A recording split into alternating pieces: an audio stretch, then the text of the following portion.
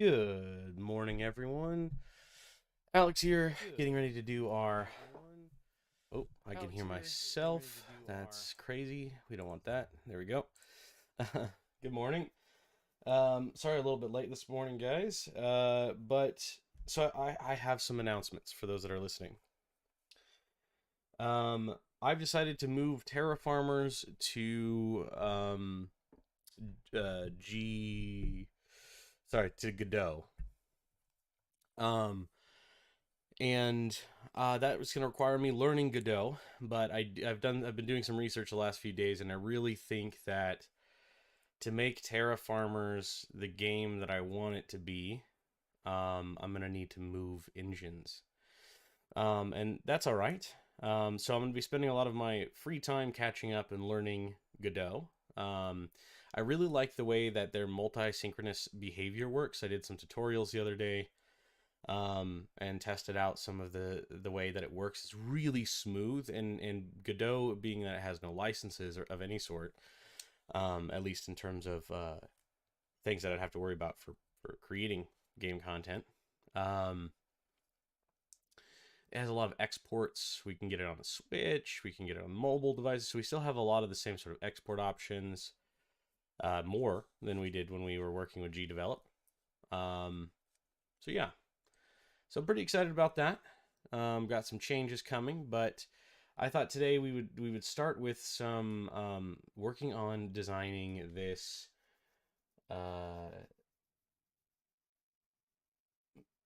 zombies or zombies vampire survivor style. So I'm kind of looking forward to jumping into that. It's one of my recently my wife has really started to enjoy that sort of game genre. And we've been playing it on the Xbox, and I've tested out some other games like it on mobile. Pretty cool stuff. I think that the general concept's really simple. I want to start releasing. I'm waiting for the Metroidvania Game Jam to start, which is in 8 days.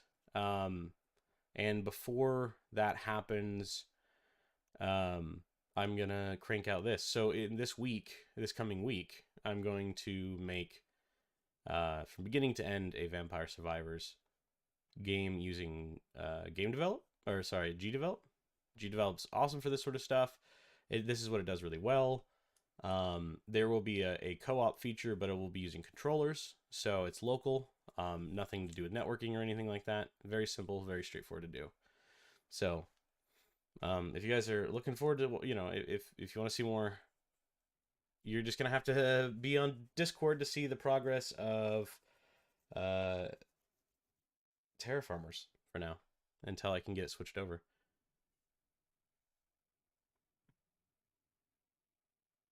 It does, yeah. What's up, Reborn?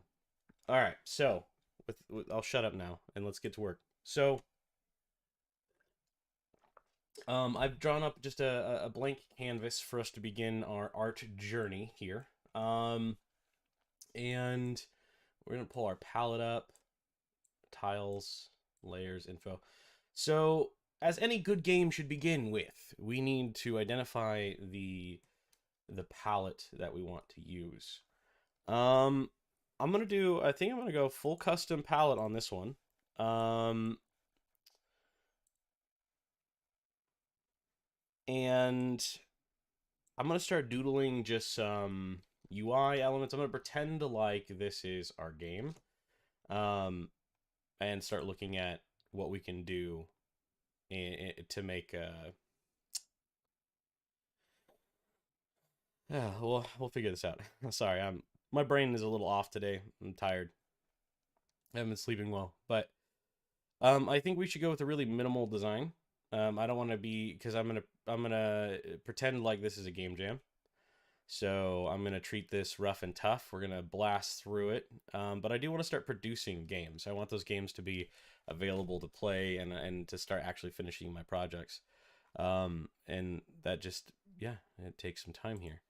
So um, I'm kind of thinking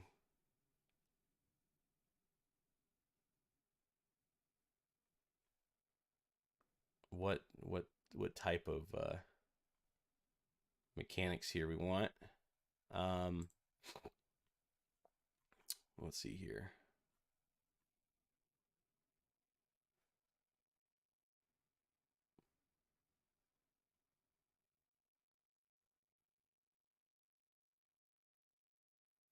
Um, I think we're definitely going to move into a 16 by 16 palette, just for simplicity's sake. So we're going to switch this over. Get rid of this one. Whoa, what happened there? New 16 by, come on, 16. There we go. All right.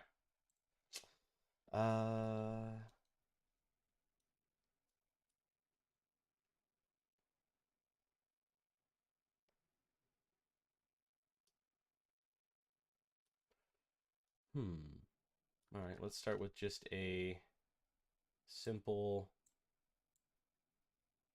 GUI. We could just delete this one, flip this.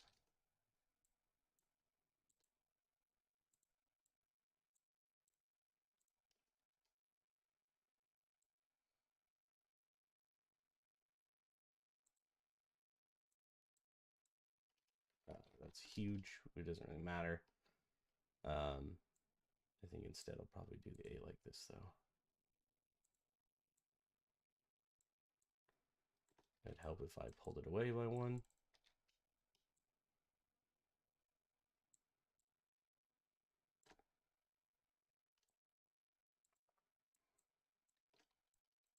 All right.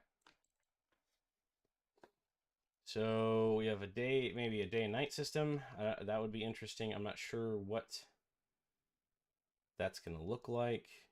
So maybe the waves begin on day counters. So we have like a moon, like something representing the moon, pock marks. And that could, or it could be the sun.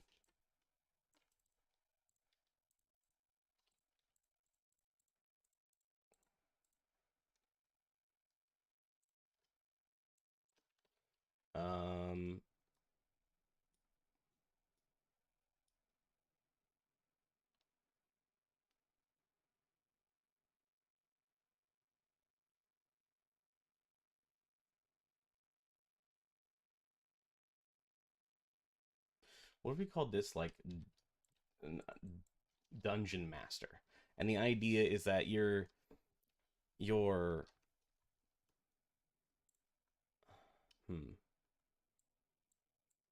let's see here.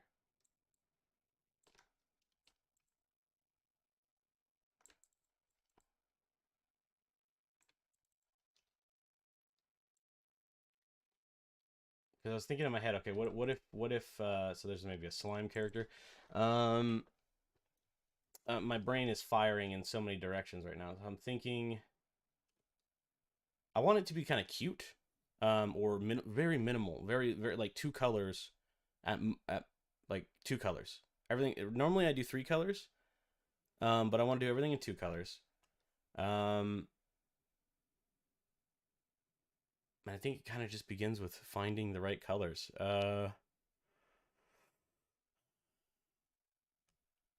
Maybe you have to like. Okay, game jam, Alex. Think.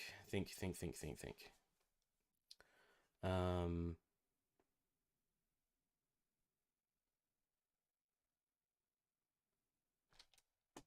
let's do like everything's gonna have a shadow. The shadows are always gonna be the same.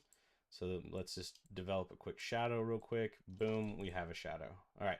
So now every character will have a shadow. It doesn't need to be custom. Maybe when they, let's see, when a player, maybe the player can jump or something. That'd be interesting. We'll kind of shrink it in just a little bit so that way it looks like we have some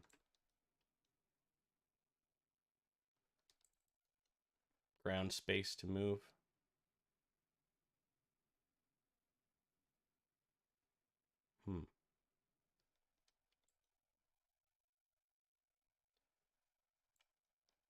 Okay. Let's work on this. It'll help if I start building some sort of board. So we're just going to open Notepad here. And we're going to start with some game ideas.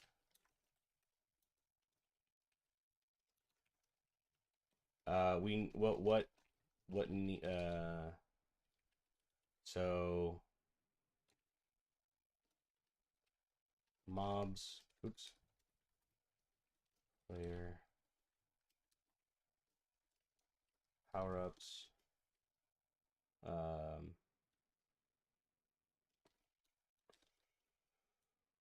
level / progression,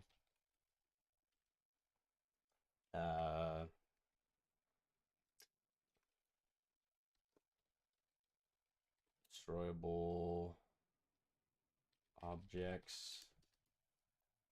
Hey, what's up, Riley? Let's see. Mobs, player, power-ups, level progression, destroyable objects.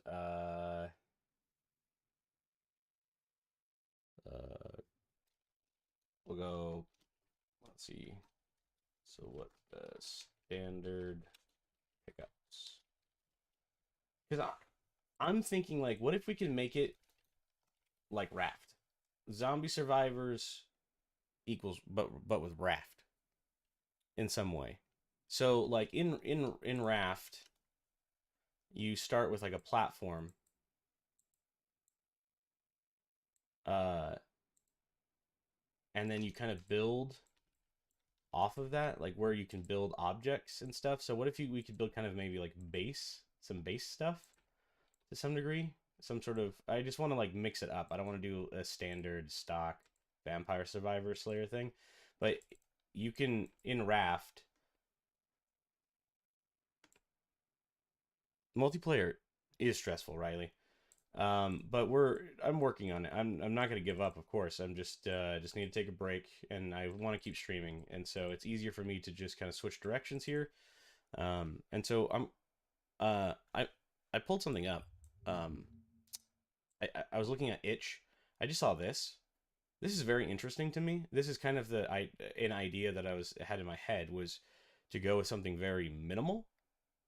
Um, in the design element, and I really like how minimal this is, and they're using the 2 color tone uh format, which I really like.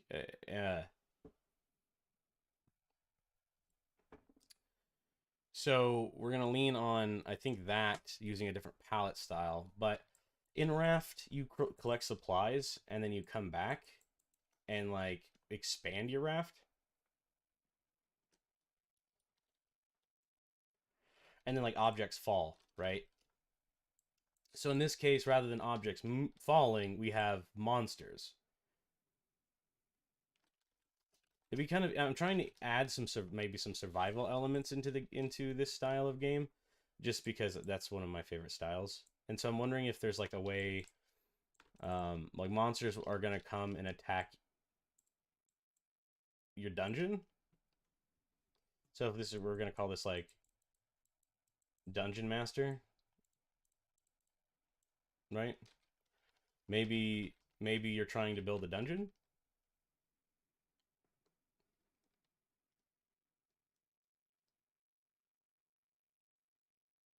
and monsters are trying to take refuge in your dungeon, and so you gotta kill them. So we would then generate a start location, and then build around that.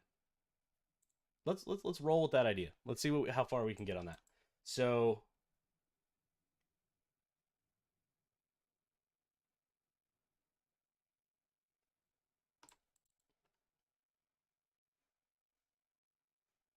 okay, dungeon master, dungeon drafter, starting.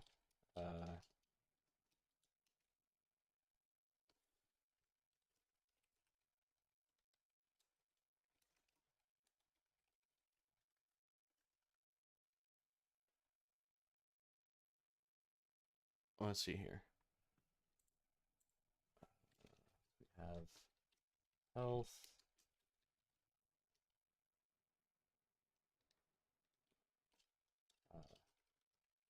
Transparency.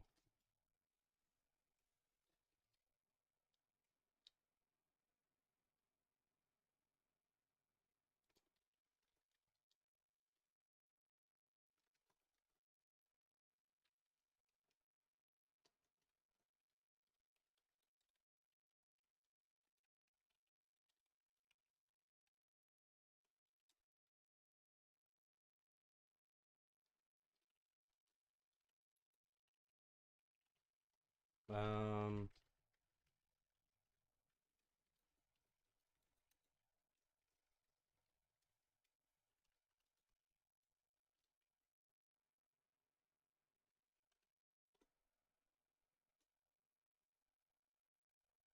okay. So let's see here.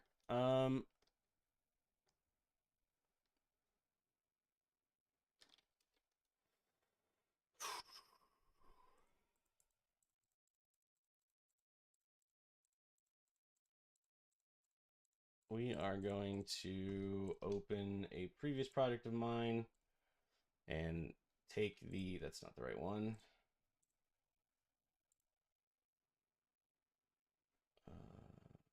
Okay. There we go. Beautiful, beautiful, beautiful. I'm going to take the palette set out of this one. Export image, asset pack. We're going to call this Dungeon Drafter. And we're going to call it the DD palette. All right. Now, let's get that palette. All right, Riley, thanks for stopping in, man. Really appreciate it. I'll catch you later, bud.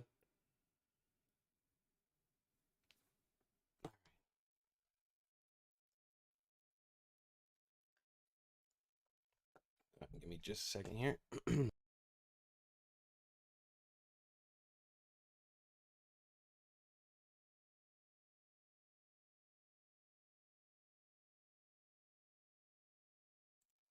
Okay. Import from image. We're going to go back to our G drive, level up, asset packs, dungeon drafter, DD palette. There we go. All right. So the base, we're going to start with the tile set. The base floor tile in this can be the ground. I'm trying to think of ground color for outside. Something very simple. That might do. So let's open up a new layer. Let's paste that on the ground. Let's check out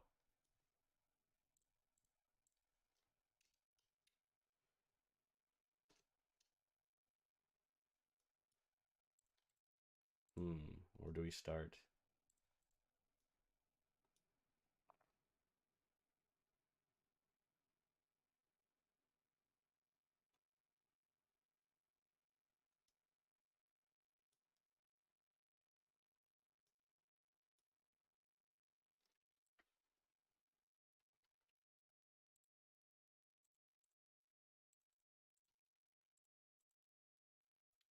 Oh, it's this one. That's why. Okay.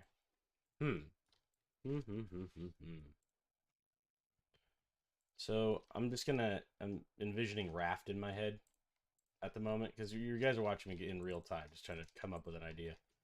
And so Raft, I'm gonna kind of copy this section here. Follow. Oops, I didn't mean to do that. I meant to like. Yeah, there we go. It's not quite like that. We need to lose 2, I think. No, we want these to be like. Gotta lose 1 on this side too. And then we'll cut that down.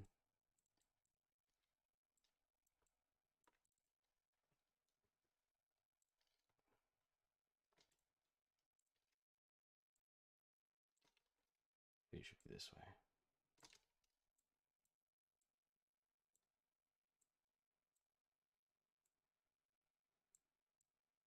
Kind of looks like a wobble. weird little... I don't even know that I need to do that much in the grain. I'm wondering if I shouldn't do horizontal graining. Maybe we'll wrap it all in dark. I don't know why I'm so stressed about this. This is just basic. All right. Don't let this stress you out. Okay. 1, 2, 3. 1, 2, 3. And then we'll just do one big one in the middle. Whatever. You guys get the idea. It's wood. All right. Prototype. Come on, Alex. What are you doing? Okay. So we have a wood raft, effectively. So in raft, things are spawned and they like fall. And then you can collect you collect them. But what if we add vampire survivor elements to that mechanic? I'm trying to think of how we would go about doing that, or what we should do. I kind of like this shape though. I'm gonna take this shape. It kind of reminds me of like looks kind of like a portal, like some sort of maybe we'll do like that. We'll do darker and have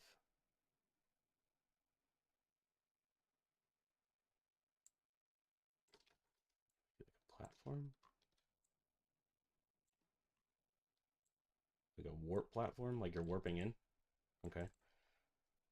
And then maybe we'll do something dark through it. Do like a swirl.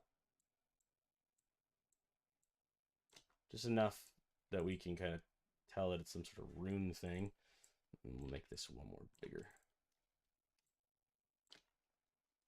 That kind of looks off, doesn't it?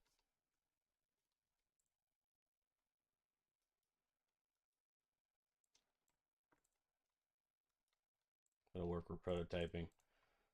And then I think maybe if we do like cracks leading off of it, we can do something like arcane, something kind of arcane-y.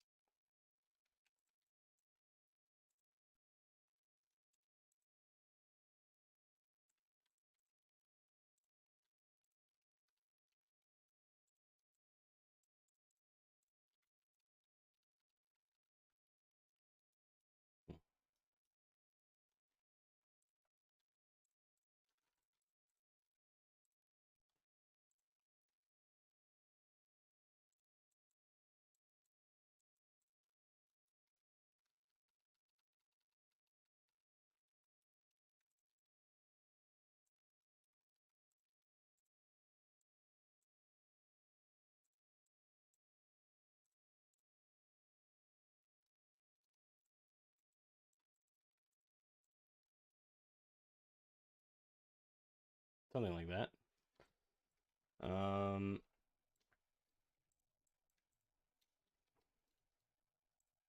what if the game, what if we're on grass? First level's on grass.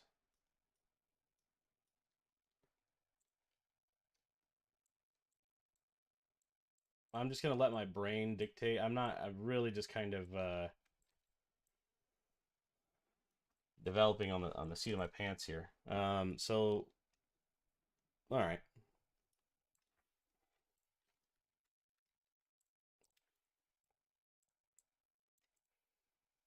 I'm not going to worry about the name. I'm not going to worry about anything like that until after I figure out some basic stuff. So, let's say you spawn here for some reason.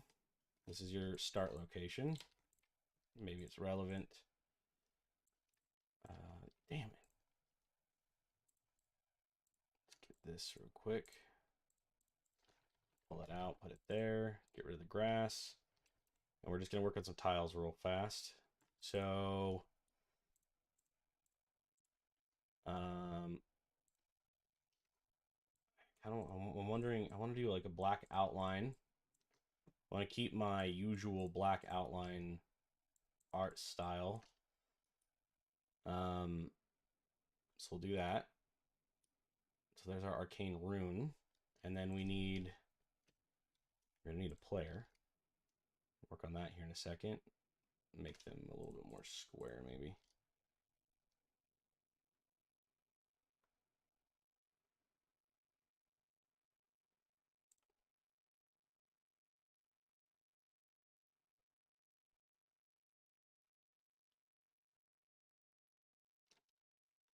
Worry about that in a minute. What if we have like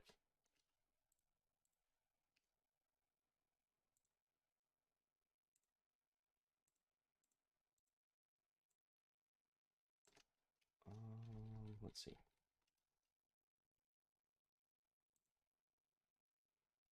Think about bushes.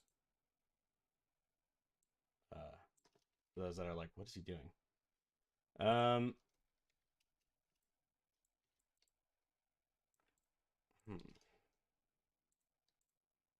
Bush shape.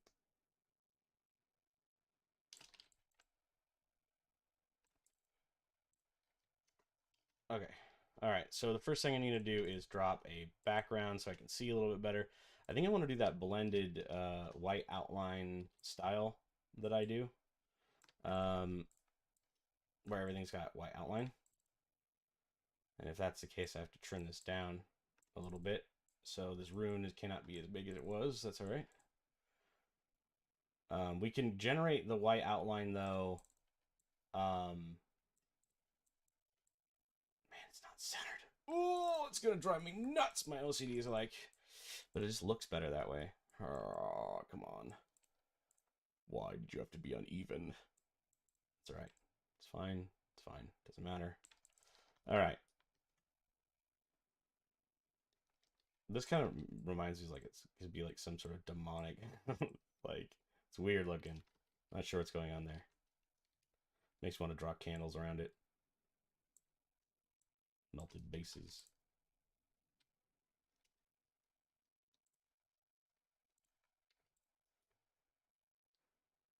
What's up, noob? How you doing, buddy?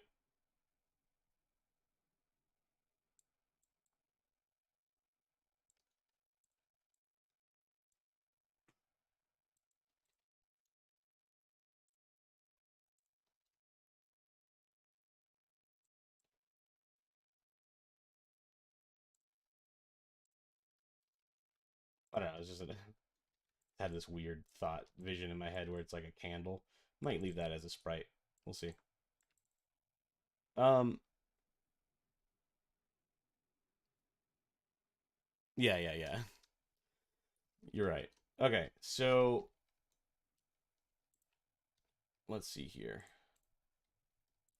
It's easier if I go like this.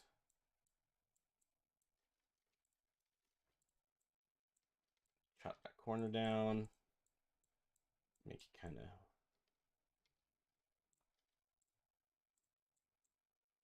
bushy. Okay, we're going to need to shrink that. And we're going to bring this down. It's a huge bush. What if there's like fruit on it?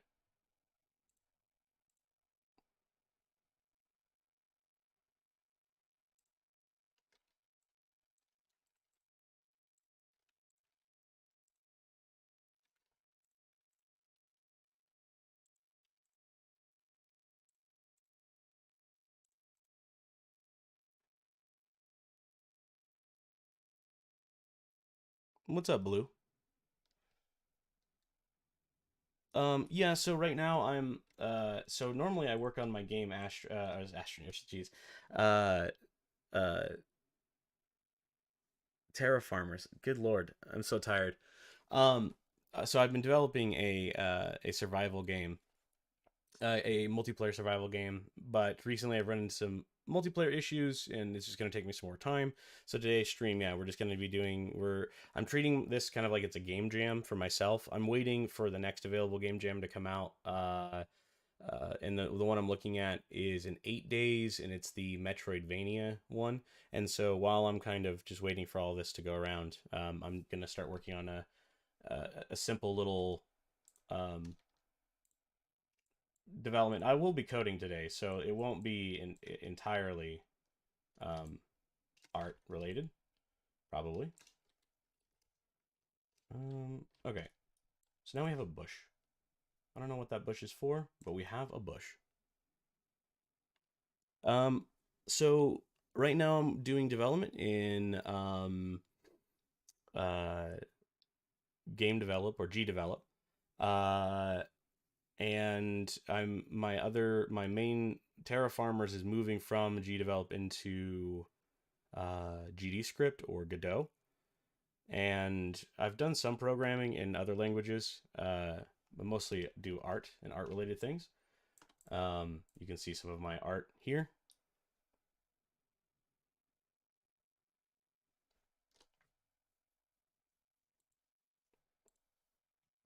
But right now, I'm kind of creating an idea, something between like Raft and Vampire Survivors, something unique, um, something a little different. And so I'm kind of working through those paces in my head right now. So you joined at just the perfect time. We're just kind of freehanding it today. We're gonna see where it takes us. I'm going for a very specific sort of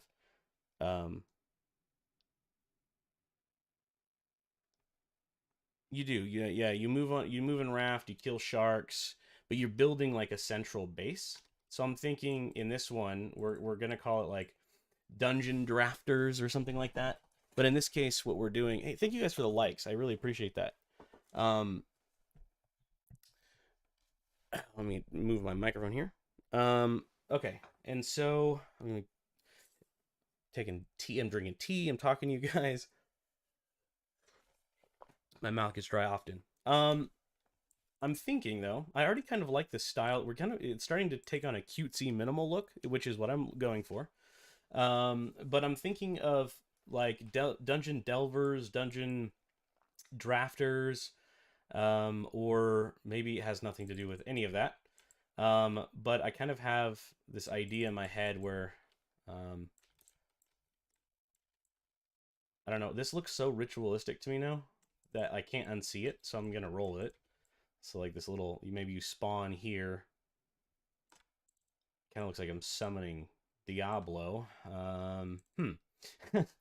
But so in my head, I'm thinking we have some sort of starting position, and then similarly to Raft or something, or just the survival genre at large. So rather than things coming to you, the monsters are going to come at you, right? So with monsters coming at us, uh,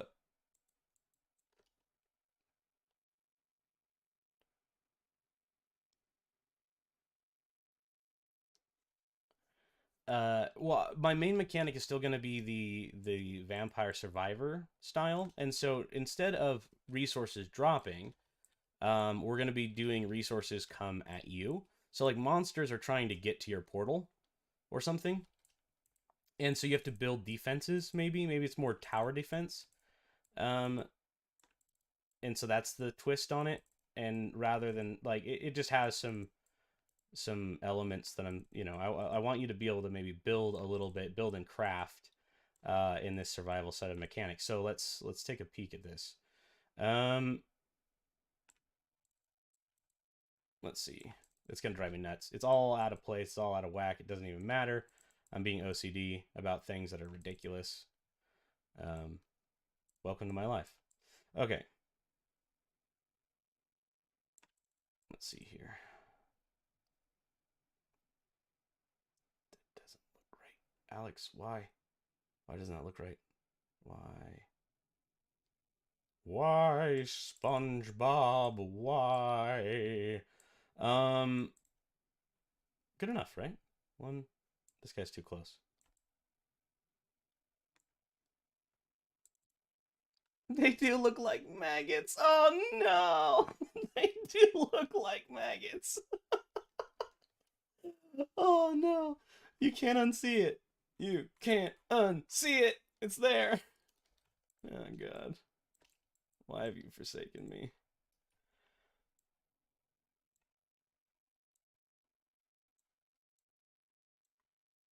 He ruined it. It ruins it. All right. Now I'm getting rid of the freaking. You know what? They're just moving over here. Now I can't unsee it. Whatever. We're done with the candles for now. No, you're good. All right. So let's get moving here. Too much thought. I'm treating this like it's a game jam. I've got 7 days to make this, and I'm gonna do it. So here we go. We've got bushes. All right. Let's what other sort of random like let's do maybe a barrel. So let's do like a generally bushes are bigger than barrels. Let's do some sort of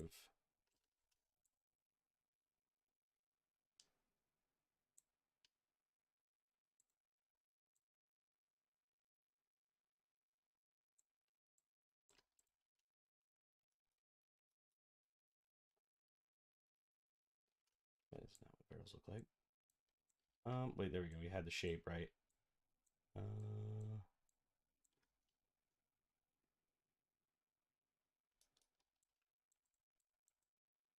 Maybe there. Yeah, that's a good question. I'm just adding assets at the moment.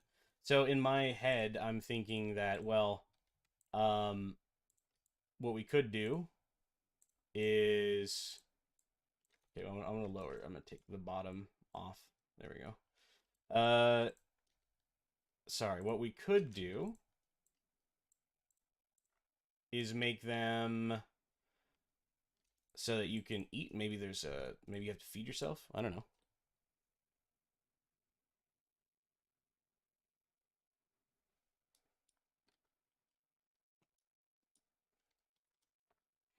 I'm trying to keep it. Well, so we're not actually on the water, right? So that's the. I mean, raft is of course you're on the water. You have slow movement. The sharks come up and bite you or whatever. But in this case, I'm going really more for the zombie or for the vampire survivor element where mobs are going to come at you day and night. So maybe I'm trying to think of game influences here. Don't Starve Together. We kind of have Don't Starve Together here mixed with Vampire Survivors, and then Feed Villagers, Feed Towers. Yeah, yeah, we're getting there. There's an idea there brewing for sure. Let's see here. Maybe we can lighten that up. We'll darken the back edge. Um, we'll darken this edge. Maybe we'll add some like barrel stripes. That does not look like a barrel at all, Alex. Yeah, no problem.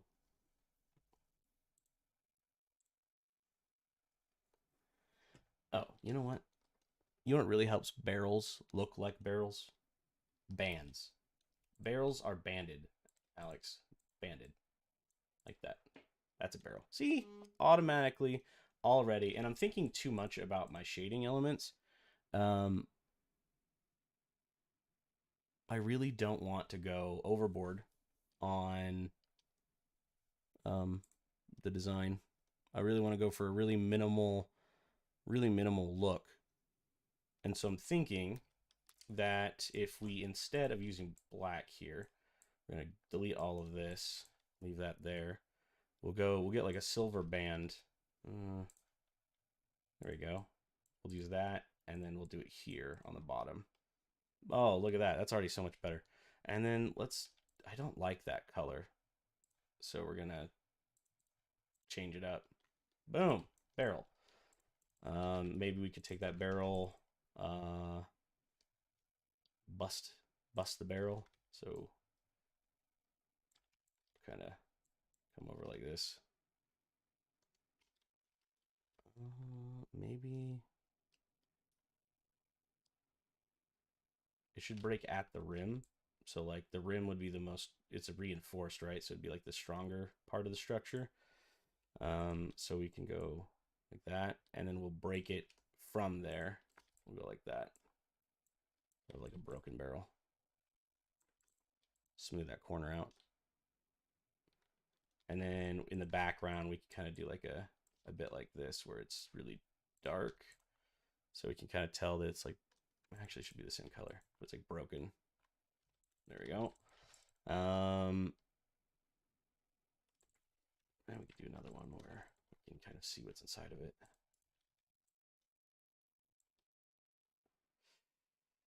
Maybe there's like a loot. We'll use a different color. Hey, look, it's a candle. All right. So there we go. We've got our basic barrel with loot options. I really like that. Okay. So barrels we can find because that's like the zombie, the survivor. Out of barrels. So already we have this weird candle thing. Maybe we collect candles. Barrel defenses.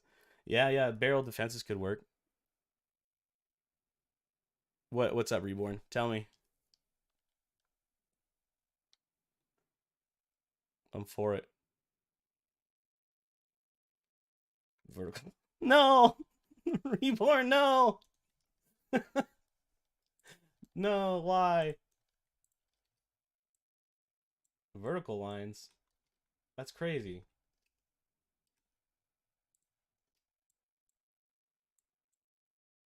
There's not enough space for me to do vertical lines.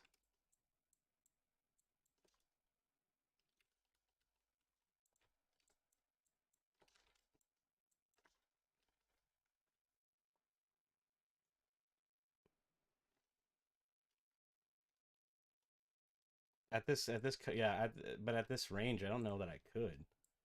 I mean, it's an odd. I have an even metal logs. I don't know. Yeah. Well. They're just placeholders. All right. Um. Let's go. Let's see. Let's make like. We can just do a coin. I mean, everybody likes gold coins, right? That's like stock standard. So we'll build a gold coin real quick. Uh. Look at this. Oh. Oh. Oh. Gold coin done. All right, perfect. We got we got a coin. Okay. So what are our pickups? So we've got coins. Make it like a purple one. Pink purple. There we go. Maybe this guy is like experience to some degree. Something like that.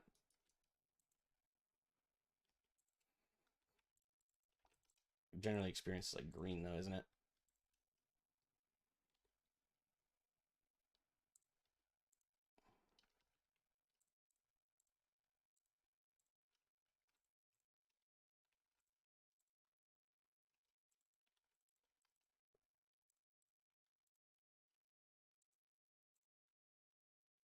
That's too far. There you go.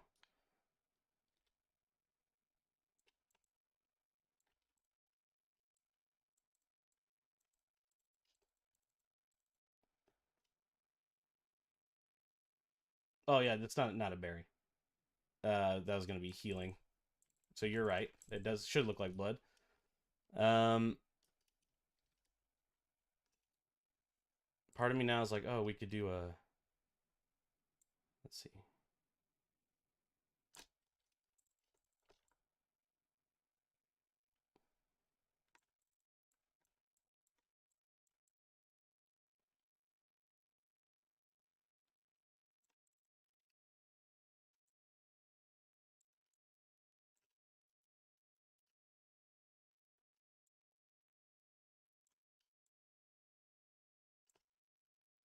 Looking at potential HUD ideas. Um, hmm.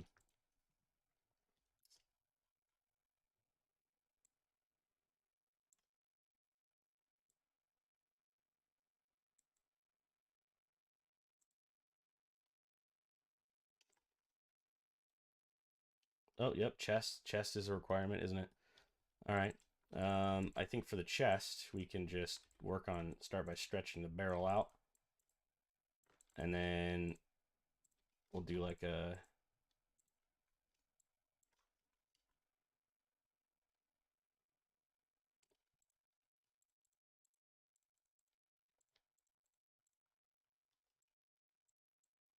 looks like a hamburger.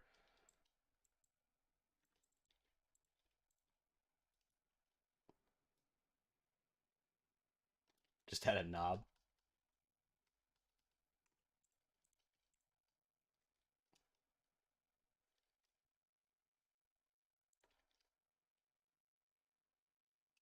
Well, let me think real quick.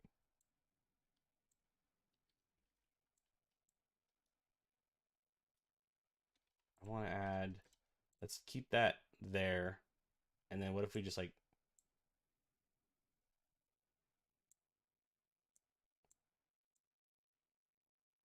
Pokemon ball? Let's see.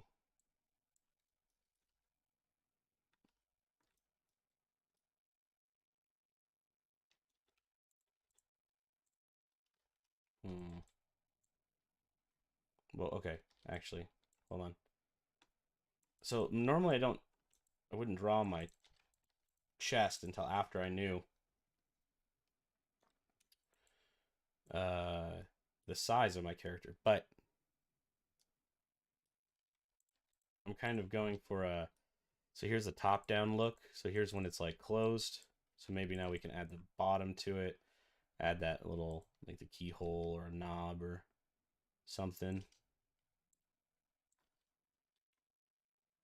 We'll do it as silver. I'm just trying to figure out the. It's kind of huge, isn't it?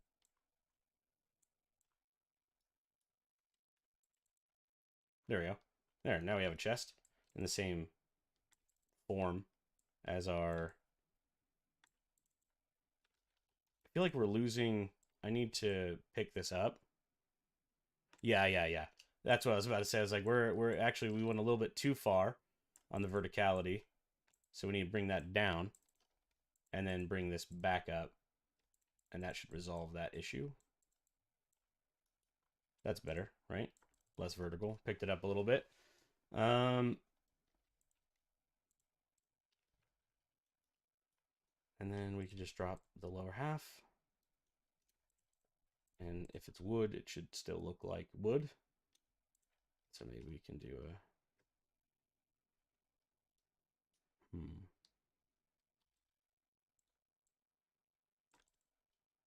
feel like this isn't narrow enough.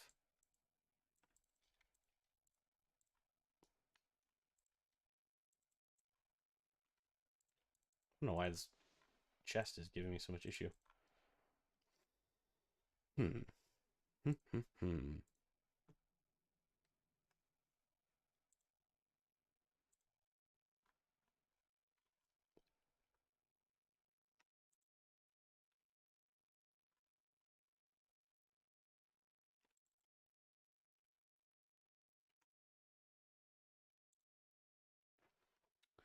um.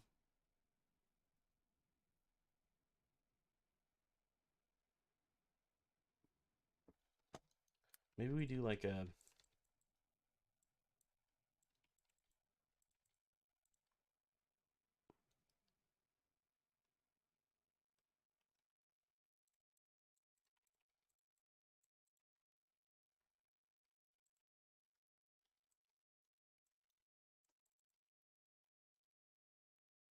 I'm thinking about it in parts, so I'm not committed to this. I'm just trying to think about because then we could do an open like we had with the black, and pick it up a little bit.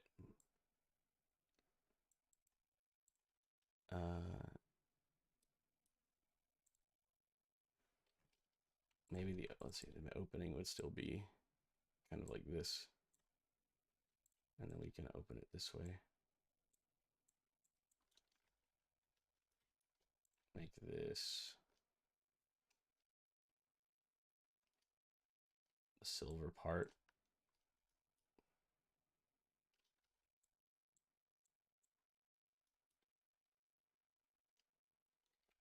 Looks kind of goofy at the moment.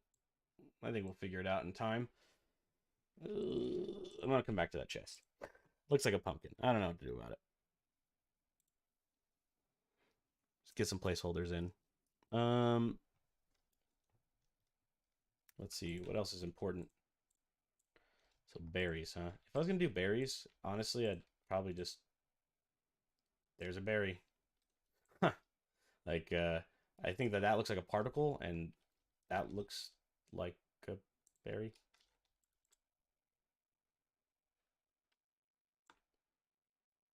What's up, Joker? Well, I appreciate you accidentally clicking on the stream. Welcome.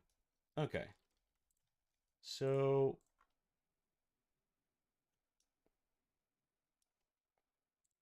I'm not a huge fan of that wood color.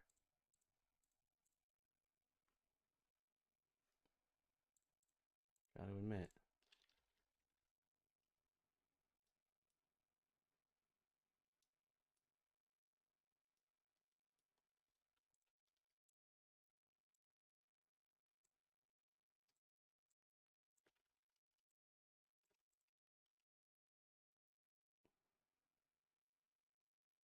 It does look a little hellish. Which isn't necessarily a bad thing. I'm just not sure what we're gonna do quite yet. We'll do some lines like this, and now we have hell planks. I don't like that. It's hard to tell that that's wood. Not gonna lie. Looks like meat. This needs to be subtle. That needs to be like this.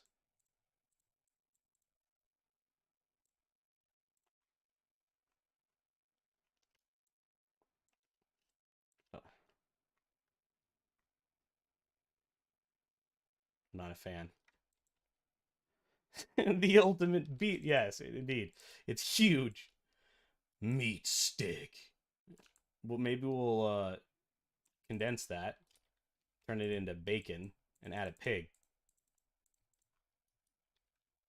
Hell bacon.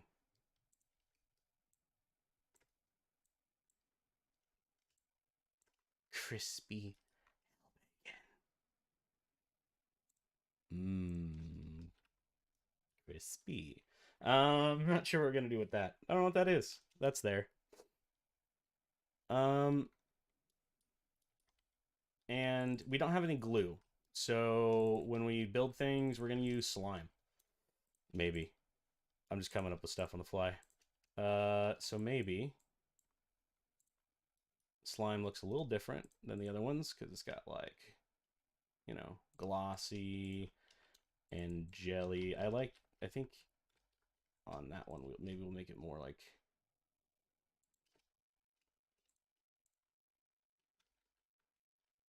And then add a little bit of...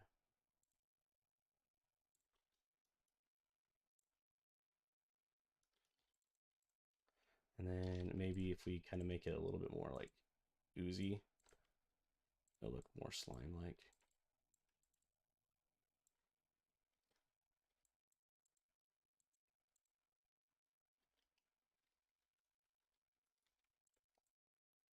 I wonder if we can make it kind of look like it's... let's see real quick.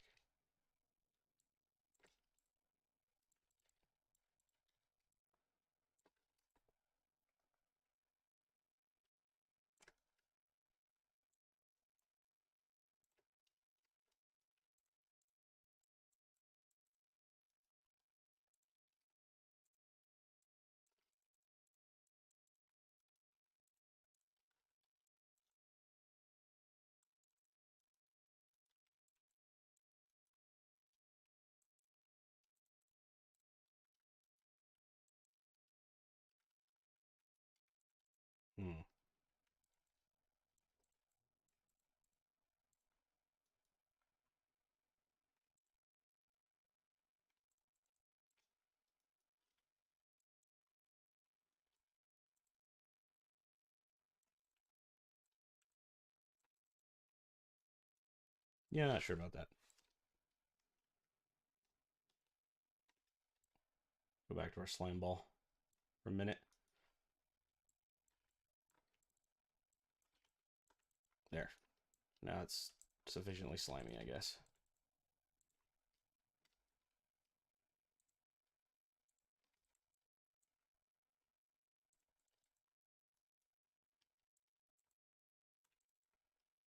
Hmm.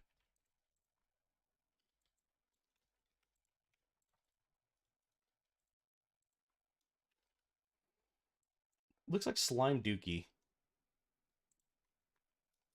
Looks like a slime strolled in my dungeon and just took a fat steam and slime load.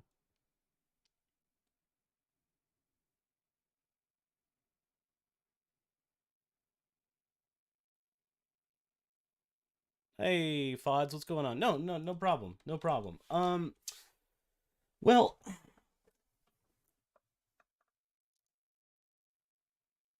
it looked like swole slime, just like he's just got muscle legs, so it's just like this huge, like, oh yeah, dude's got beef legs.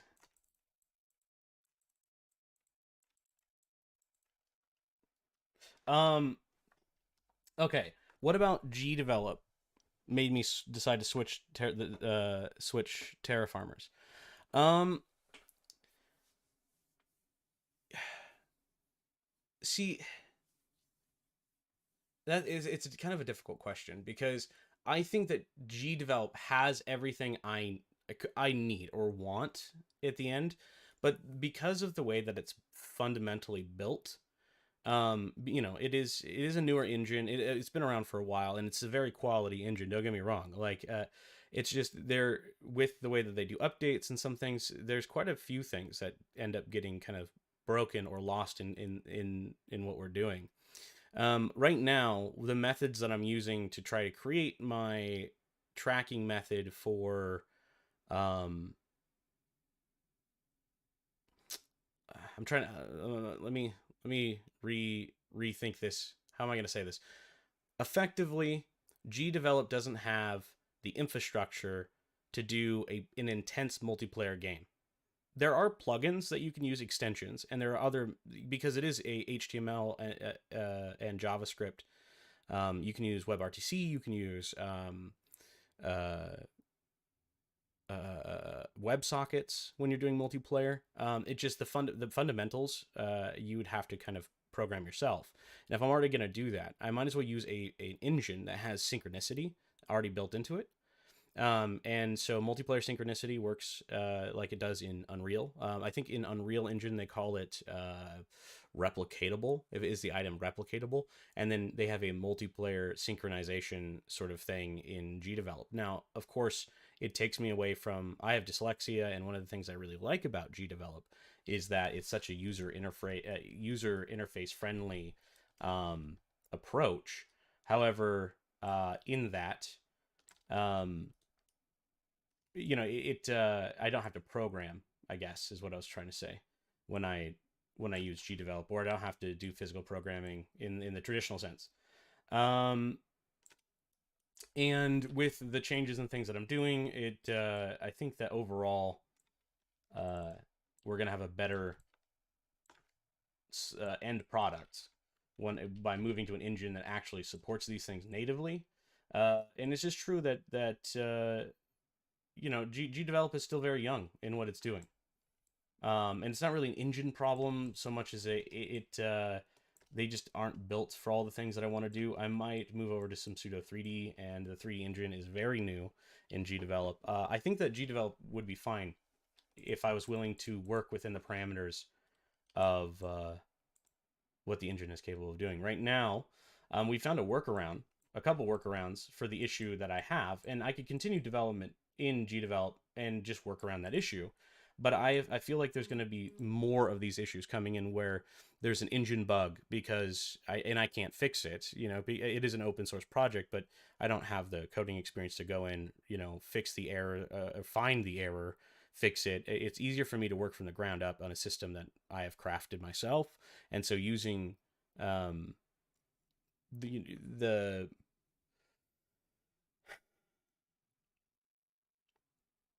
Yeah, I don't know.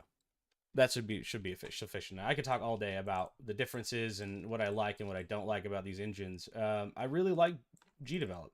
The multiplayer aspect for what I'm trying to do just isn't there for big multiplayer.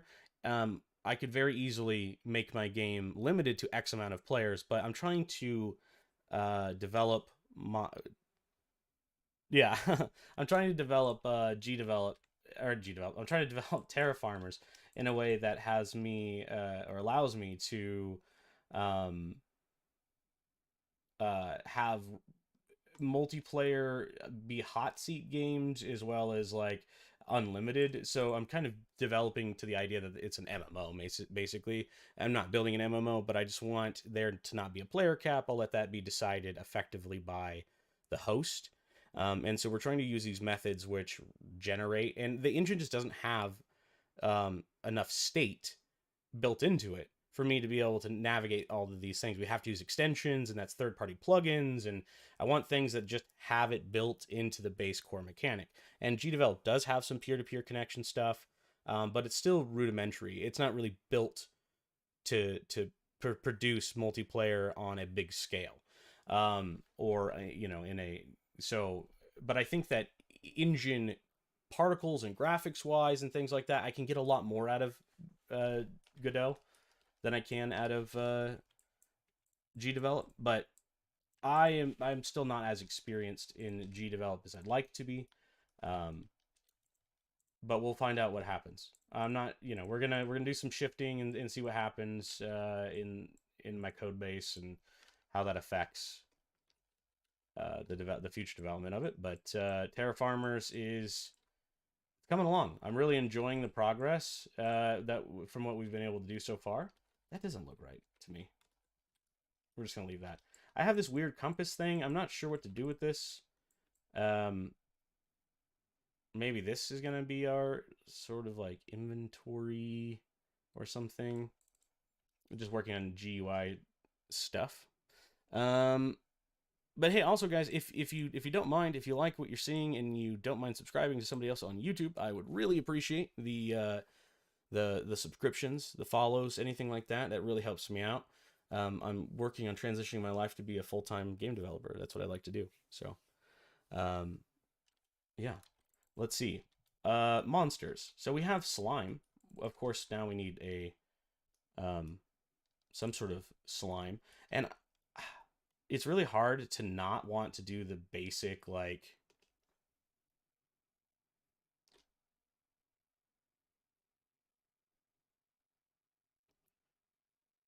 Yeah, well, you know, FODs. Hey Daniel, we're gonna be using game develop or G develop. Sorry. Um, And if you're interested, we're using GDevelop 5. I can introduce you to that platform here in a little bit. We're going to get started with, we're just creating some basic art, placeholder art, and then we're going to get started in our game. So I'm treating this like a game jam. So I'm going to do as much work as I can in 1 week, and that's all I have because I'm waiting for the Metroidvania to come out. I may polish this later, but we're kind of rushing through it. So um, my go-to immediate response to like want to build on a slime is the very stereotypical ooze shape, which is a ball with flat, right there. Everything you do in game, if you guys are looking, thanks, Palm. Um, if you're looking at wanting to do pixel art and you're trying to work on leveling up your sprites, the biggest thing I could recommend to you is silhouettes. So we're going to start with a silhouette. And there's a couple ways that you can do slimes. One of the easiest ways that I found is you draw the inside of the slime first. So this is like the darker part of your slime, and then over top of it, we would then draw the rest of our slime body.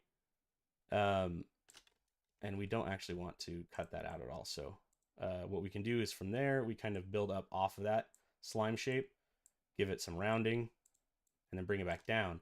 And then when we add that like light slime color, sorry, you end up with with that. Oh, that's really tall. But you end up with that bottom, that the slime translucence. You kind of get the if that makes the shape that you can see, because you can, if you can see through slimes, right, you would then be able to see where it's touching the ground, and that's kind of acting as where the physical contact of the creature is touching the ground. And a lot of animations from there are, you know, are based off of that sort of that shape. I want to do something a little bit more characterized, I think, for a slime. Um, I love when slimes have like greasy maws for mouths. You know, when you're doing a slime, um, and they like go to open their mouth, right? So you have like, you start out with like the the basic mouth, and then as they open, you kind of pull apart bits of their mouth, and you create a like a slime, like it's, you know, it's about to open its mouth here, and every time it does, this like string gets a little bit more intense. So now maybe it breaks as it gets bigger, and then we kind of have like,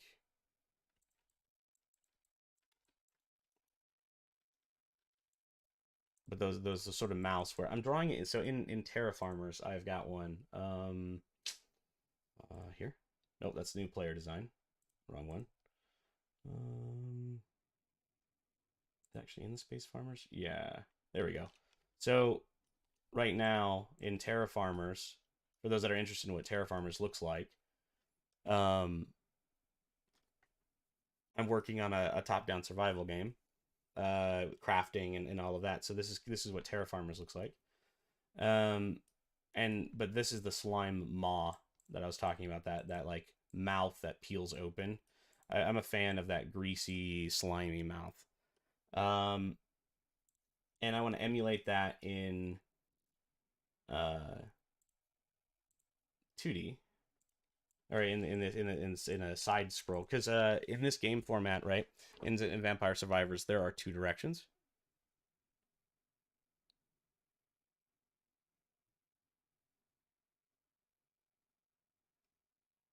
Oh, hey, wild. Um, good question. So Vampire. Have you ever played the Vampire Survivors? Um, it's an actual title, like a video game title. Uh,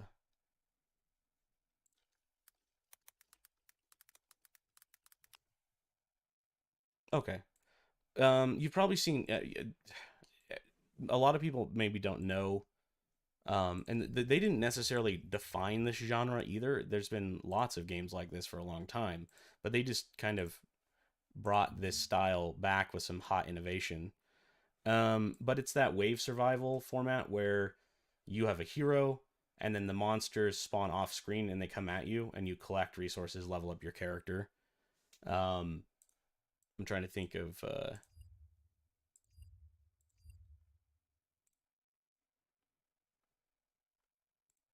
I mean, it's a wave survival event, basically, right? So here we have, you can kind of see the monsters coming in. You've got effects that are going off. It's like auto casting, attacking monsters. Um, you kill enough creatures, you get a level up. Um, you can get more spells and more things as you move around. It's kind of the basics of it.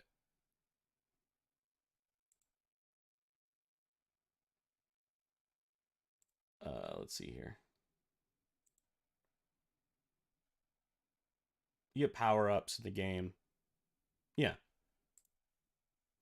So I want to mix that with a little bit of survival craft. I would say that I think my influence is less, um, now that I'm like, as I'm working through this in real time with you guys, it's becoming less uh Vampire Survivors as it is becoming more Don't Starve, with some of those co-op, like those are some of those basic elements in. So I'm just trying to wrap my head around what to do next here. So I want a. We're gonna do the slime. That's what I keep trying to do. So my slimes, I like when my slimes are a bit more.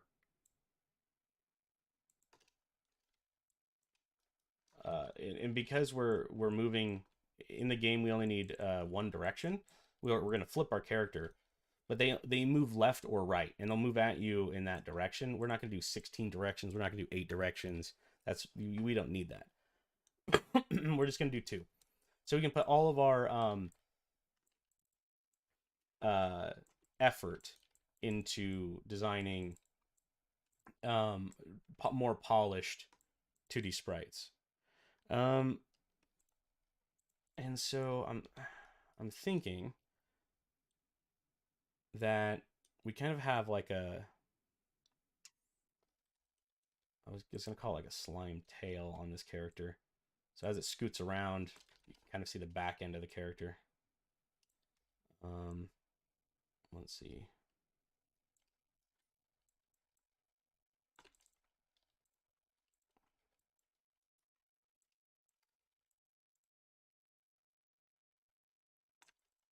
Something like that. And then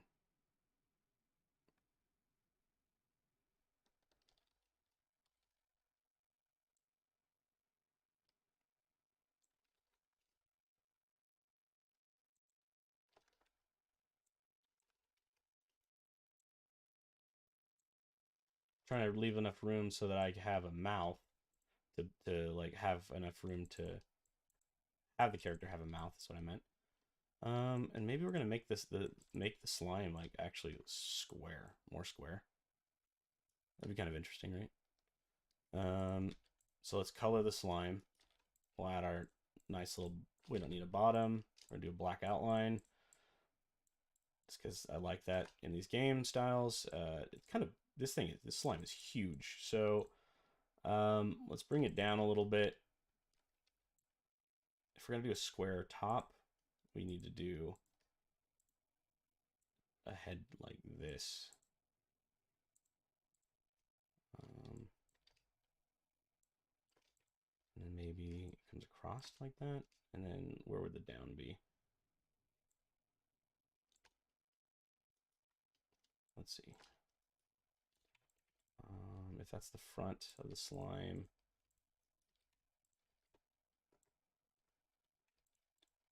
Oops. Well, that actually is helpful.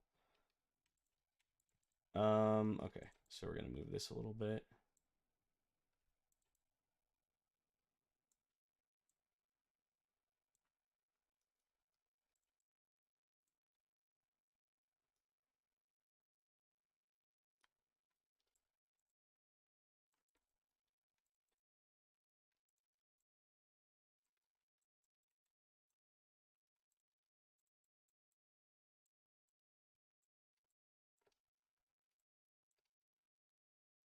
I'm kind of taking inspiration from my previous slime. I was thinking about maybe we'll do something like this, but really small. But I'm running. I don't have enough room, seemingly. So, maybe we won't.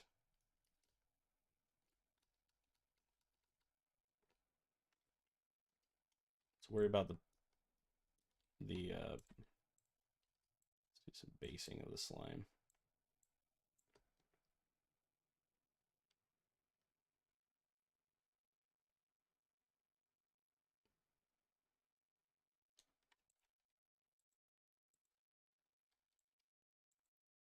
Yeah, that format does work when it's when you use only 2-directional sprites. You can they do work, but I agree it's not quite as top down as everything else. So I need to take the same. So normally what I do is when I have a player, I take an object and what I'm doing in my head, just so you guys know, is I have a top, a middle, and then the bottom, right? And then when I do this, it gives me the height map I need for my objects, effectively. So in my head, I was just visualizing this, but when we're drawing, we have like that much headroom. We can bring this down a little bit, and when we're drawing, we want to make sure that we're kind of hitting those elements. But when we do drops and things like that, they don't have to necessarily follow the same rules. They could be a bit more platformery, which is fine. But I do agree. In that particular case, it didn't look very good. That candle's gonna drive me nuts. All I can see is a maggot.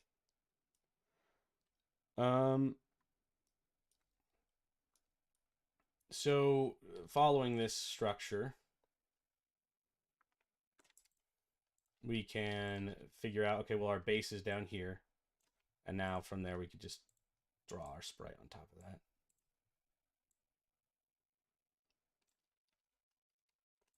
I don't know why this slime is giving me so much trouble right now.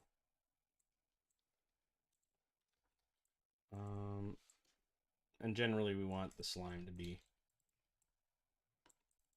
some form of symmetrical. Because it's an enemy and it has like it's touching the ground and it might jump off the ground. I think I'm gonna give it a black bottom, whereas other items don't have it. Games that are like things that are on the ground versus things that are moving on the ground, right? So let's see here.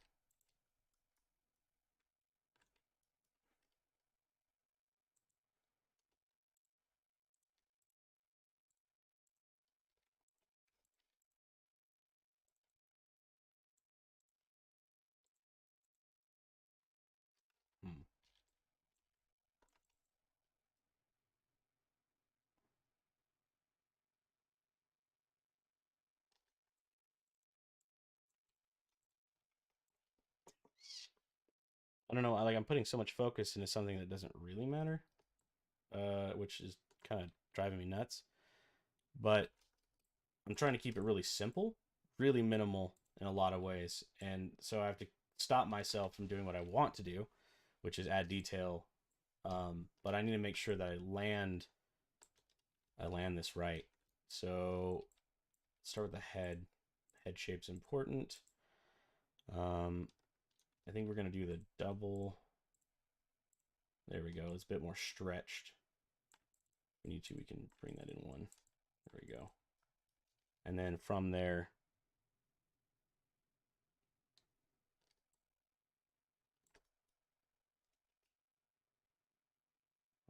maybe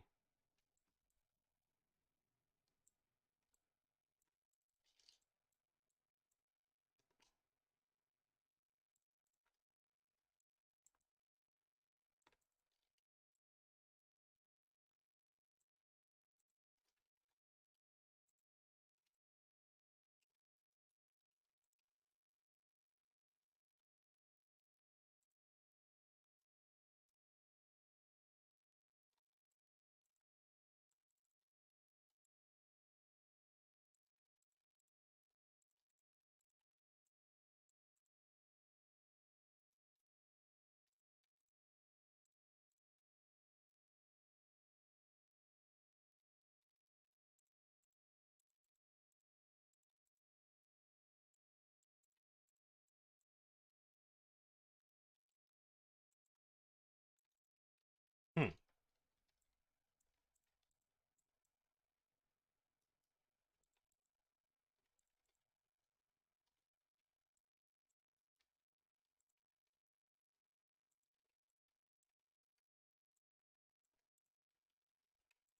We're gonna give it the creeper mouth. Minecraft creeper mouth. Hey, I appreciate it. Thank you. You have a good one. Thank you for stopping in. Super appreciate it. If you haven't already, slap that follow button. Hope to see you around. All right. So for now, we're going to kind of just leave that alone. That's the attack animation. Maybe otherwise it's just kind of, I don't know, doing its slime business. Whatever slimes do.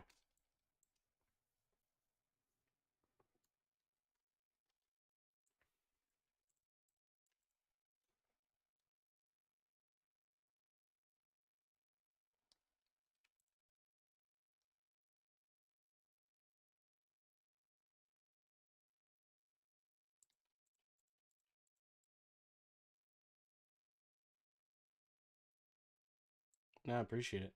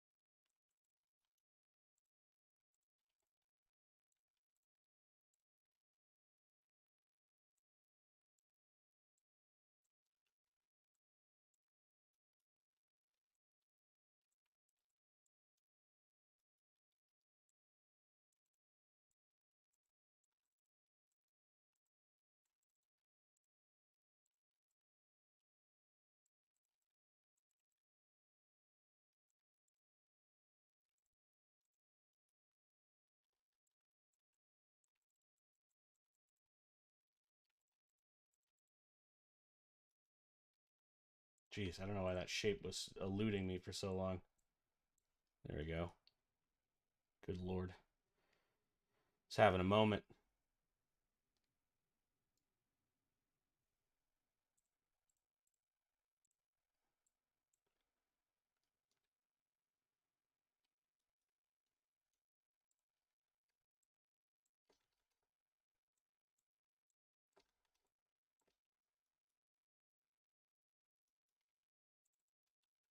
All right, we have a slime.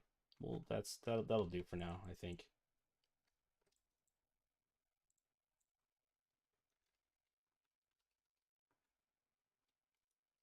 And his eyeballs could be like, mm.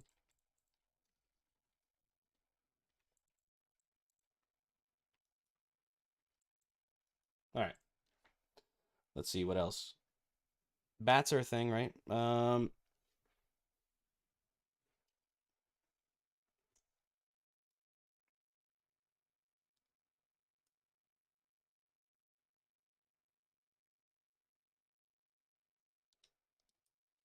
I really like this. I'm looking at this minimalistic tile set actually. Like, cause I forgot I had it pulled up, so I clicked on it. I'm looking at it and I'm like, oh wow, actually, uh, I really like the way that they did the Wizards book. It's funny, uh, clever. I like it. I like what they did. These guys are, or whoever designed this is knows what they're doing. So they use the same sort of using the book and then some like pages. That's the wizard book, and then they use an orb above it like this, and that becomes magic,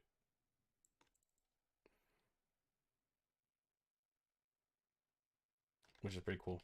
So I'm gonna duplicate that. I like the way that that looks, and we're gonna flow with some of that. Players, player design. Let's think about this. Our first player is gonna have to be like super basic, and then we'll build more like player design off of that point. And I'm wondering if like a cloaked player at the start isn't the best idea. So one of those characters that's just like in a robe, you know, and that way it makes it kind of universal. Uh, I don't know if I want feet for this sprite. Makes it mysterious, indeed.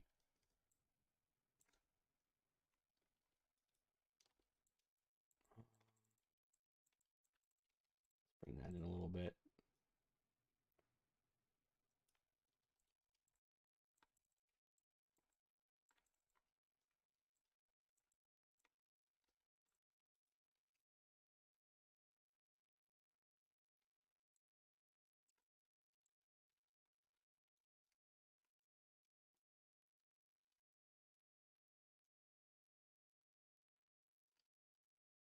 Maybe do we have hands? Yeah, we can do hands. I'm just trying to think of.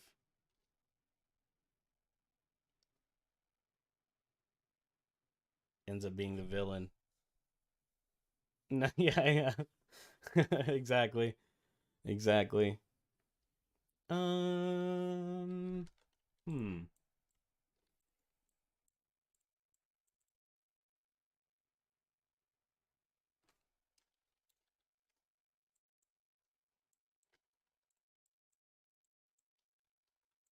I'm trying to think of like where if we're gonna do a player that have hands.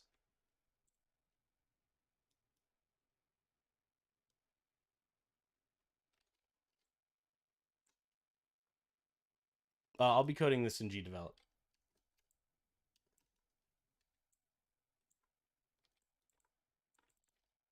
because GDevelop is like perfect for this style of work.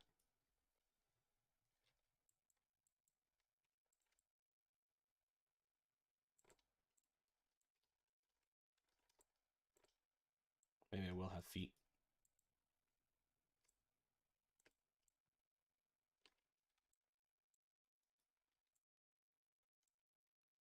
Hmm.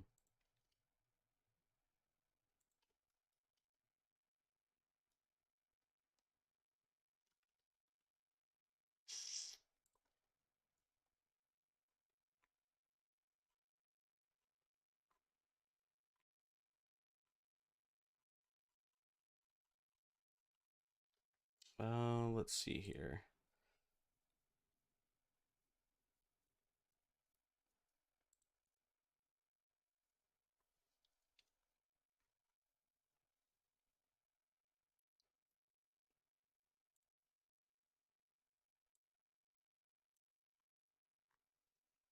I'm just Googling around real quick, looking at other uh simple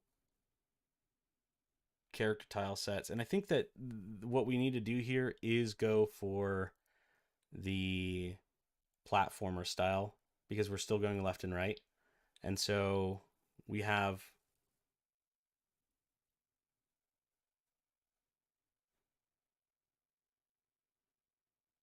all right. I'm trying to think of like a base style. So let's do the bones of our character. So we have a head. Um, I don't know that I really want feet. I'm trying to do this with like no feet.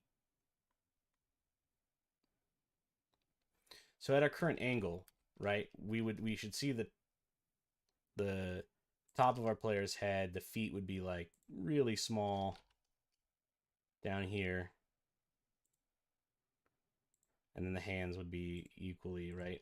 So if we were starting to develop some sort of bone structure of a character, this is roughly their proportions, as long as they're not stylized or they're small. So we would, if it was a skeleton or something, right, we'd have some sort of it'd be more like this,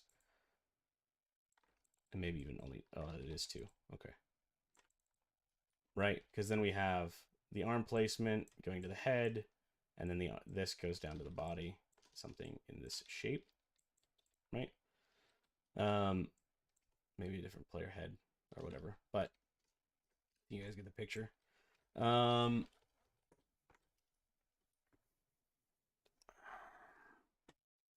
and then because of the head is like forward, so like the arms and legs would be kind of backwards. So that the with this format, what we had done earlier with this scaling, we were able to see kind of like how much room do we have for the head, where's the arms, and because of this perspective, we things kind of have a tendency to get narrower at the bottom because we're kind of looking at it. Uh, so if this is our perspective and we're looking we're looking straight down at it, we get to see that we can see the edge and the top, which means we need to see the front of the face. So let's say if this was like a hood or something, we'd have to draw, we have the back of the head, and then we have the front of the head because of the perspective. Now we can go that way and keep perspective, or we go more side scroller and keep the size the same, but then move our head to be more side facing because we are moving top down, so then this would be our hood. This mask is too big. I think, but you get the idea. The hood would be something like this.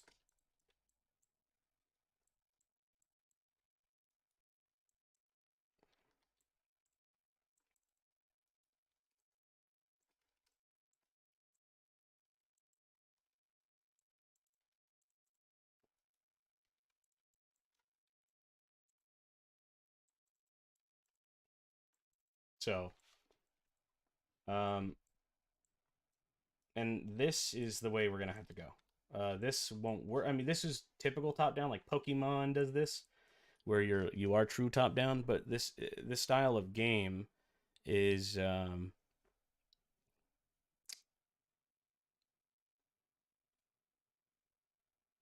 don't think really requires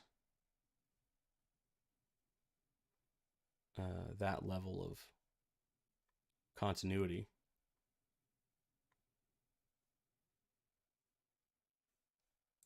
Could be wrong though. It might not work in the end. Guess we'll find out, huh? Okay. Uh,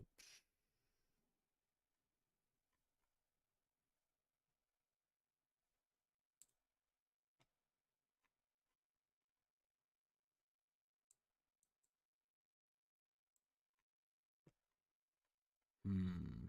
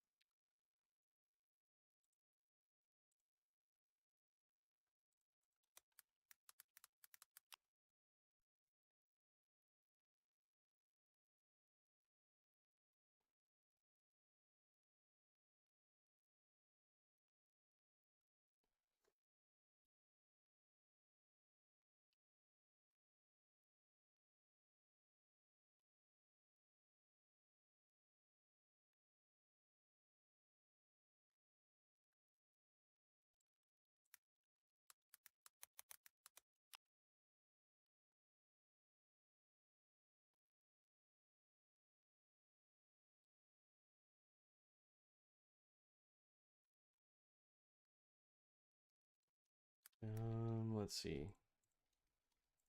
What if we go? Here's our head. We're gonna go around with the dark red first.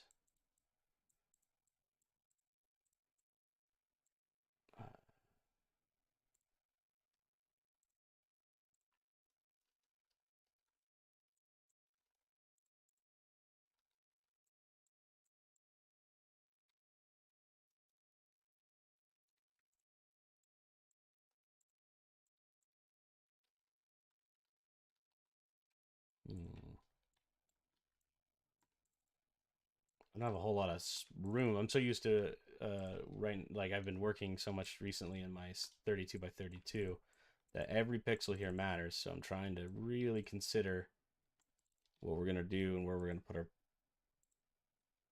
the stuff for the player.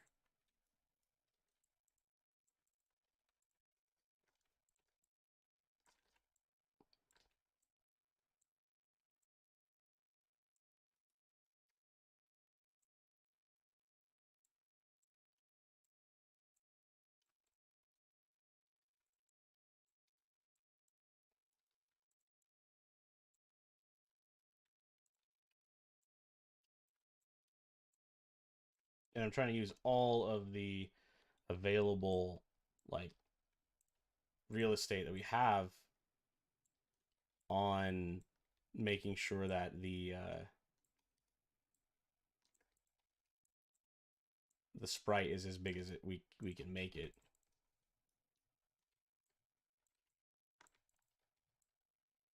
Hmm.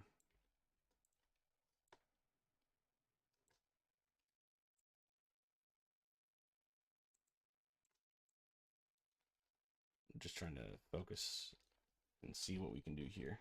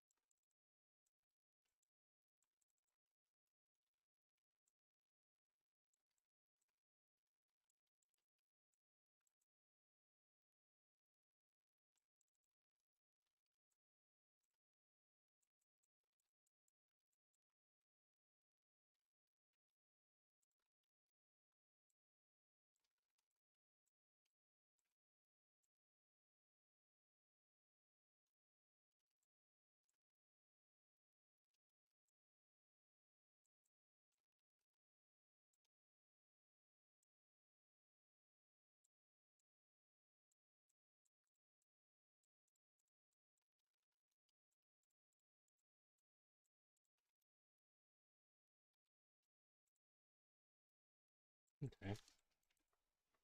We're not too far off. Still not completely satisfied, but I think that something like this will do. This hood looks a little funky.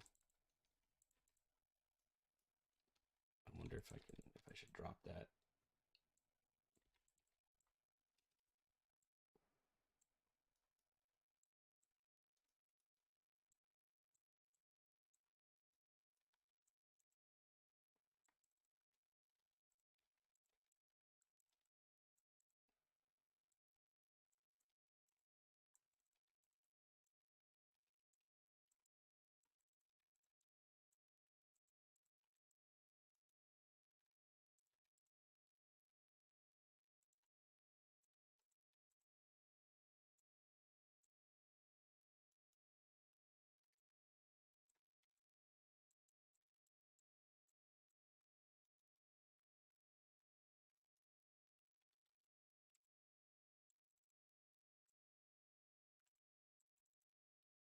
All right. I think we're getting there.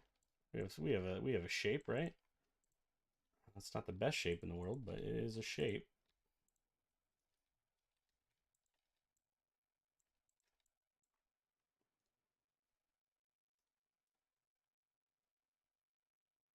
Thanks.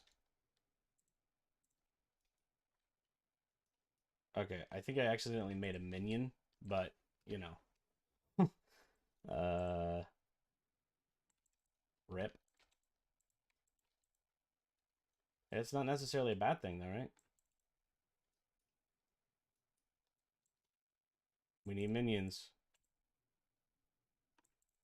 This hump on his back is weird. Not much better.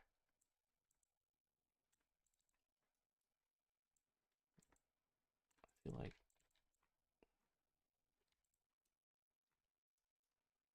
dude, why is your head so lumpy?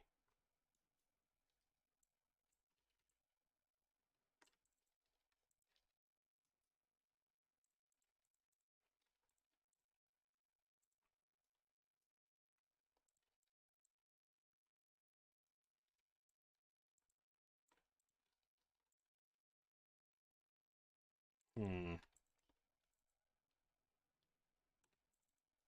Especially with how big this slime is. Holy cow. Dude looks a little out of place. I'm not sure what to do here yet. I don't really want to do this version. The like link version.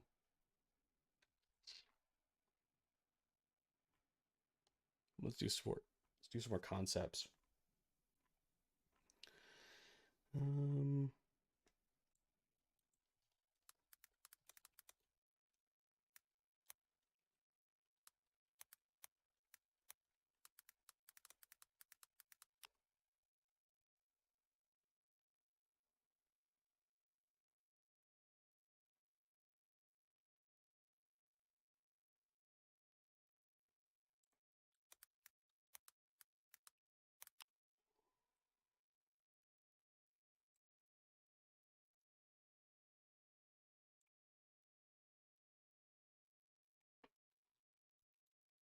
okay. Let's try a different approach.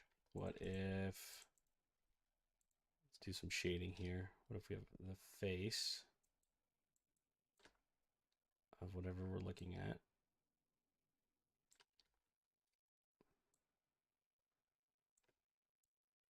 Working on silhouettes.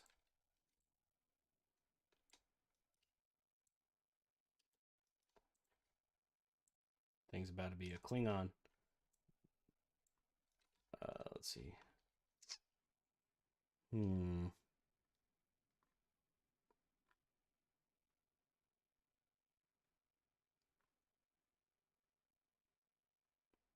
Getting this angle right matters to me.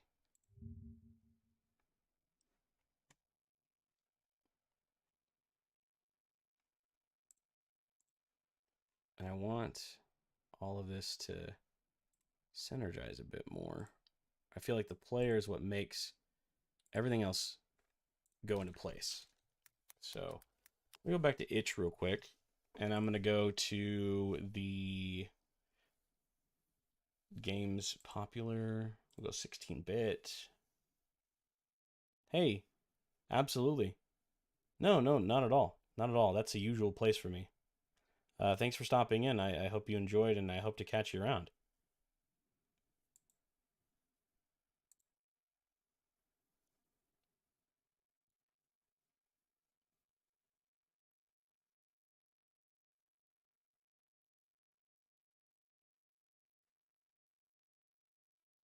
Thanks.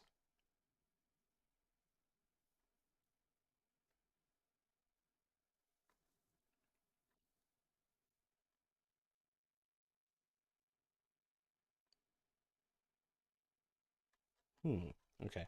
We're gonna go to the assets. So go assets. Let's go pixel art, 2D. We're gonna take a look at itch while we're sitting here. Might as well see what I'm looking at. This would be great. Something like this, obviously, for a more detailed project is good. We don't want to go too side scrollery on the perspective of putting the face too sideways, but we can get away with some side face if we're just doing 2 directions. The players might end up with 4 directions, probably most likely, but everything else will have 2.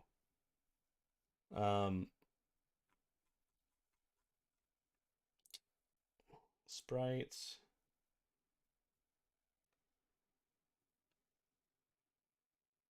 Top down. I'm worried that top down is going to restrict us a little bit too much in what I'm looking at, or what I'm looking for, at least in an example.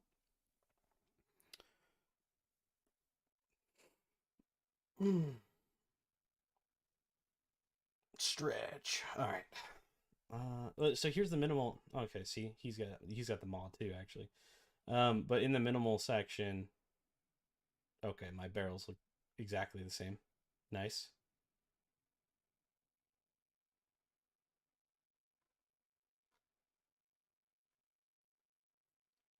Keys. Interesting. I didn't think about keys. I like these little gravestones. But see, his player, their player, looking at the player. Very interesting design choice. They have no feet. This guy does.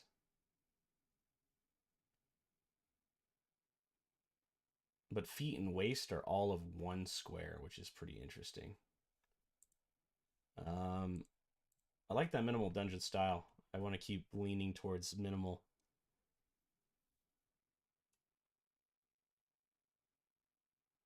This is really interesting to me. What the heck? They're very wide, those heads. But that was that more top-down look that we were talking about earlier, where the head is like leaning down, more of a Legend of Zelda style.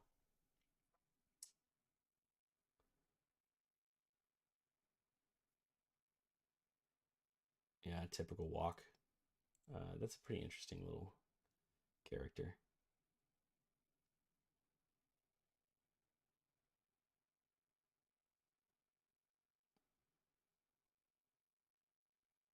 But honestly, that is the shape that we need to go for.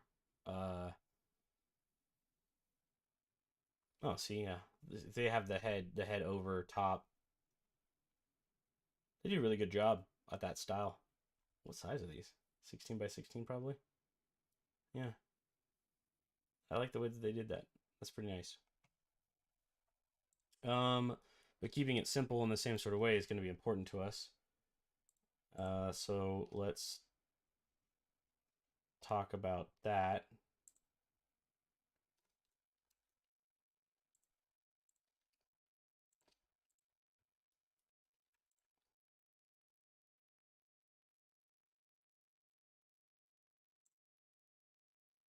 Let's see. Feet end up being all of this big. The hands end up being 2x2s.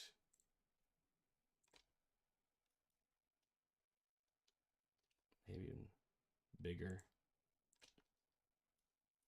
Can't see them right now, of course, but that ends up being the silhouette. I don't know how I feel about that.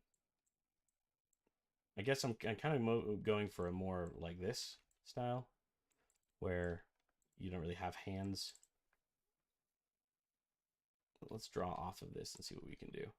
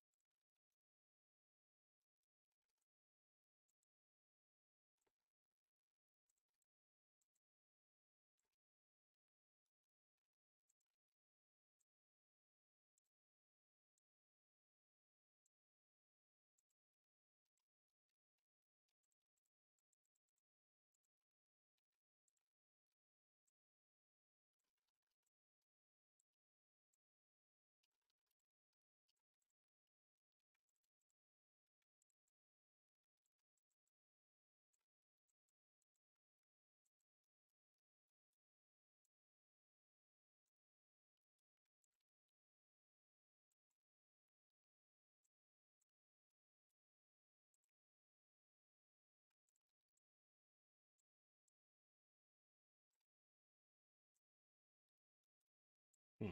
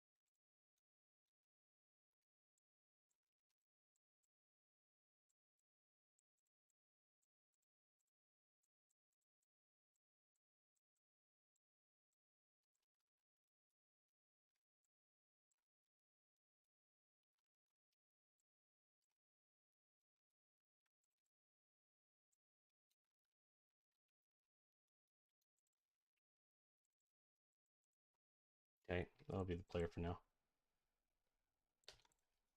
Let's redesign their clothing, maybe. Make them like purple. I like purple.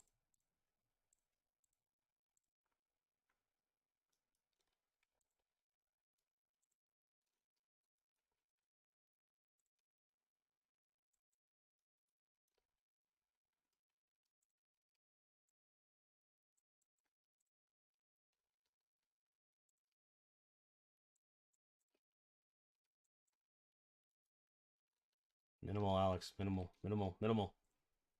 No more than 2 colors. You are not allowed to do more than 2 colors per color. All right. All right. Next.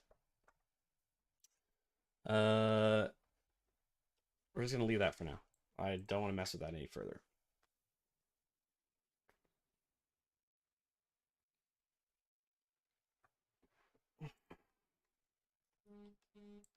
My phone.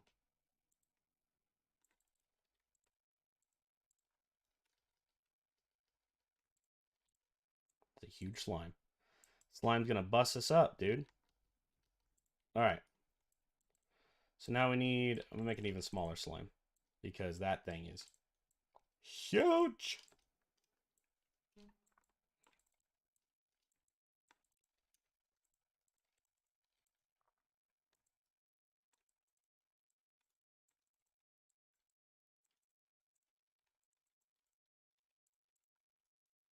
Now it's a box.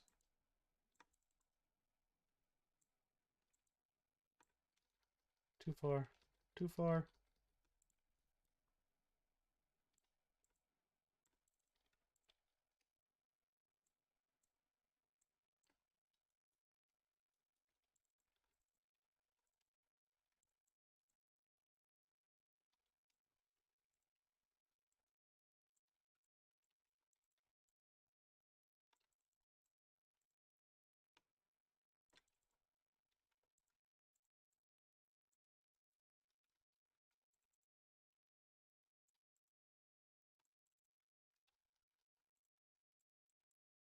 Hmm.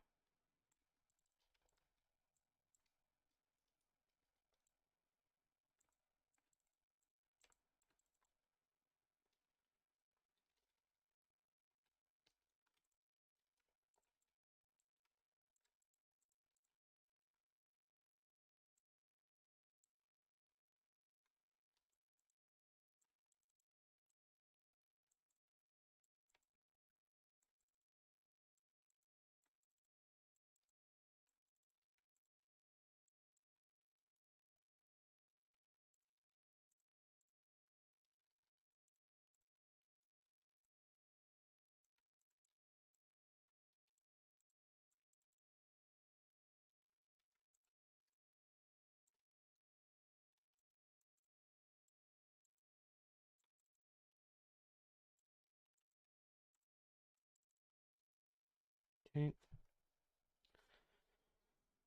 Um.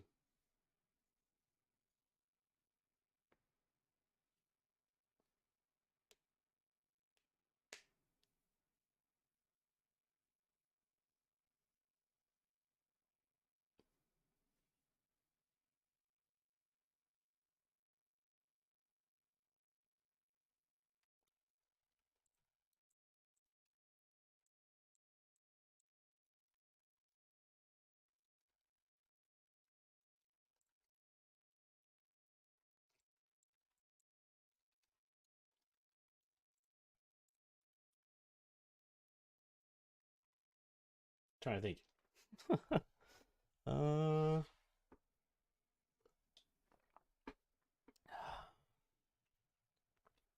Got distracted. All that talking derailed my original. Okay, so we have some mob. We have some players. I guess this can be a player for now. I don't know what to do with him, but all right. Got the player. We've got an attack. I've got a book. Maybe we'll make a sword.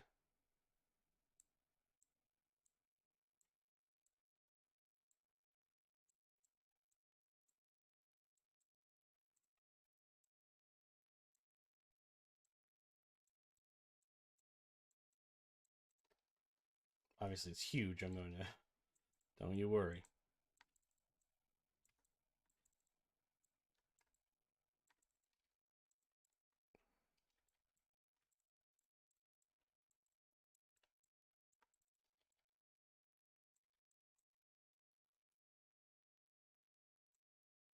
Everything's gonna end up really chunky in this art style if I'm not careful. Well, there's gonna be a way around it. Okay, we're gonna have to make this odd. It's the only way for me to do this, I think.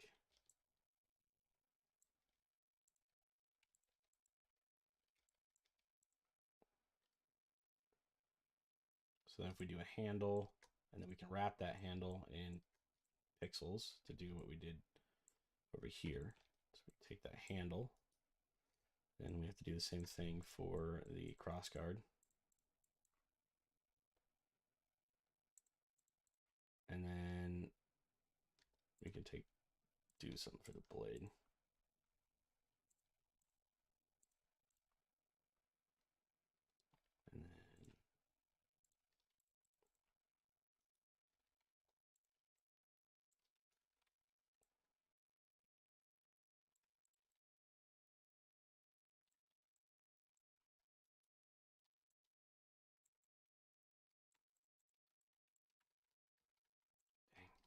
I don't know any other way to not make this not chunky.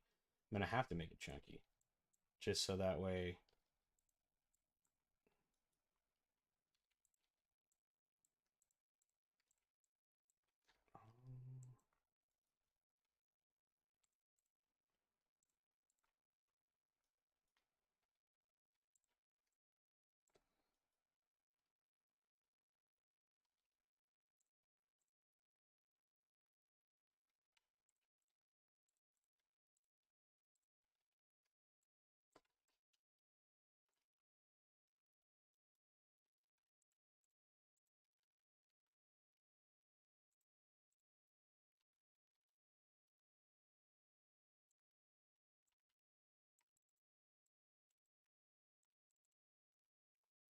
So we got the mage book. Yeah, I think I'm gonna make it a little bit more action based, so you actually have to fight these things. So it's not as Vampire Survivor, um, as like the traditional day system, but it'd be interesting like if during the day you could go collect and then at night you'd get attacked.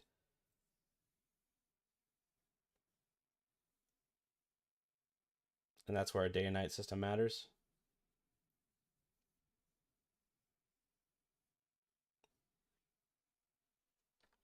Okay.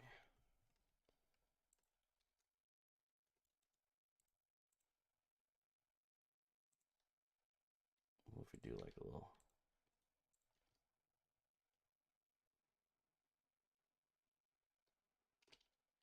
I actually have something for this. Where's the chicken? Where's my chicken? Where'd my chickie go?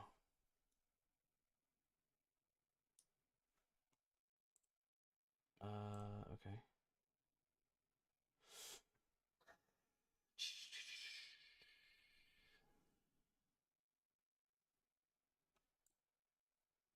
I think I have like the perfect creature. Oh, there's a slime. I could rip that right out of mine. I think it's the same.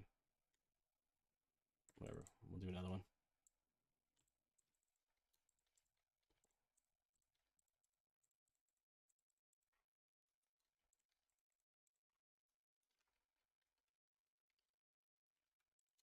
Might break my rule here.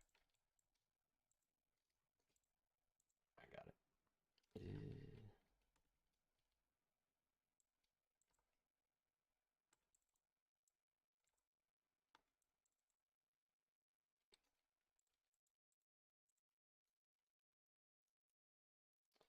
Um,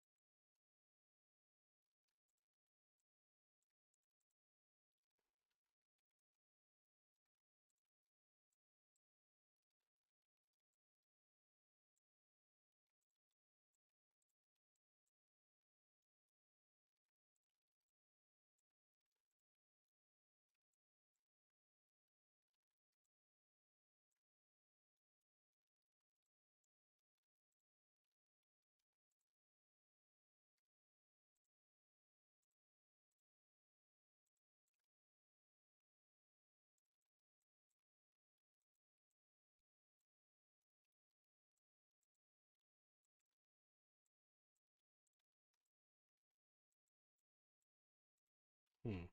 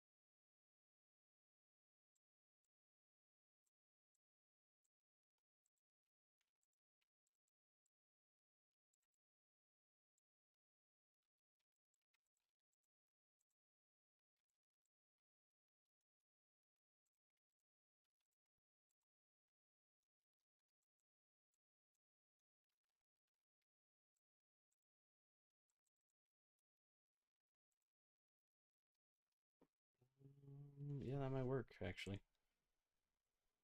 Let's fine tune this. It's not so ugly. Maybe we'll just do like a nice little.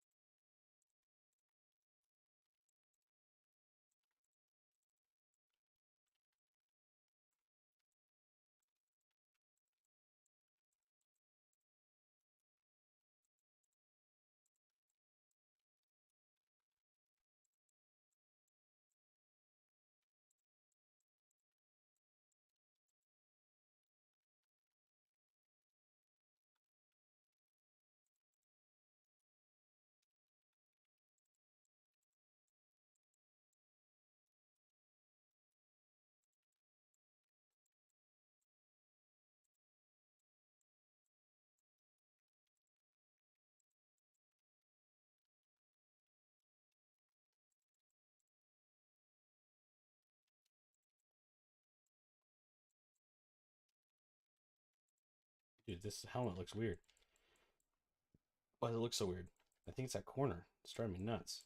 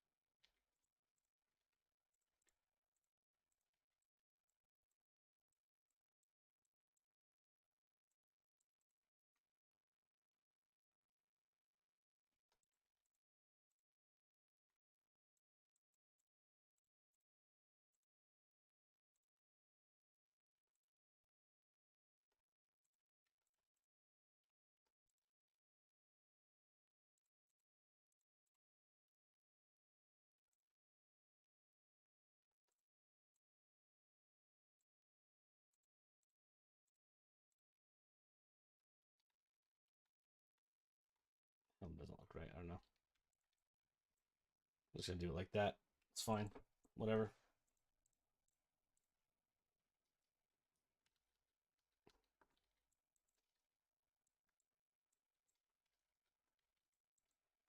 Okay, find that.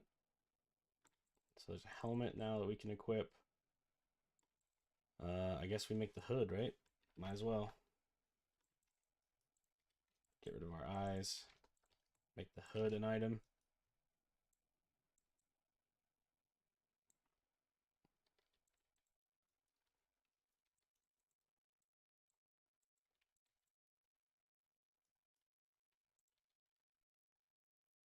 Maybe we should make the hood like brown.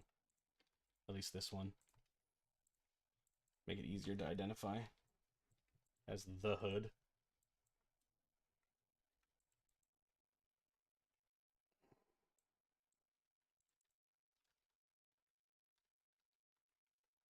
I think we do need to actually add the tail that I had just removed.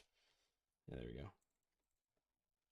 Okay, so let's move this over a little bit. We're gonna start. We're running out of room here, so we need to start making some more tiles. So let's change our canvas size and let's make it 16 by 16 in the tile height and width. Let's move this out of the way. Let's move this out of the way. And now we can start organizing here a little bit. So let's grab our player structures, move them over here. Move all this for a second.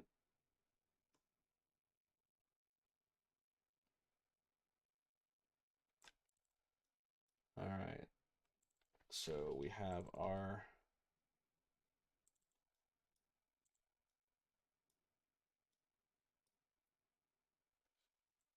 so what do we have, like classes maybe starting to develop?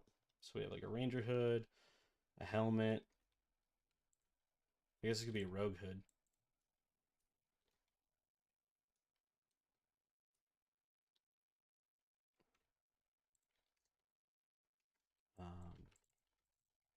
Maybe we can change this a little bit and make it into another item.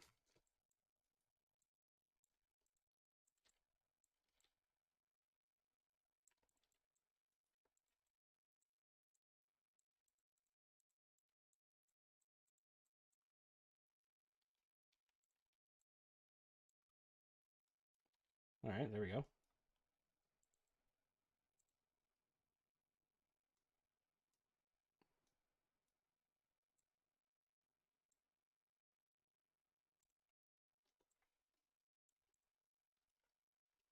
So maybe we can take our player and go about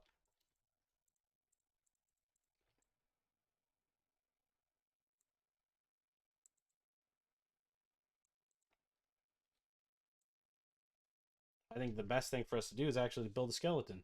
So we can now work on a mob and our player at the same time. So let's get the skeleton shape.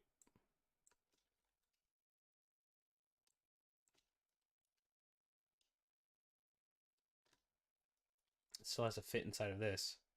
So that's too tall. We're going to change that.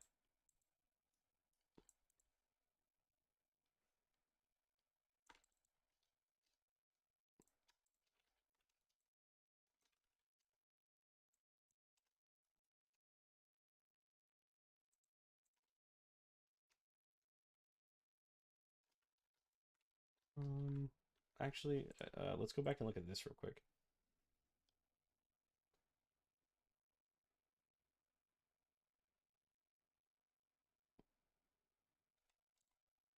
I'm going to copy this image. Whoa, it's huge.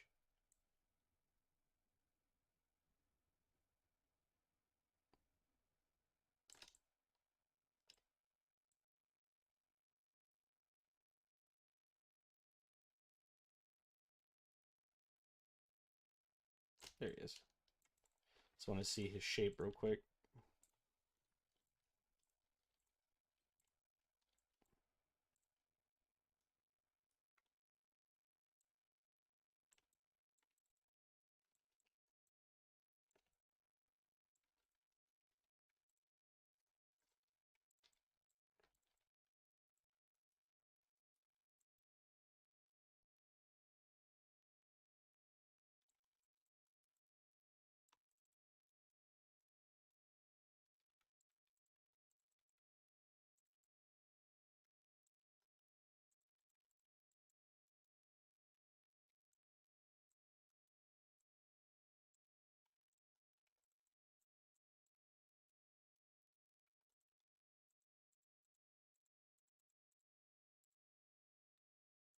back to the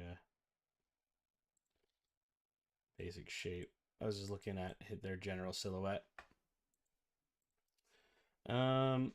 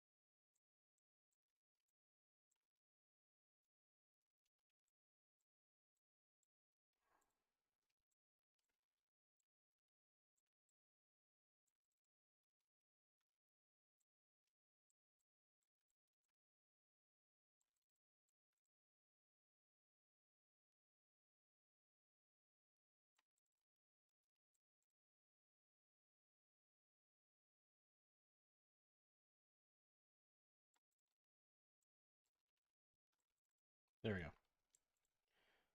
Cool. Now we can turn it into a skeleton by boning it up. Let's make it real white, and then we'll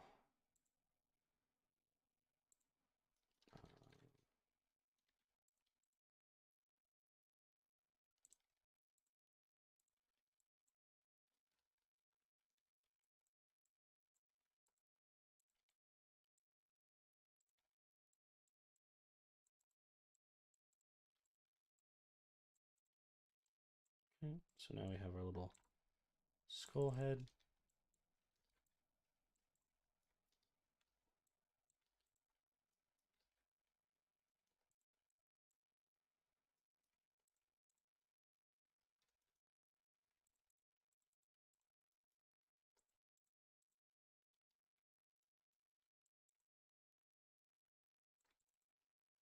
Kind of makes it look like he's got fangs.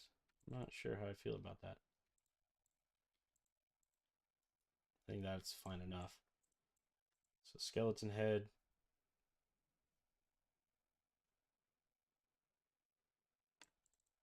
And then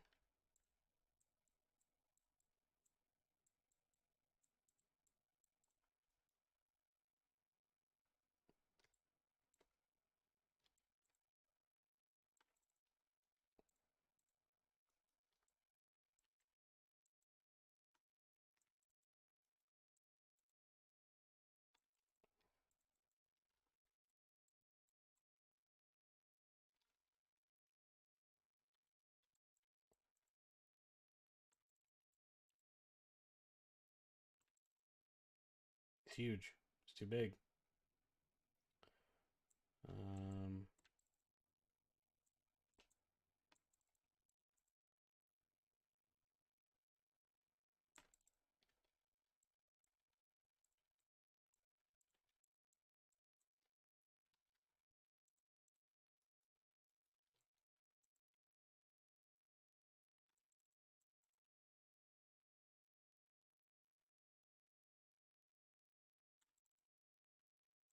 Okay, we have a skeleton.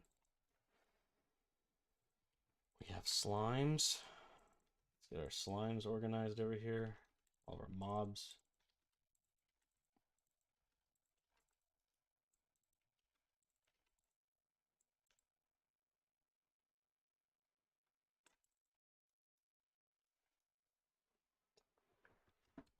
His head is massive. I think his head's a little bit too big, but that's okay. That's fine. It adds to the aesthetic. Let's.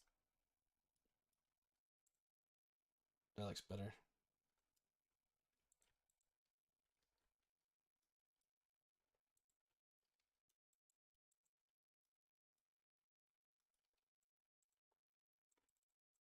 So then we have effectively have the feet.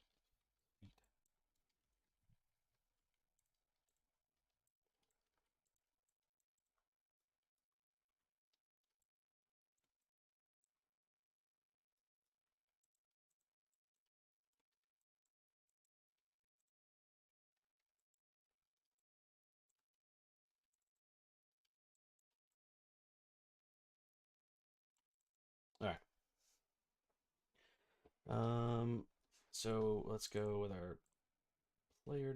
Oh, then we also need this for our player design. So then we can fix this, make it more like that. Make it, come here.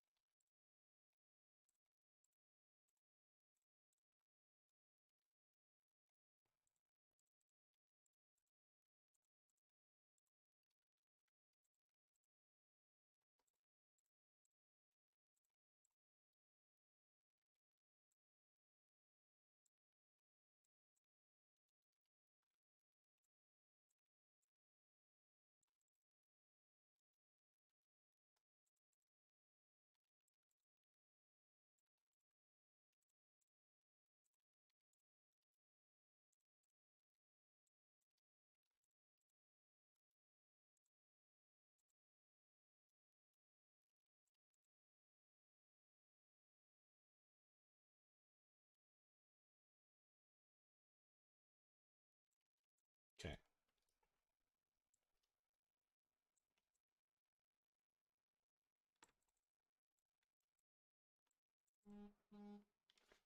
Boop, boop. Phone's getting blown up.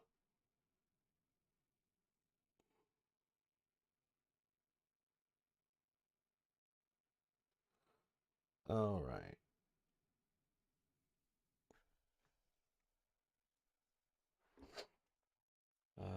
Okay. So we got mobs. We're work on our tiles. Let's move our tile set stuff over. We've got breakables, chest, weapons.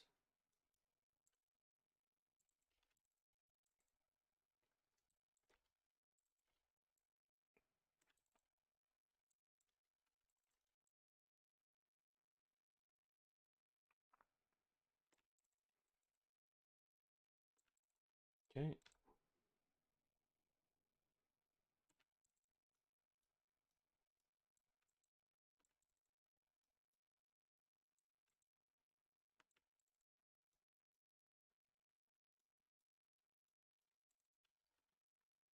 We have our tile set environment. Resources down here. This extra environment pickups or something. Okay. Let's see.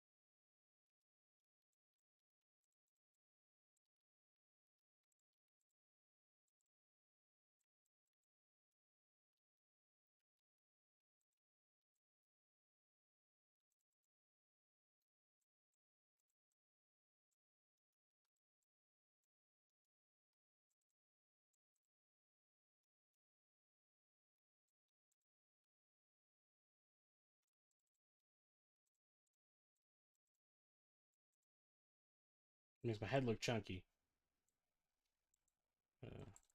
Yeah, what the heck?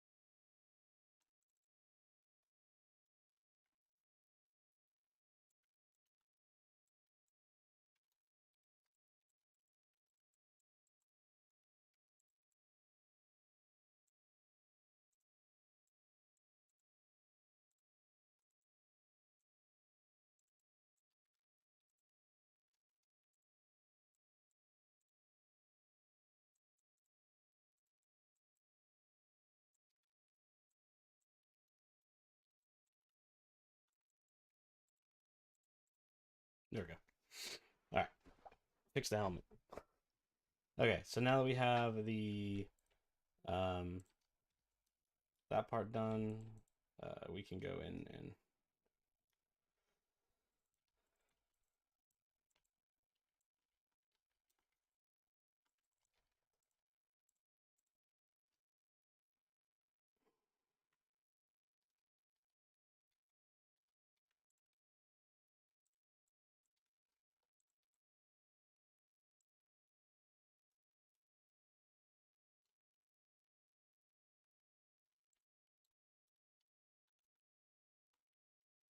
I should probably save my project. So let's save this. Let's go to my asset packs, dungeon drafter. All right.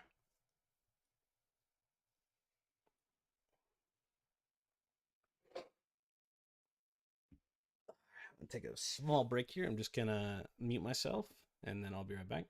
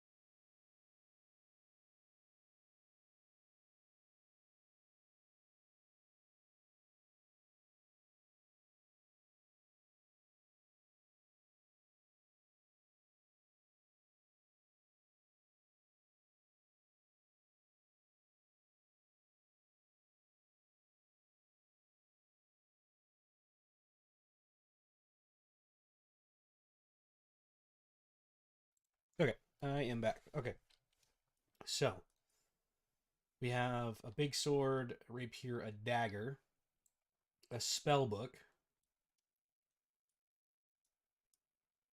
We need a bow.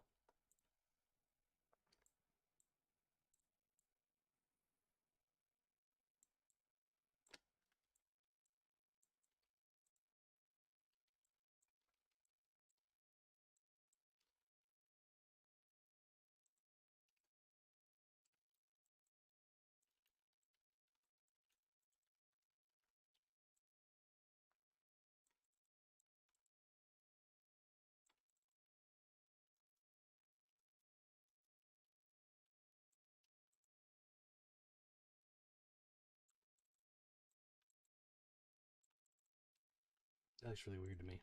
What is that about? There we are.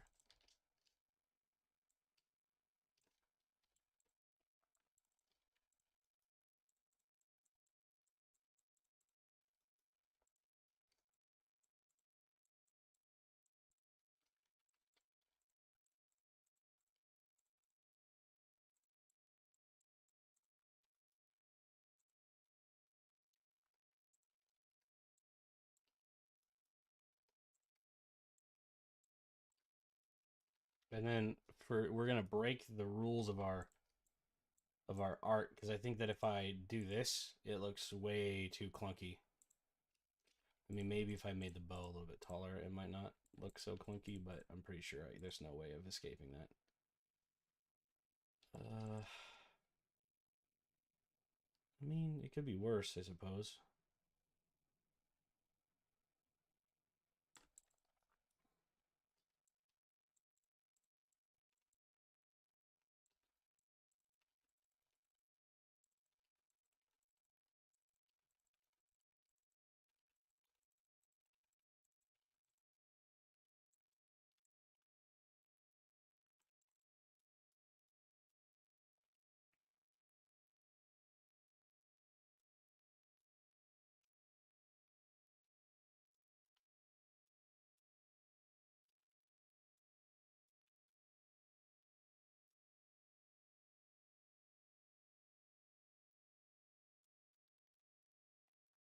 Okay.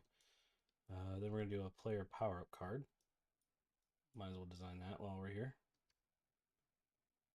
So when we get a level up, we get to pick a power, or maybe we get to learn something, but we need to build that.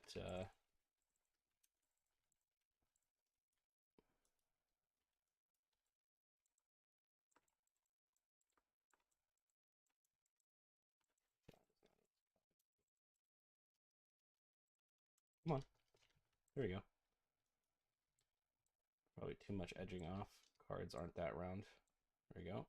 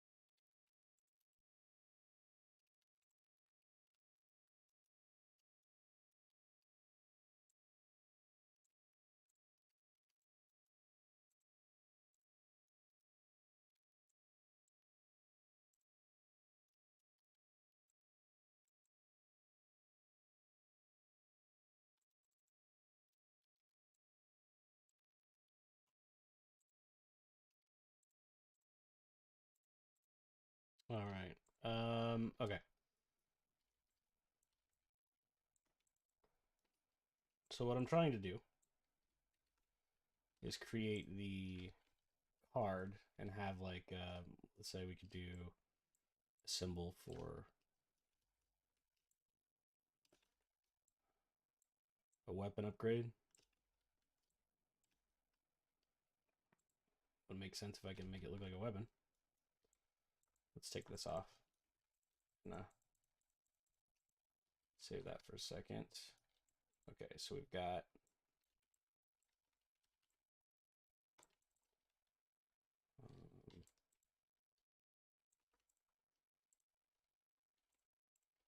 a weapon. Let's see, weapon upgrade.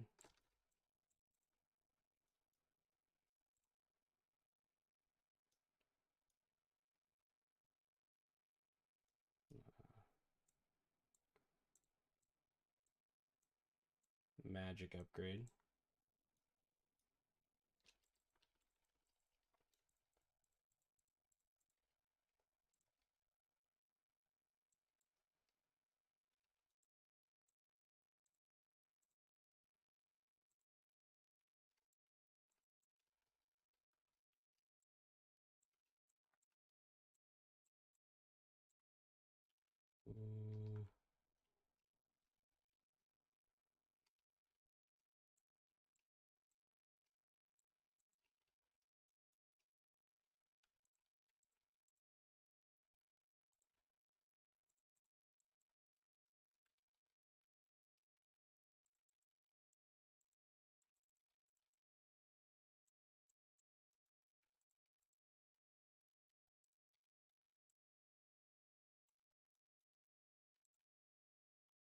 mushroom. I'm trying to build a house. I'm trying to think of like what's a good way to establish building. Maybe okay. Well, maybe we'll keep the arrow shape, and we'll do some other sort of upgrade.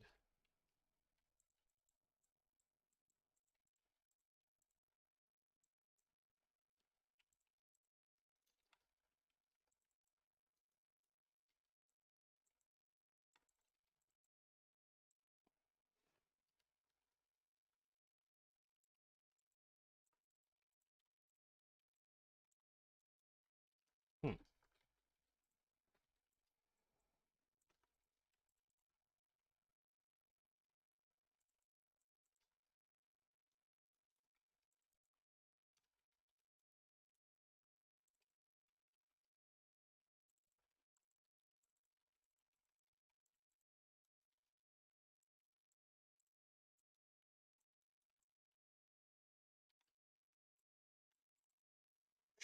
All right.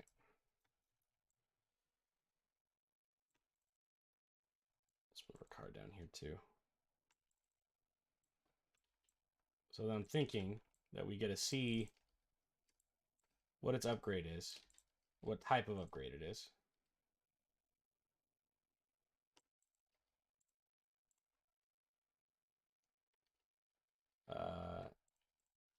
The titles. Let's see.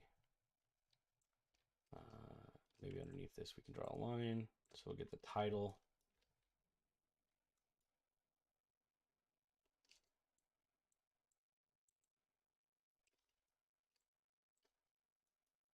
Did I ever even seen a playing card in my life? What is going on?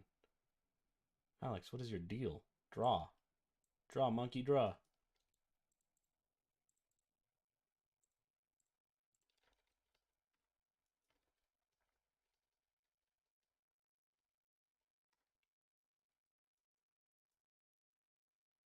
I want the text down here, so maybe we'll do the title. Okay, so we'll do picture, the title of whatever it is in here, which we won't actually do that. That looks dumb. I'm not gonna do that. Maybe like that will help. Nope, we're just not gonna do that at all. And then the image area. Okay, so maybe I can get like a slight border around this.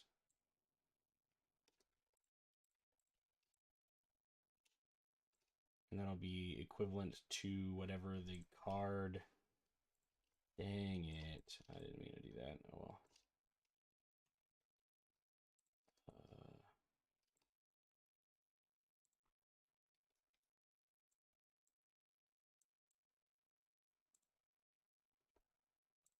So like if it's a gray, it'd be a gray card.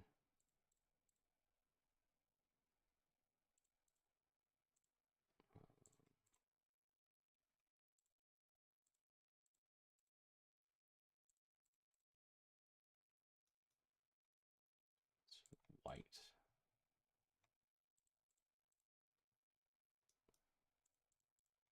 Off-white. We're going to bring this up a little bit.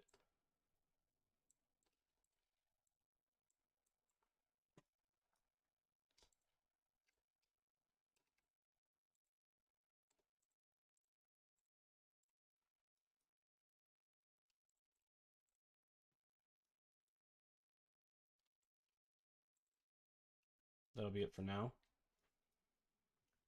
So like if this is yellow, then all this will be yellow.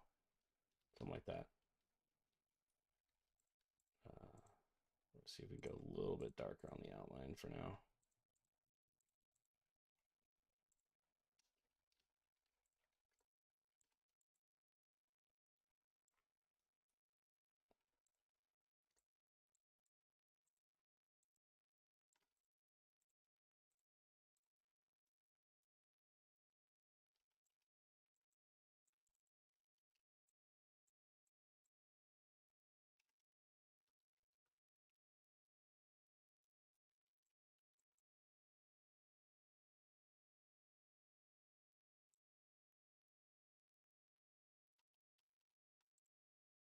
We'll get that sorted out later. Got a bow. We need an arrow then. We have a bow, right? Copy this, move it down here. So that way we can build the arrow on top of it.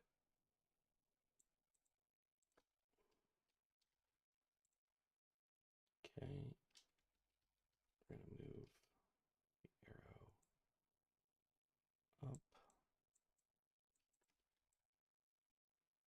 We don't need anything more than that. I don't think we're going to be able to do this arrow flight thing. We'll see.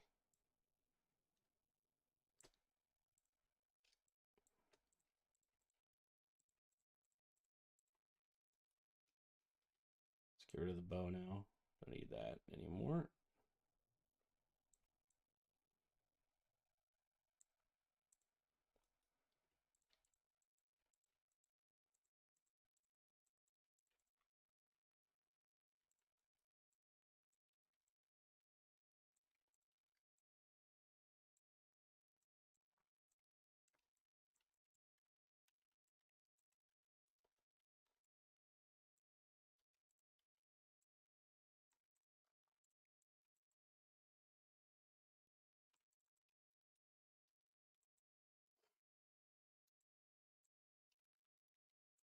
Those are massive.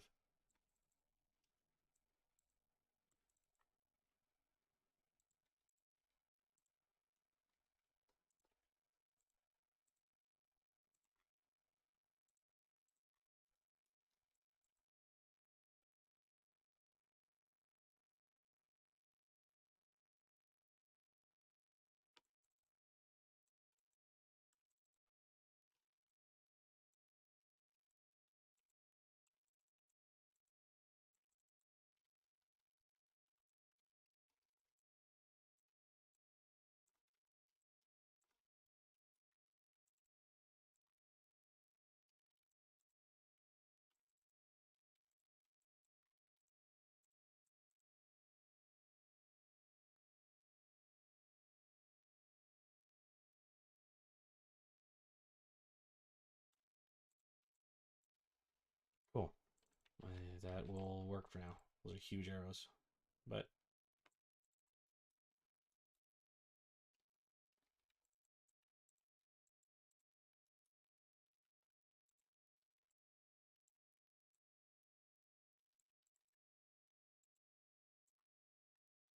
I don't really feel like there's another way for me to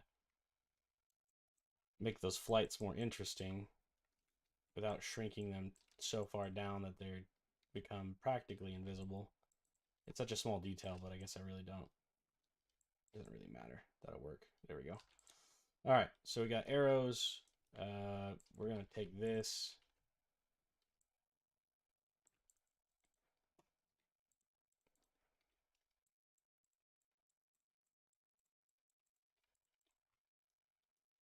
And shoot magic orbs.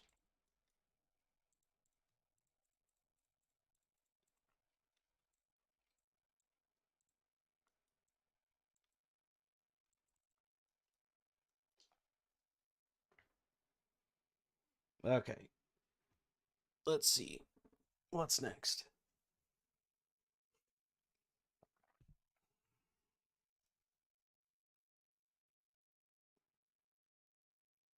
Ah, yes, okay. That's what I was gonna do earlier. File. Gotta find it real quick on my drive.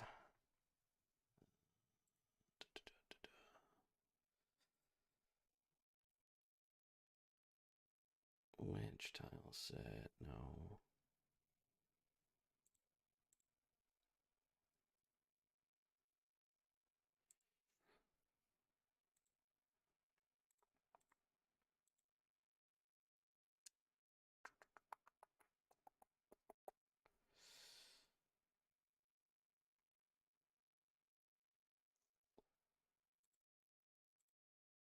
So now I think that one is actually on my thumb drive. Let me plug my thumb drive in. Oh, Down goes the soda. All right. Let's see here. Thank you. Let me co-op do Galaverse Project Galaxian. There we go. Do I have it on this one?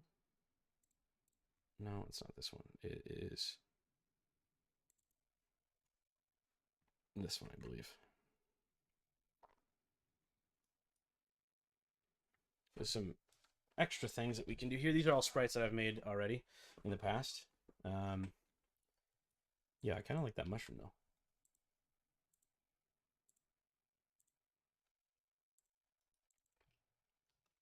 Except for it's massive. Mom, chickens. There's the chicken. I was looking for the chicken. Oh, I don't have to redo certain tiles. Where is that? Chickens. Chicken. Copy the chicken. Bring yellow chicken in. Yeah. There we go. Now we'll just minimize it a little bit. So, actually, it's almost as minimalized as it can get.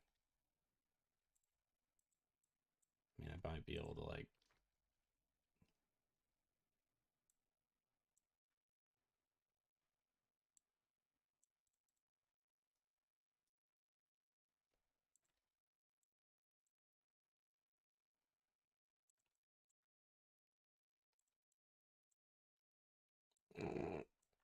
He's got a tiny head, man.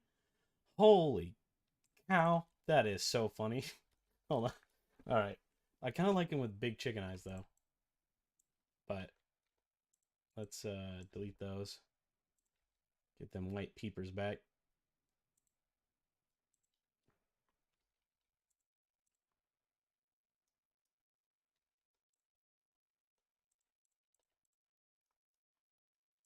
All right. We have our chicken.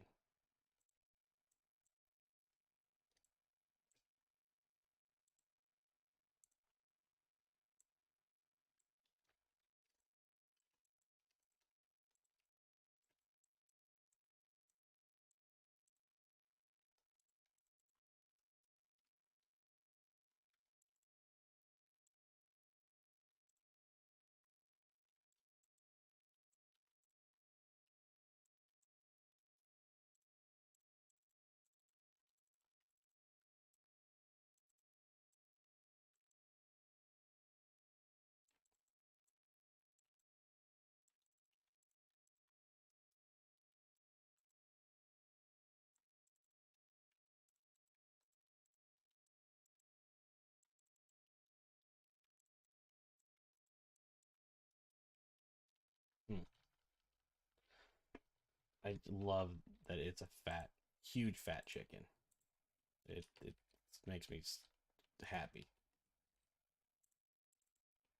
So huge fat chicken it is.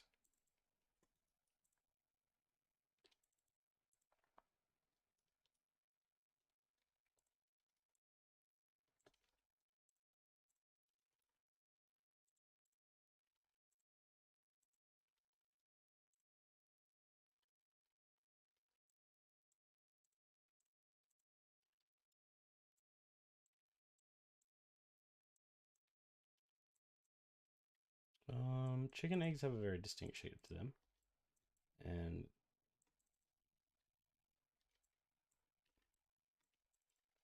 only gonna be able to get that shape if I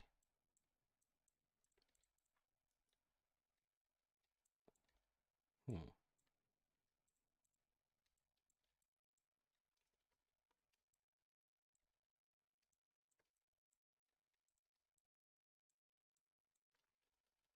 We're losing egg shape. Eggy? It's a big old eggy for how little that chicken is. I'm scared. Also don't want to produce these because I feel they're too it's just a well,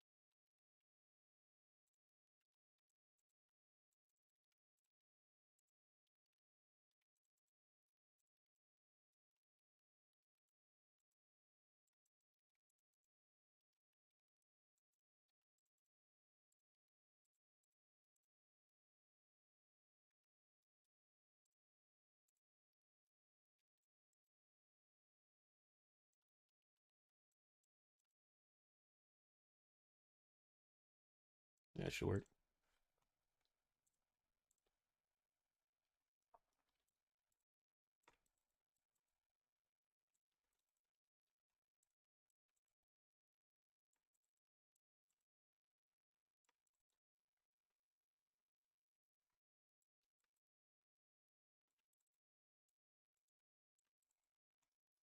Um,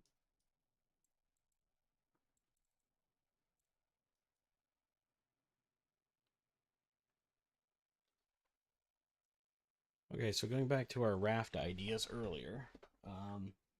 Actually, I'm gonna go silent here for a second.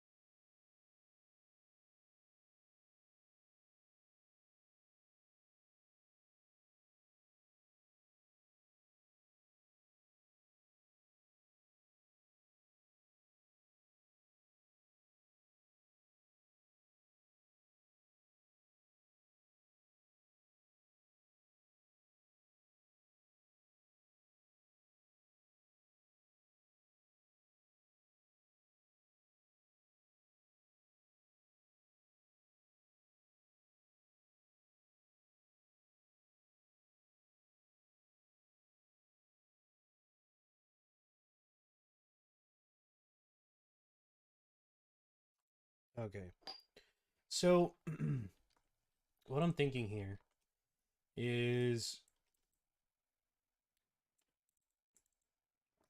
this is taking on more and more elements of just a regular survival game, I guess.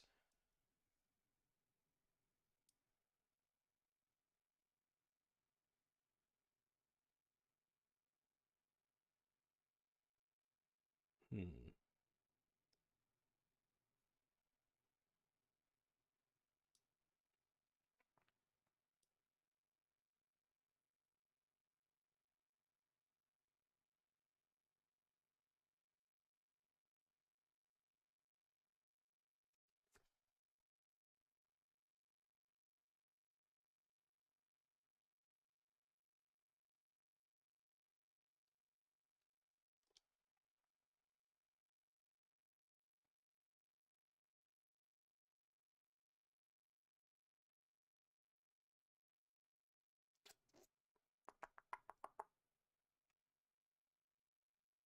So we start doing environmentals. So we could do like some spikes.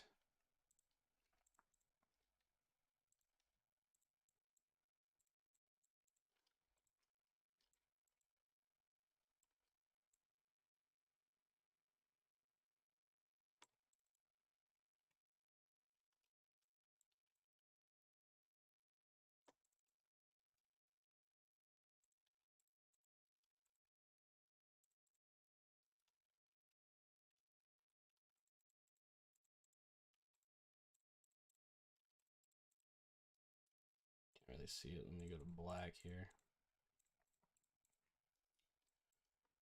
Um,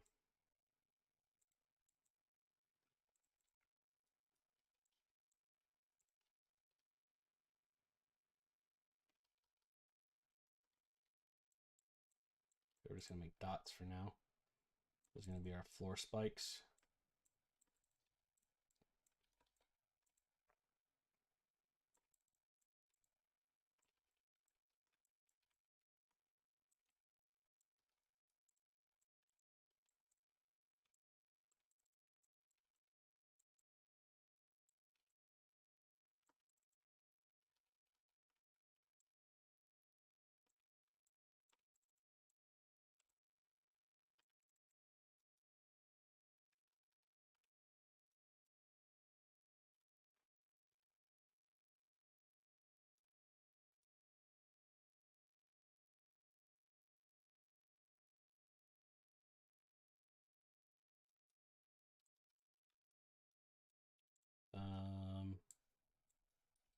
room.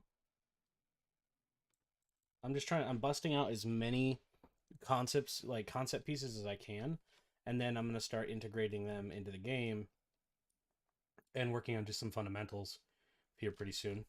So that'll be happening. Let's turn this into like a spear.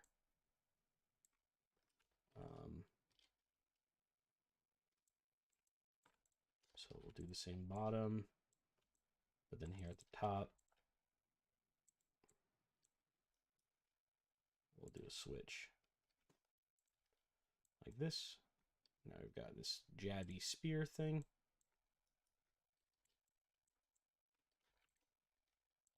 Maybe we could flange the top a little bit, make it a little bit more pokey looking.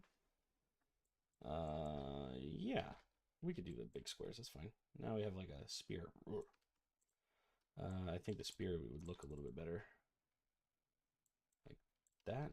And then maybe we can round the bottom.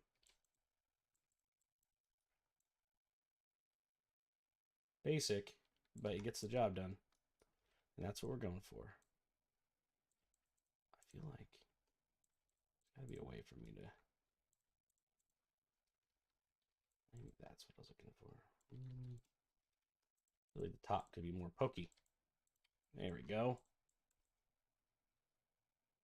Nice. And even then, we might even strip this down. I think that's a must. Okay. So maybe use a spear. And that way the skeletons have a weapon.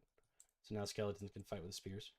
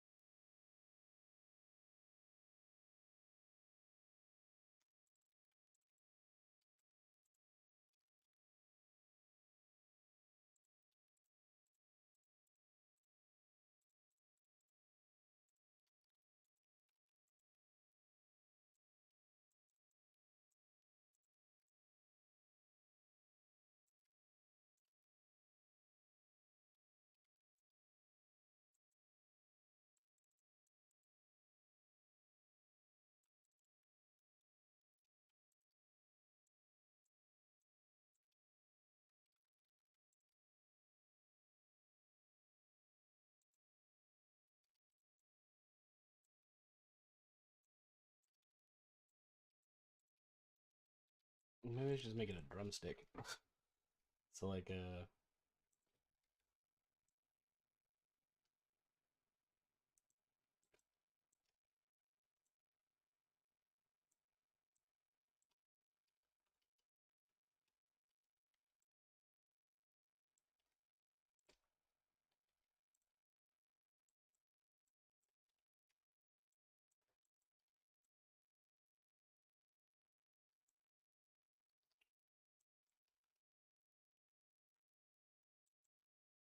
That really come down to the way I color it. I don't really like that. I like the full chicken idea better. I just can't remember what dead chicken looks like right now off the top of my head. Draw like its wing.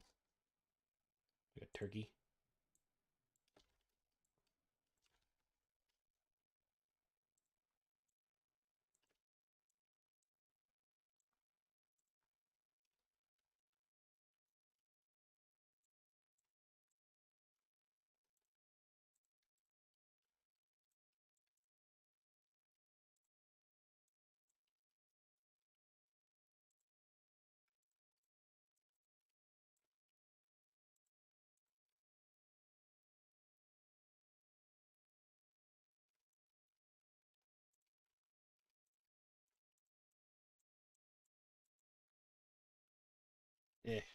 I'll work on that chicken later.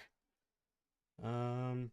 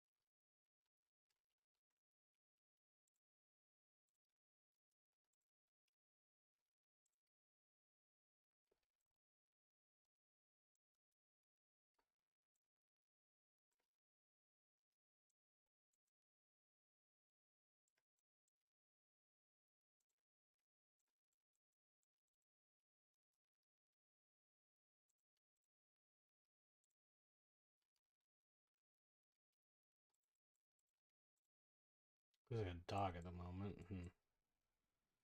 Dude, what the hell does a pig even look like?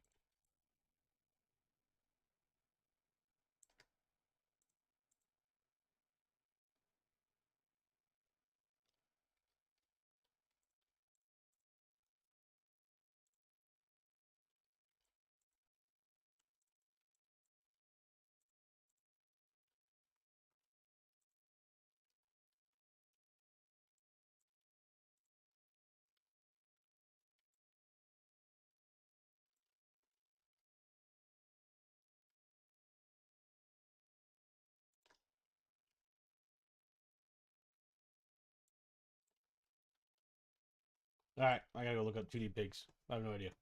The heck does a pig even look like?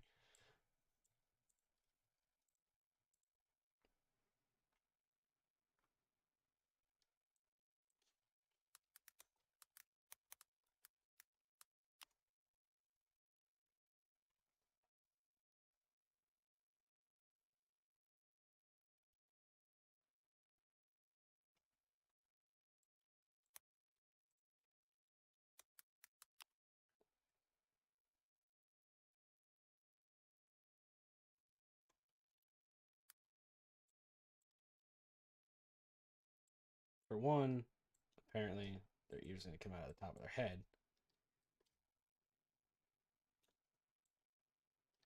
Turns out I don't know what a pig looks like. There we go. We need to bring that in.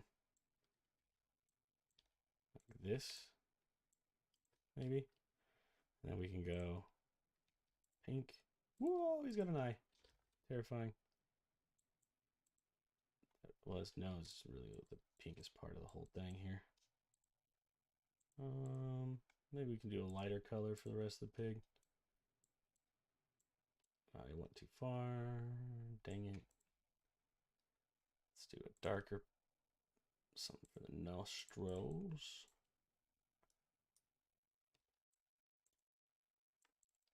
Bring the pig's head down a little bit.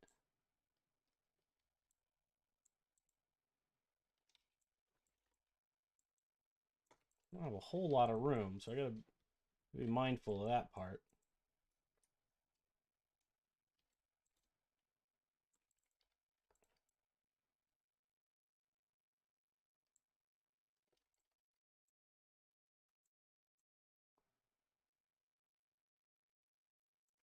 If I did just like little piggy legs, like,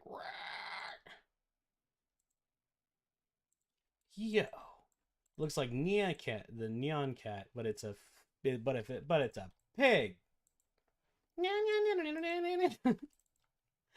uh, is that only funny to me? I found it hilarious. You didn't laugh, so it's all right. It's fine. You don't have to like my jokes.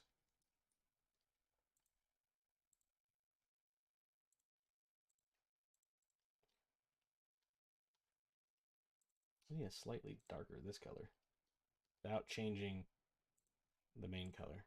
That'd be nice. Thank you. Not quite. But maybe that'll work for like pigs. Pigs. Little piggly wigglies. Oh no! Hey, what's going on, Sith?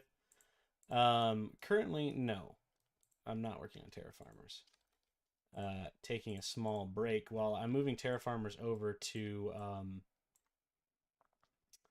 uh, Godot, actually. So in the meantime, I'm kind of treating my current project, this project, like it's a game jam, and so I'm only gonna be working on it for a week, and because I want to produce a couple of games in the interim while I'm doing hard work. Um, Sorry, thinking here.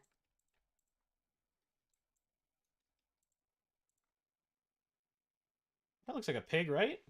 I'm not crazy. I mean, it's kind of pig-like.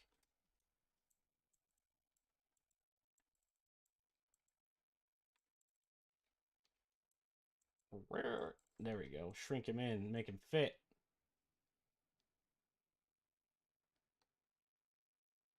Oh yeah? What game jam were you working on?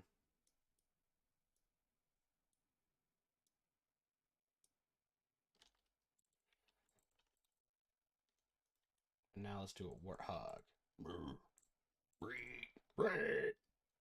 Don't mess with this piggy. This piggy, he ain't like the other pigs. This pig, this pig's got tusks. Make sure I capture that. He's a little.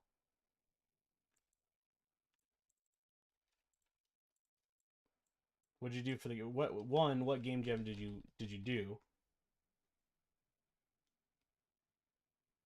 Oh, cool. Yeah, nice. But it didn't go well. Why? What happened? I'm curious. That tusk is not in the right spot.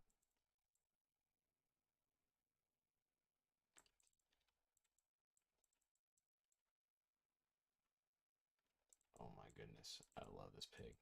He's adorable.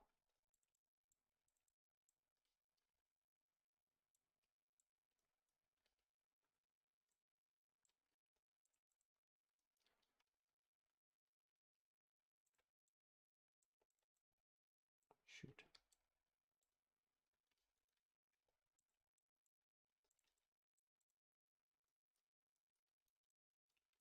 Hmm. I guess that's just how we're going to do it. Not a huge fan of this method, but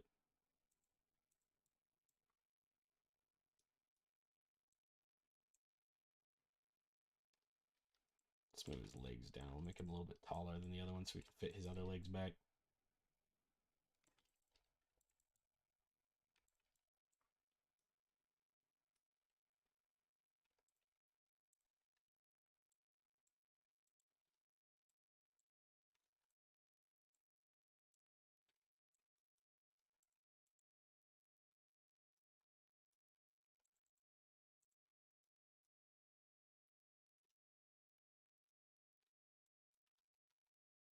Those don't really look like tusks, do they, guys? I, hmm.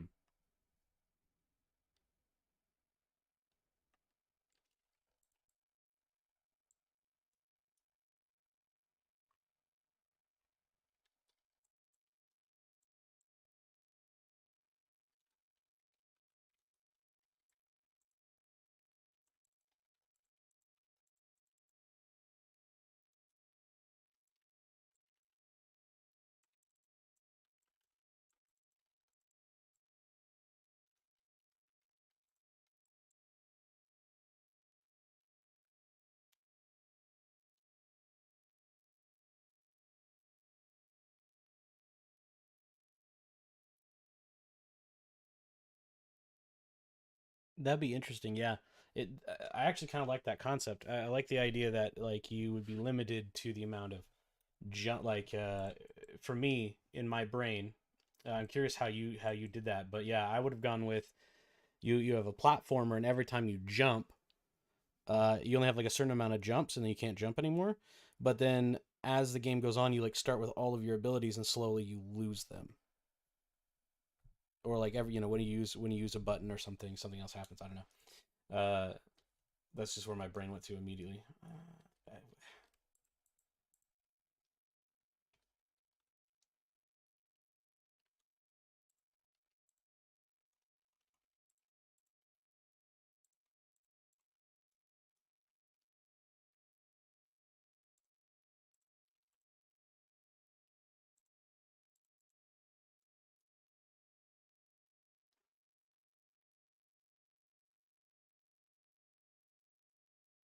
Yeah, I mean, how long was your game jam for? Obviously, you can't fit everything in there, but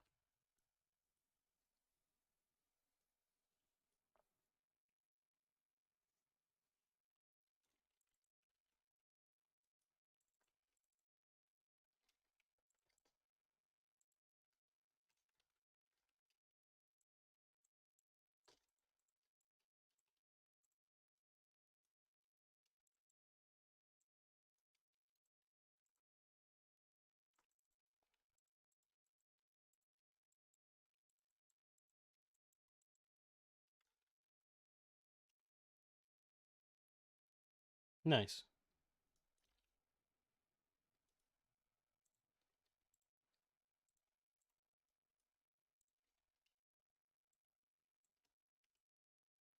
So what didn't go well?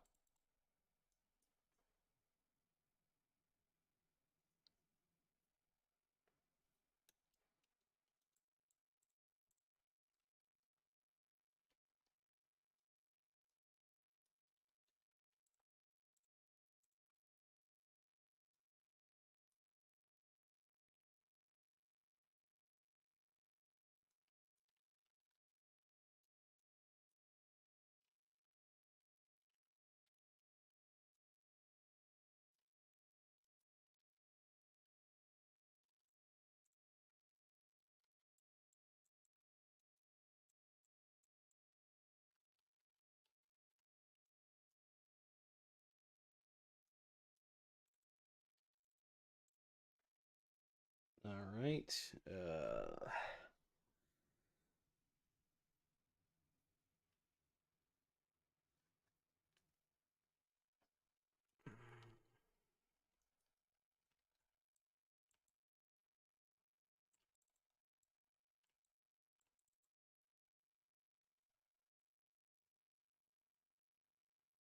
I see. Yeah.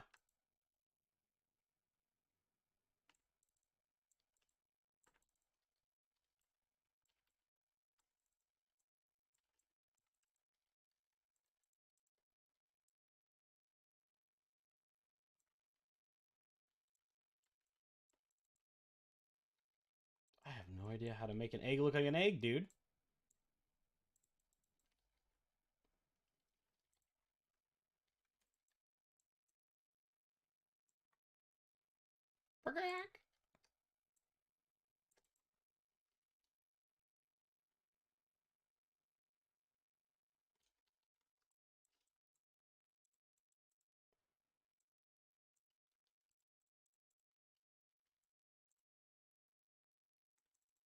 So no, no. I mean, I'm treating this like it's a game jam. It's not an actual game jam. I am waiting for a game jam to come out this in 8 days. The platformer, sorry, the Metroidvania game jam comes out on itch. So I'm kind of waiting for that before I jump too far into what I'm doing. But or into anything else. But so TerraFarmers, I'm taking a small break because I'm moving TerraFarmers into Godot, and that's going to take me some time.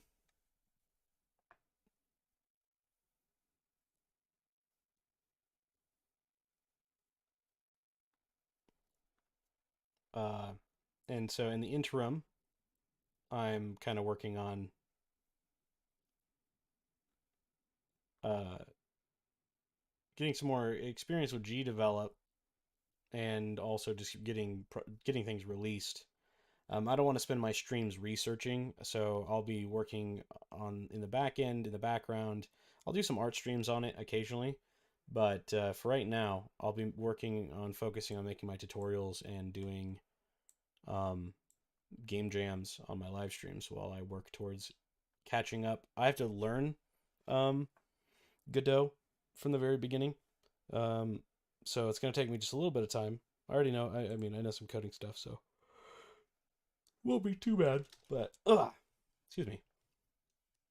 So what this is I'm working on a game idea.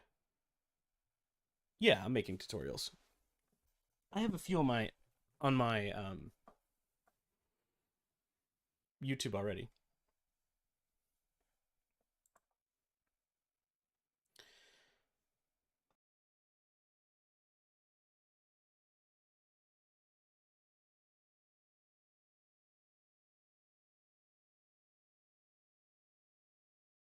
Um, but what I'm doing right now is I'm kind of working on a oh yeah, sure. I haven't gotten very many out. I'd like to produce more, but so I'm going to be releasing an asset pack and some other things. And I've been planning on doing. I wanted to do a Metroidvania, but I want to wait for my Metroidvania game jam so I can do a bunch of the Metroidvania stuff all at once.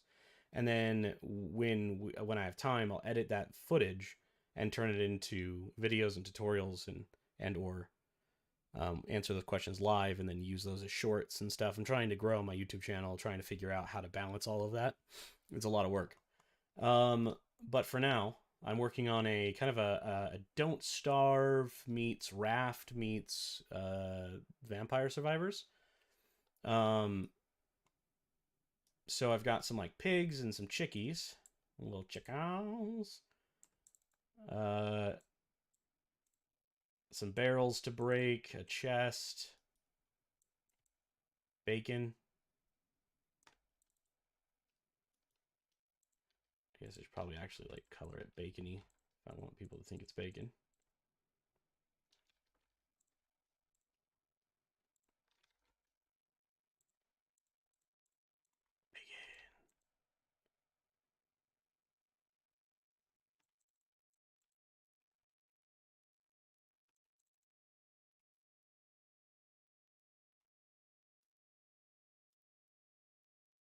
And originally I was gonna call it uh, dungeon design.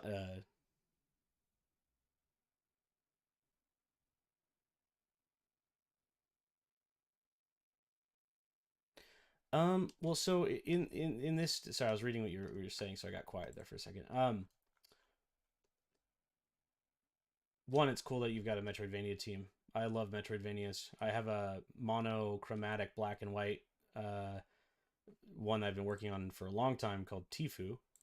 Um, I think I've shown you those assets before, but anyways, um, so in this game, so rather than in Raft, you start on like your raft and things fall, and you pick them up, you get attacked by stuff. I want to go for a more Don't Starve tile like home defense.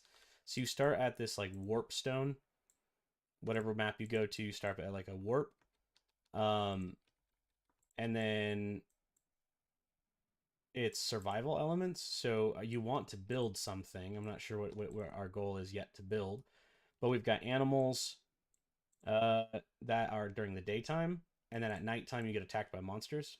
And there are still some monsters that are out there, but instead of killing, like during the daytime, so I'm thinking that like Raft, instead of going having objects fall, they come and attack you, and that's where you get a lot of your resources. So normally in Raft, you're like stuck, and you can only build so far around you. So you're like you start in like a square, I guess, and then so you can build your additional Raft components around you. Um, and I'm thinking that that has to do something with this. And then at nighttime, it gets harder. You can't see because there'll be like some sort of vignette, so you won't be able to see. Uh, maybe there's more aggressive monsters than like Minecraft. You know, they start spawning around or something. Or I'm about to make the 2D Valheim. We're about to find out. I don't know. I don't know yet. I just started on this. I'm gonna do all of this in 1 week, and that's it. So next week I'll be doing my Metroidvania. This is this. I might come back and polish these things up, but I'm really trying to just blow through it.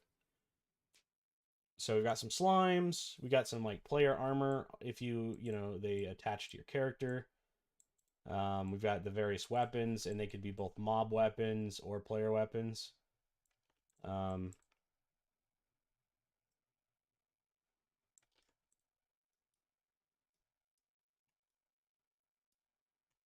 got some like card upgrade things. Yeah, I'm just trying to do the. I'm trying to keep it very minimal so I don't get stuck in the art progress. So I'm just trying to make something that pops in a minimalistic sort of way. Um,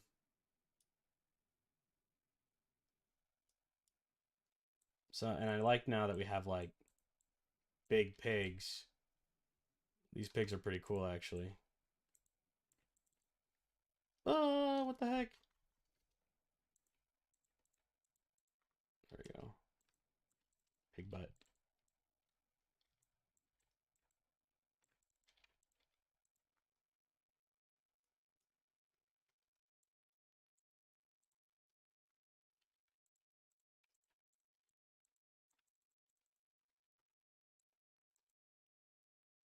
Dang, he's just one too big. That's all right. I'm not going to change anything.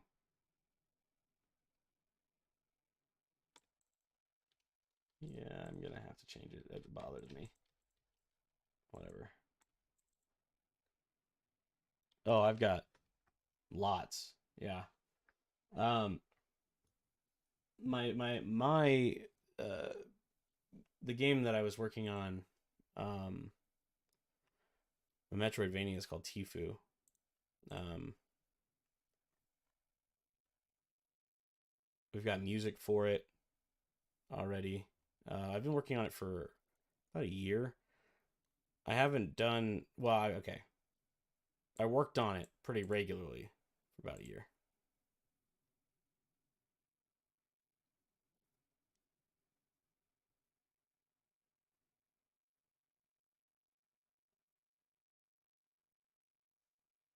Where did? Sorry, I'm getting messages. Um,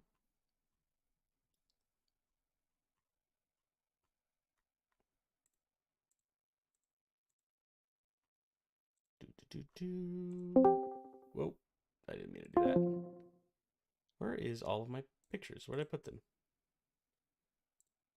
Oh my goodness. Dear Alex, please remember where you put stuff. Okay, thanks. Okay, seriously, stop randomly joining the channel. I'll just pull it up, I guess. I've already taken the time to do that, so let's do this. Tifu, Tifu.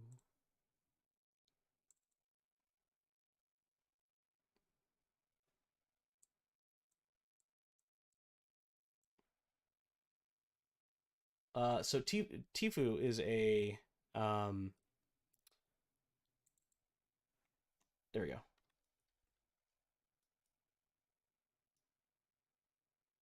Is a monochromatic, um, so black and white style platformer. Um, I should have. Where's the new resized? There we go. Here's some of Tifu's animations I've done.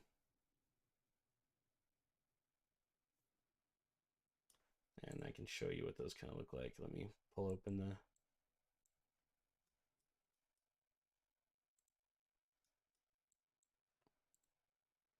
So we have the various different attack states.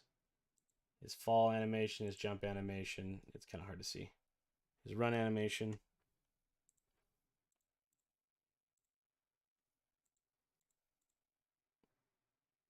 Um, but Tifu originally was about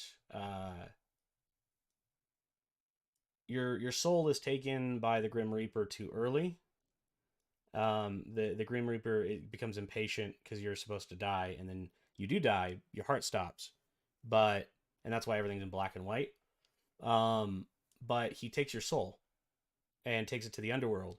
But your body isn't actually dead. It would just your heart stopped for a little bit, and it comes back online. And so he steals your soul, and so you have to go to the underworld, and find the Grim Reaper. Um,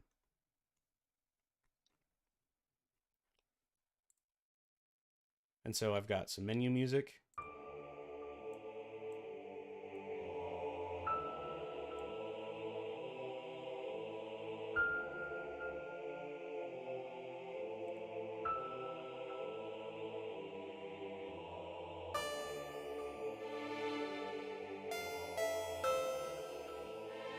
I don't know if you can hear that very well. Let me know. I'll turn it out.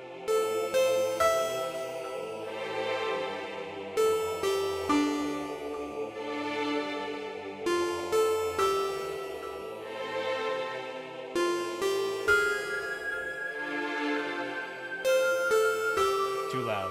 Copy. Copy. Copy. Alright, good.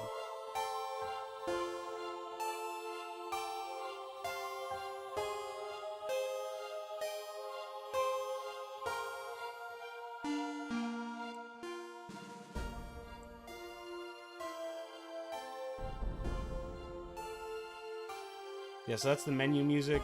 We have, let's see. There is a few other, we have the Wilting Gardens.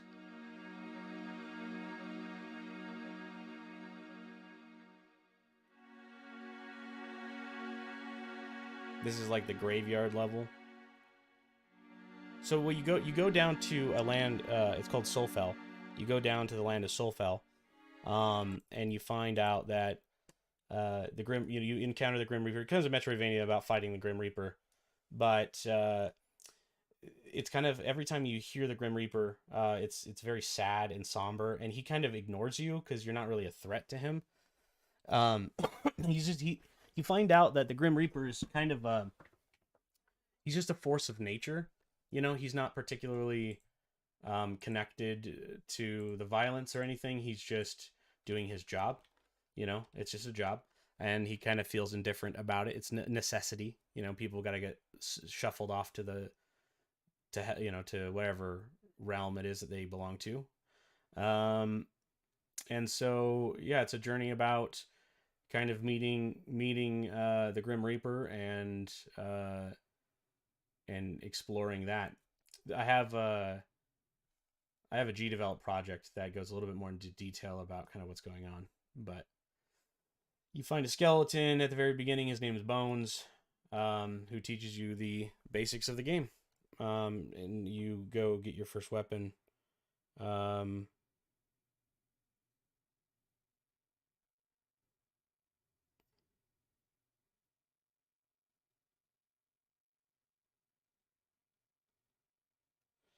Sorry, getting texts. But anyways,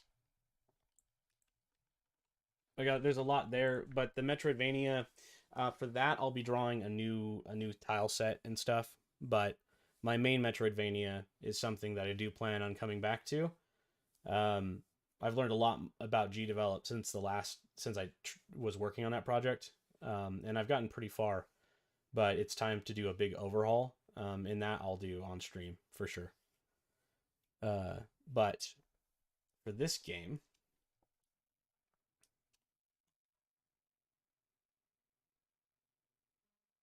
I have a whole design document for the Metroidvania. I spent a lot of time preparing for that. A lot. There's a lot of thought.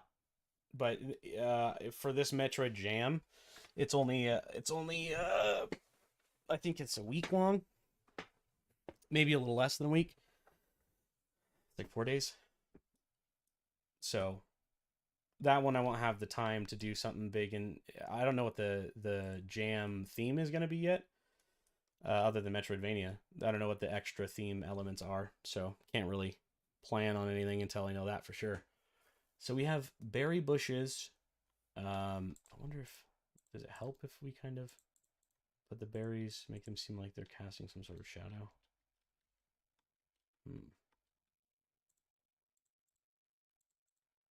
No, it looks kind of weird. Just leave them like that.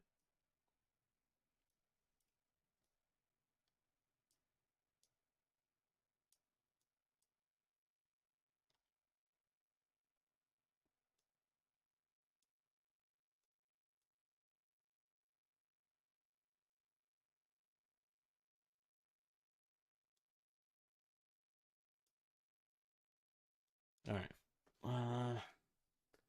This one though, I just started today, concept and everything, so I'm still trying to figure out what I want to do.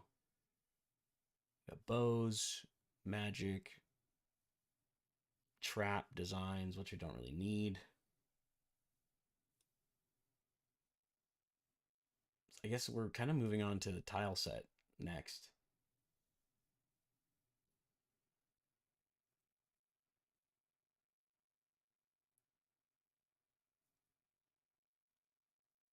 I've done some Metroidvaniaing on the on Metroid on Unreal as well. Make sure you use Paper ZD or Z Paper Z. That's like the best plugin you could possibly use for pixel art. Flipbook stuff makes animations and the tree processes. Well, I mean, comparative to 3D for sure. I was doing some work last night trying to use a process to. Oh, that's loud. That hurt my ears. Sorry, guys. You might have seen these on the Discord, but I'm working on some 3D, 2D stuff as well.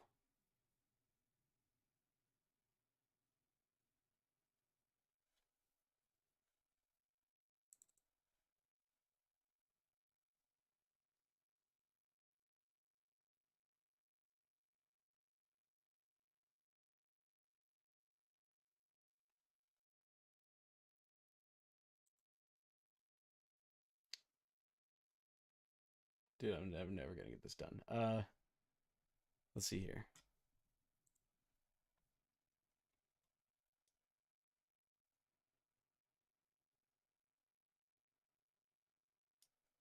Maybe okay. Let's do a bush that doesn't have berries on it.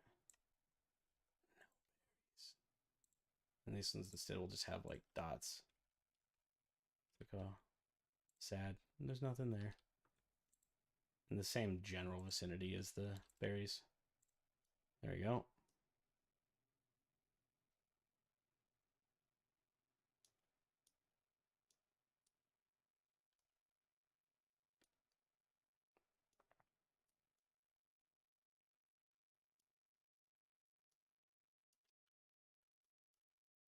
I wonder if I need to draw like a little piglet.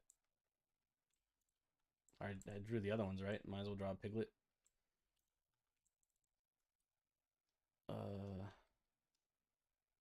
Their nose is gonna be like just as big, but we're just gonna shrink them down. They got like a tiny little head. Little piglet. There we go.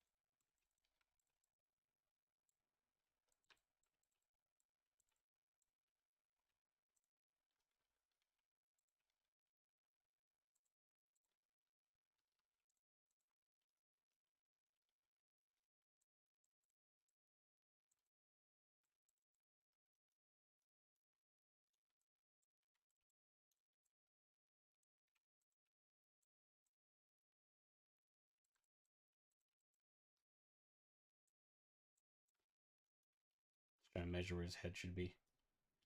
Gotta get you a little bit more of a. You're a tiny pig. We gotta work. There we go. Let's just do like.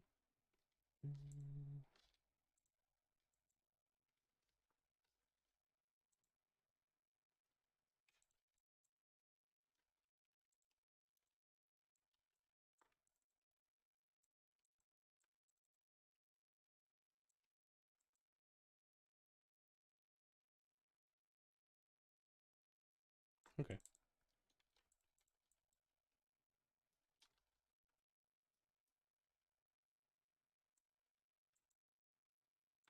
There we go. Much better. Tiny little guy.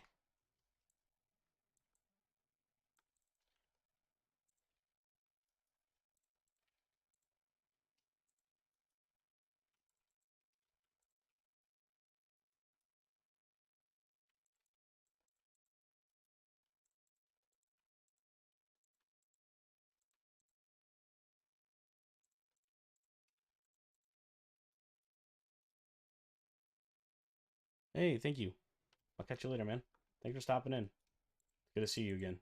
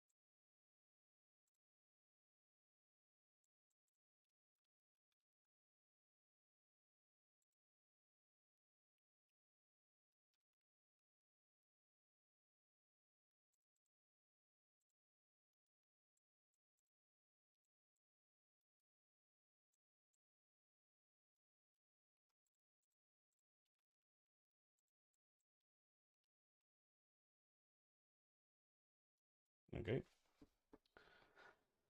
Um. Let's see.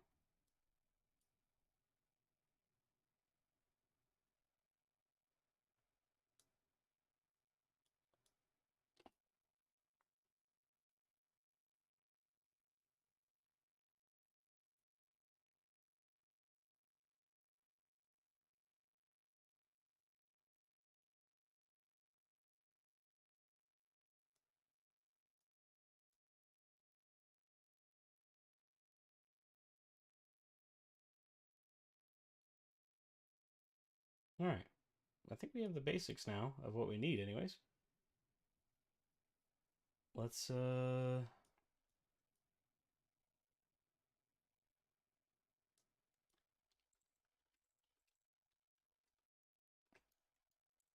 down here in the very bottom of this guy is its base, somewhere like right there.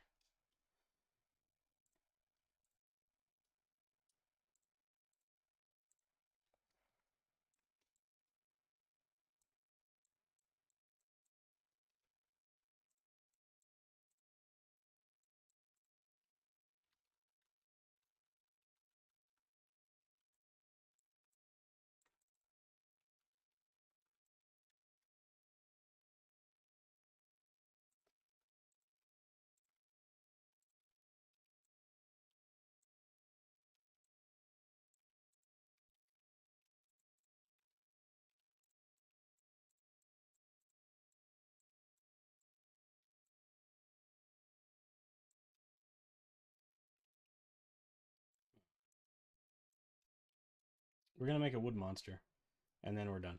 Okay, so let's make one more monster. Make it kind of look like that like shooting log. We've probably seen that. You guys have probably seen that sprite somewhere. I think it's even in one of the Godot templates. The little walking log, basically, that like shoots.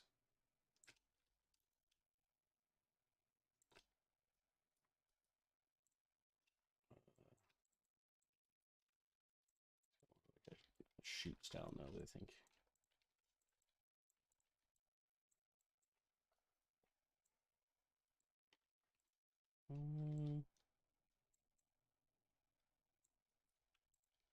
In this case, we're just gonna make a tree dude.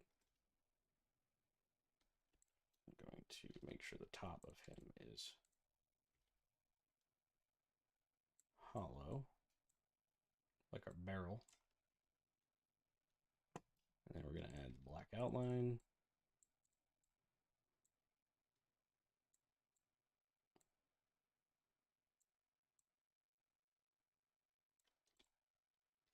Okay. Let's add that one back. Add that. These are like leaves coming out.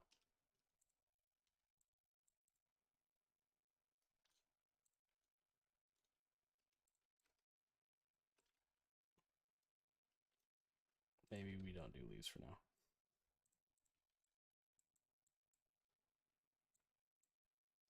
Little log guy. Make his feet small. Make him.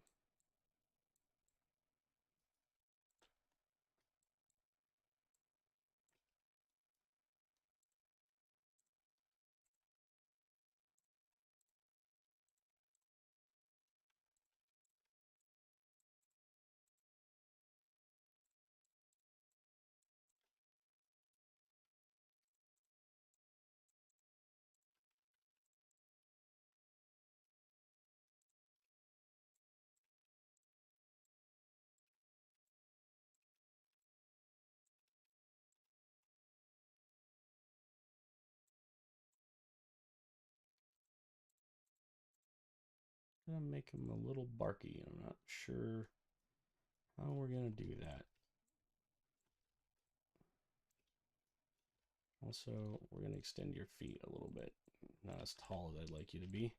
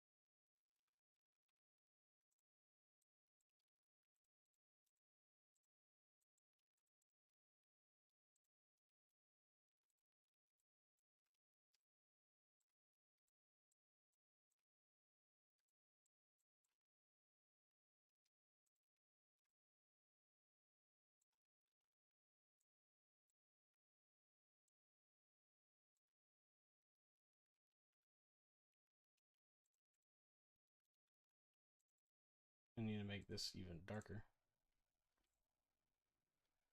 Even darker than that. Maybe we'll go with like a slate. There we go.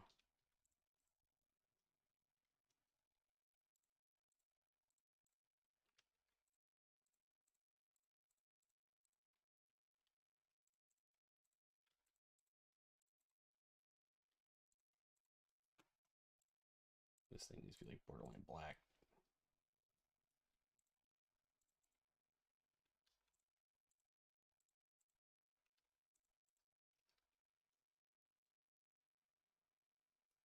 Whoa.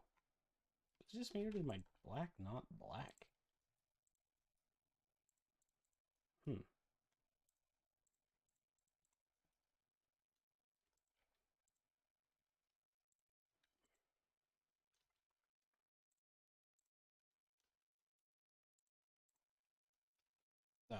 Well, I guess I could. Oh, oh, dear God. Was I using this one for the...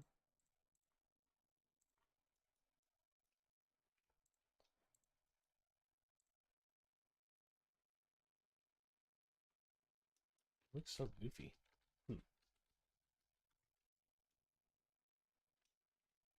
I think it's because I'm trying to... Okay. My brain was having a fit with the fact that I didn't realize that I was shading the top of his head. Which shouldn't have happened. Like, he should have some sort of rim on the top of his head, and then it should be bright. Just not that bright. There we go. He looks kind of like a... Look at this little walking man. I'm not a huge fan. I'm not gonna lie. I'm not a huge fan. But it does what it needs to do. So is it good enough? Probably. Probably. People are gonna wonder what this is. What is that creature coming at me? Maybe if I add like a swirl, people will understand.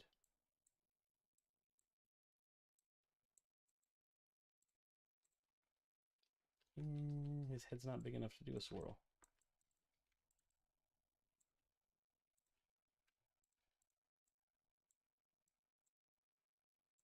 There, that might convey the message a little bit better.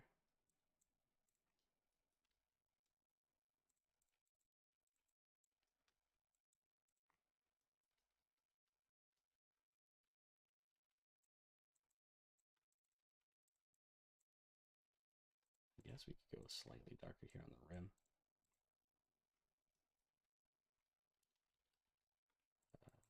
Below the rim.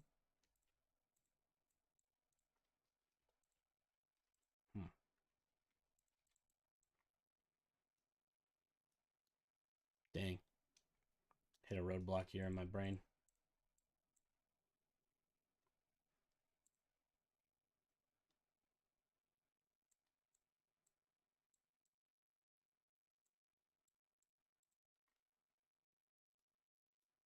Okay, there we go. Wait, maybe we can add like a little sprig. Little, where do we want that little tuft of green to come out?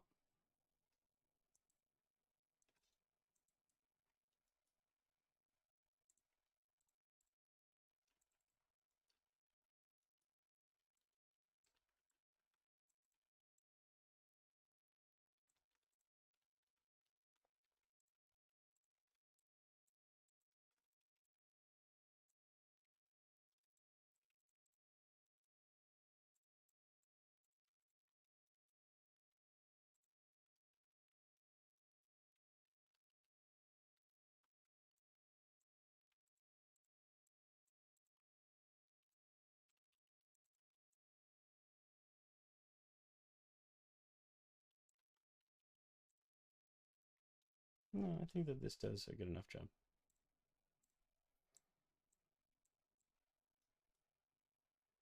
Yeah, that's good. I like this.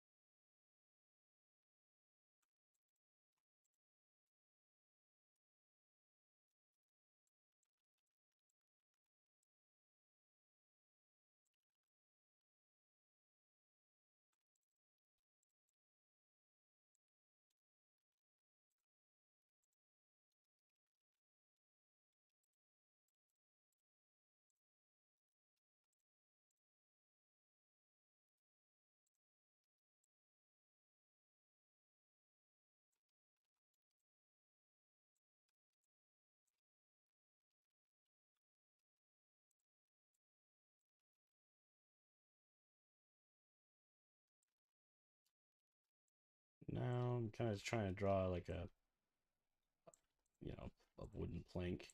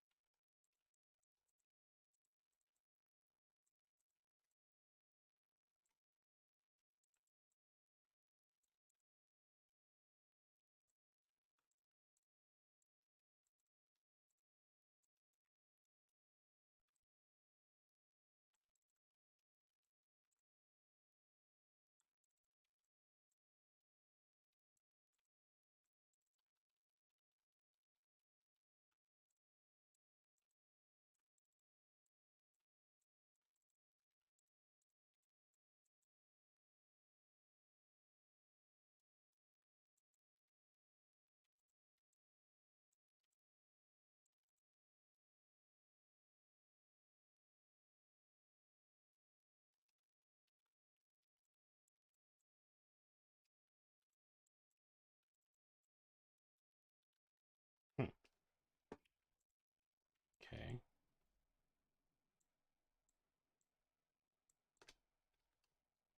I don't know, man. It's a wooden plank. What do you want from me?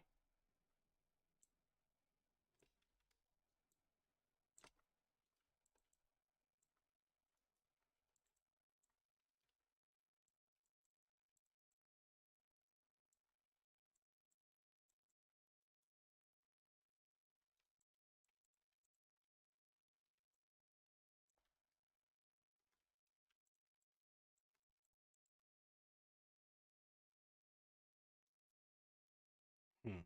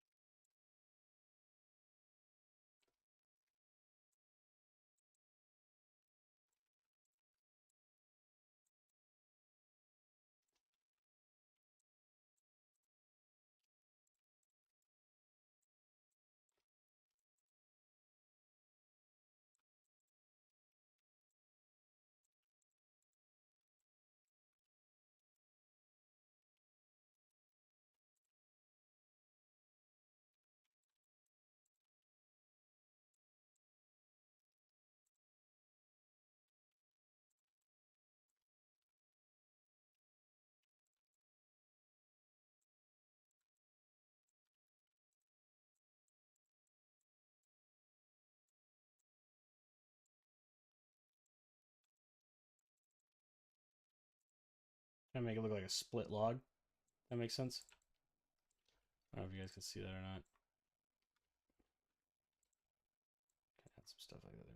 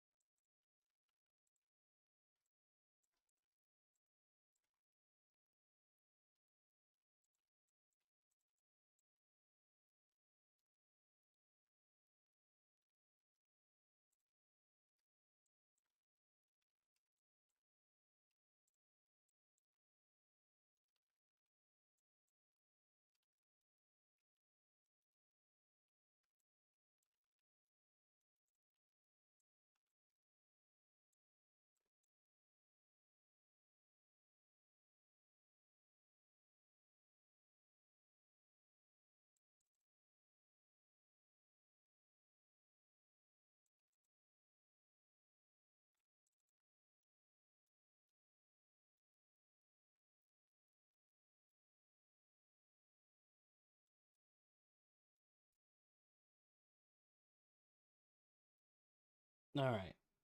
Oh Okay.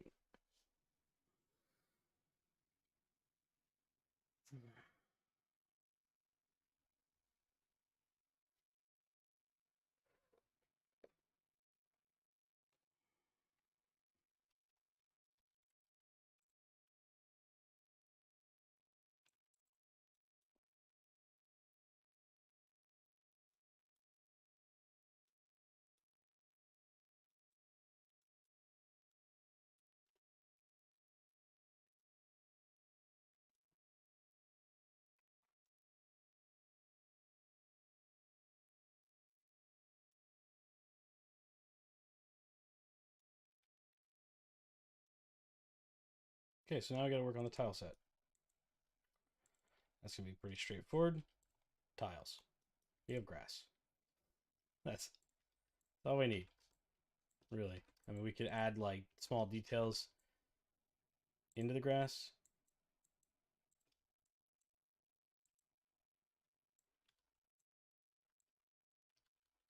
We could do like, yeah, grass like this.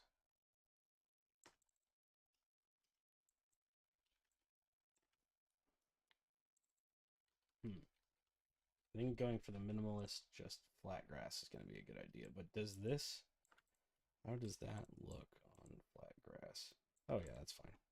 All right, let's switch it all over to grass. See what happens. Now, would you continuous and not restrict the tile, please? There we go.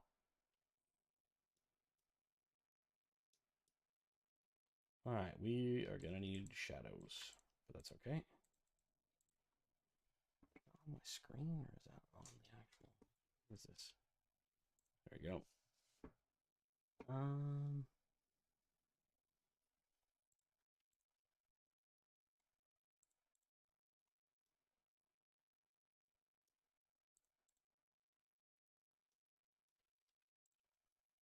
Okay, what happens when I do stuff like this?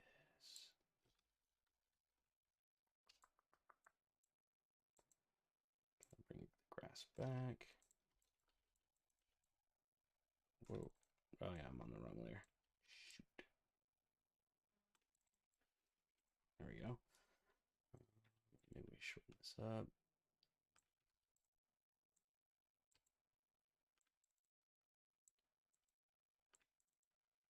Nah, I like it the other way.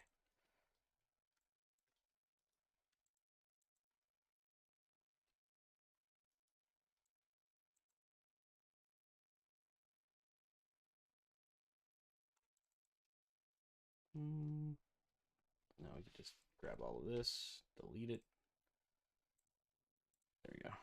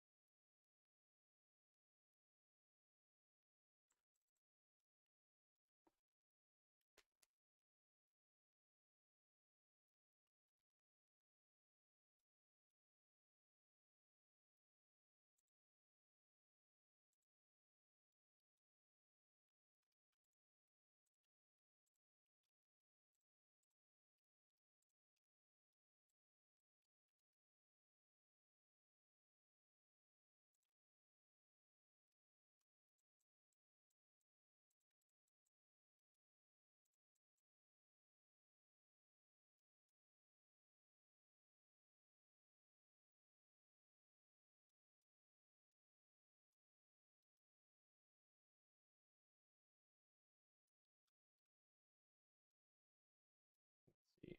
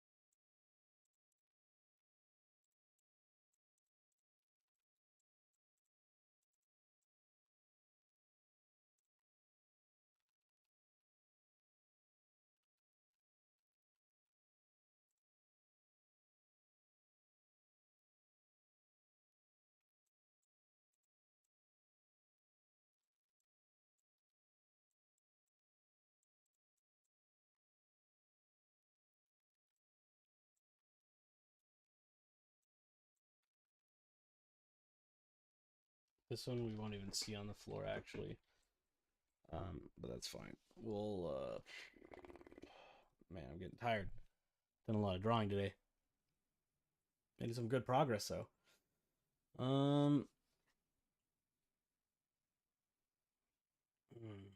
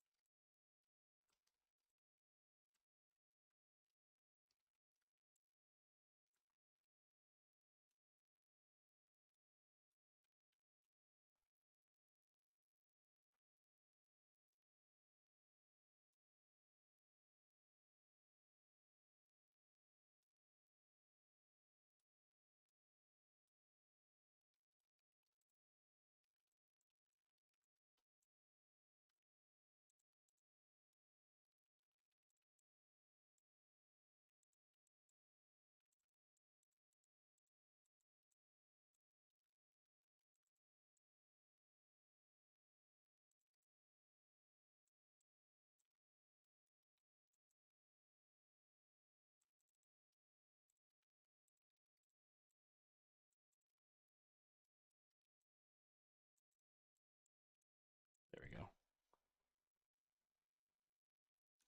And then I wonder if we can just turn this into a plank that's like flat.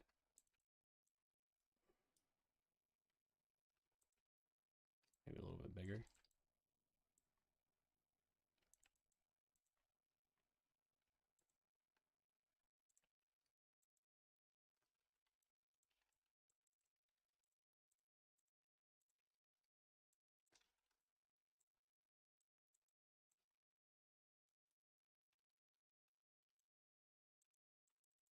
Hmm.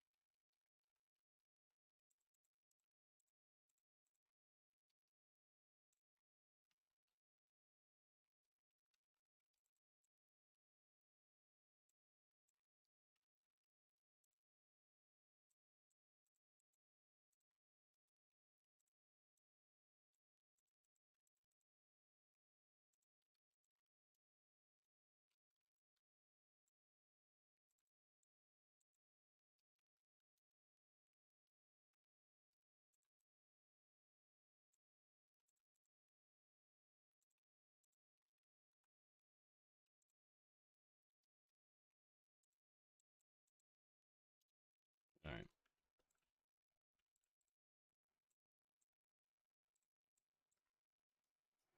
That's better.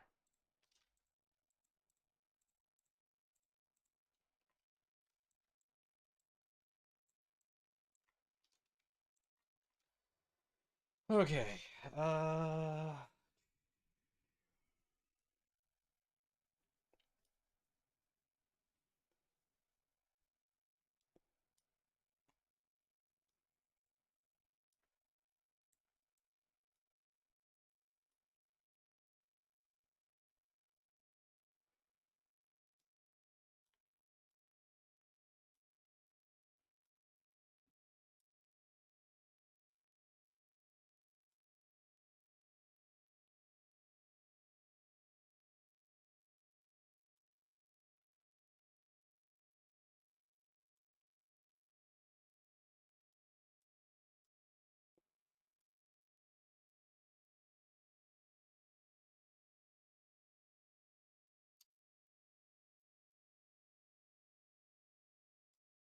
Not sure yet how we're gonna do this, but let's see.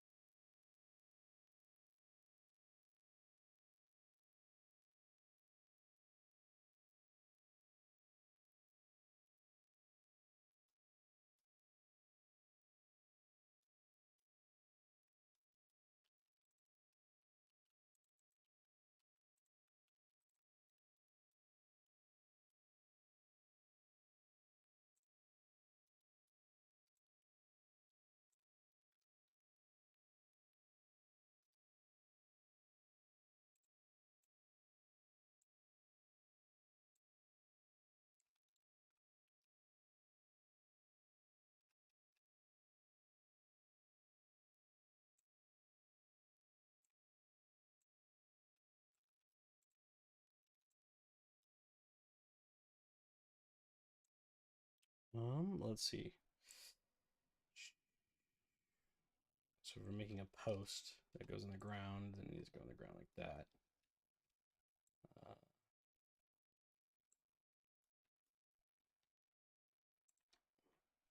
I have posts in my already made posts before, so maybe I'll just rip them out of my old tile set. Let's go see. There's so much stuff in this one. Oh yeah, I was gonna take my mushrooms too. Maybe the carrot. Let's see. I think these are too big. Those are huge. Yeah, way too big. I have to simplify the mushroom down to like. This is a great shape actually.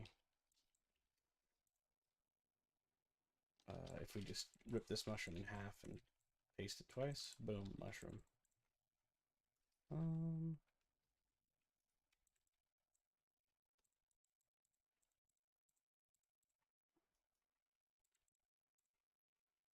Mushroom? Question mark?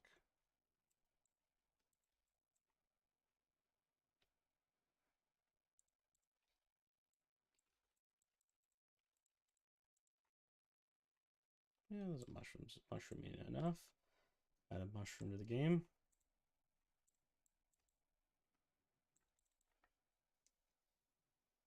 What else?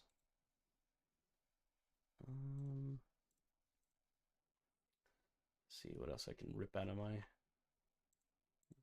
messy. Don't need that. Don't need this. Don't need that. Don't need that. My folders got all messed up on one of my exports. This is a. That's why I left it like this, is because it got all super messed up. No.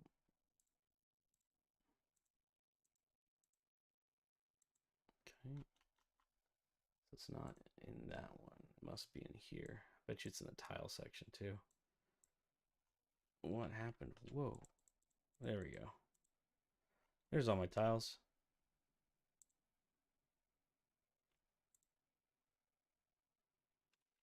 Let's see. Let's pull these out and bring them into this game. And I just wanted to see how I forgot like how I made them. Okay. So it's like what, two?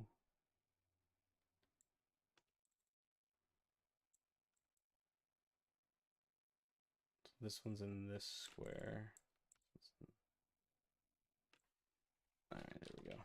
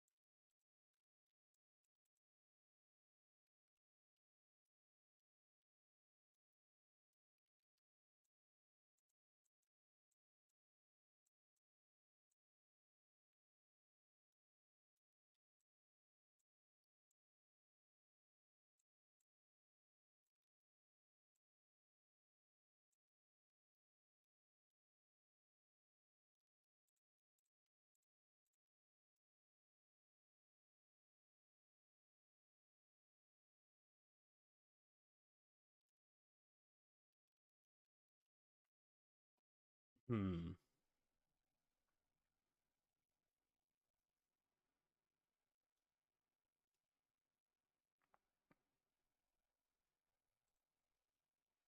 See if my other stuff will give me any ideas here.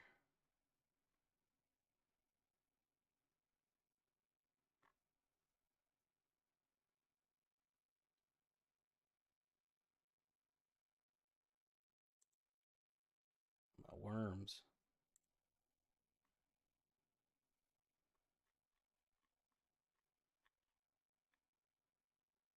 Oh, fish. I almost forgot about fish. That could be important. Also, forgot about my loot sack. Holy cow. Get that. Bring that with us. Might as well, right?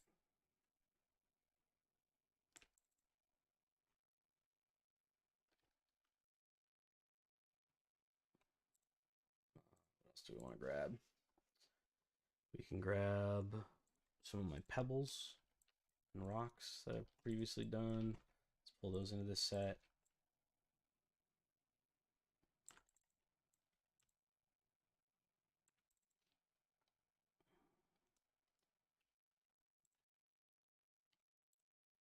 Wait a minute. Okay, I thought my colors were wrong. Okay. Yeah, that's what I thought. Okay, so what we're going to do is we're going to export and call this DD tile set. Yeah, that's good.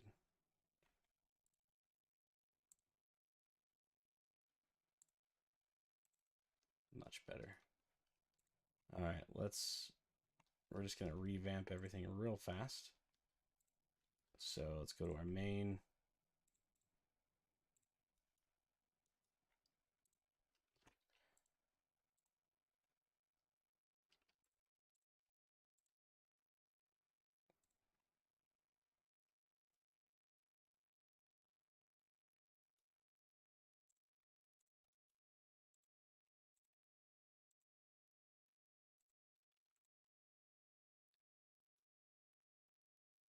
All right.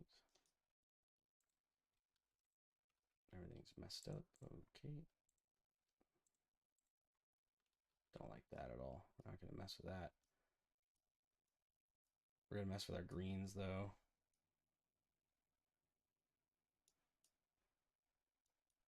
I do like...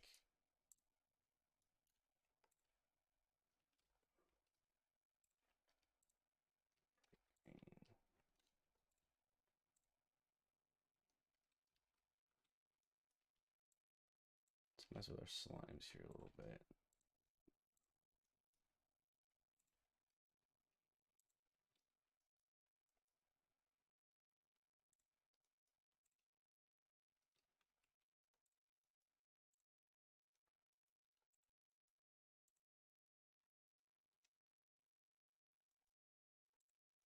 Huge fan of that darker on the bottom.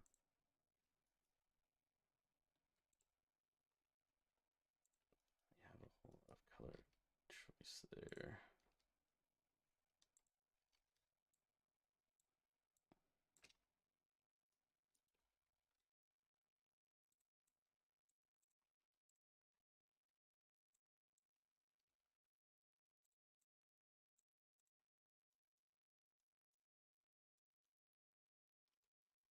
It's fine. I'm gonna get rid of this guy and make him into... Actually, we're gonna leave that guy alone. These rocks are fine. Some of my colors I don't even have. Like this color isn't on there. But I want to brighten up my tones a bit. The palette that I was working on before, it was just kind of slapped together. I hadn't actually done much. So everything's kind of looks a little funny at the moment. But we're working on it. Let's get all the reds.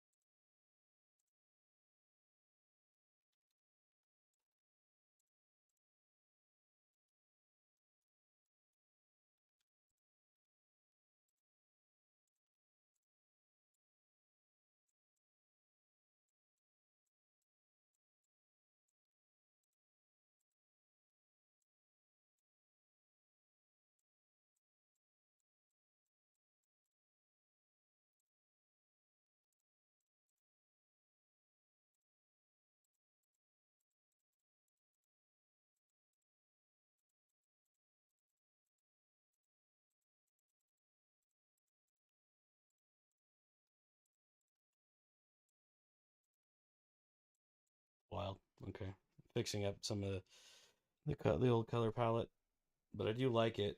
I just want to do more with it. So let's get rid of this. And that project, my ground is like this green color, this off green color. Let's see what happens.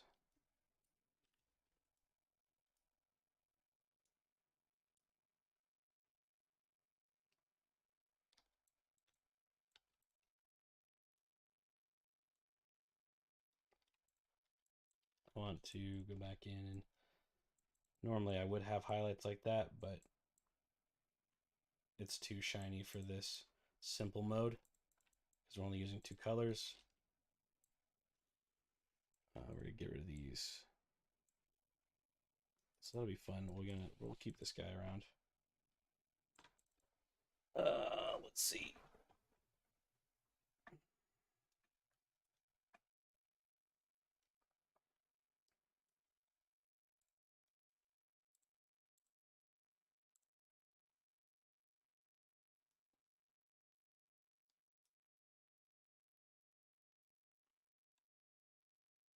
I could probably reuse my grass sprite. Oh, okay. It helps if I grab the right. We don't need Tifu. We don't need the tile set. We do need Galivers.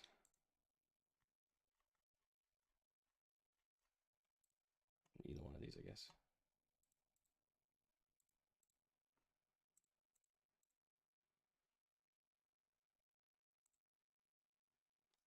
There's so many layers. It's been so many years since I worked on any of this stuff. So it's just like everywhere. There it is. Copy this.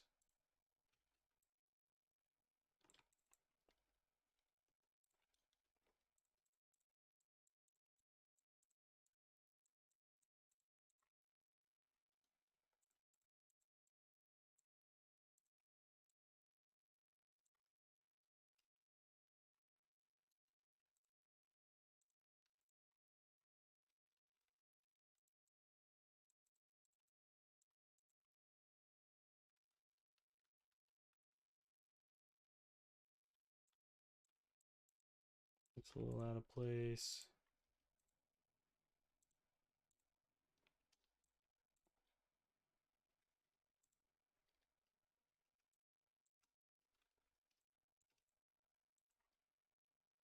Hmm.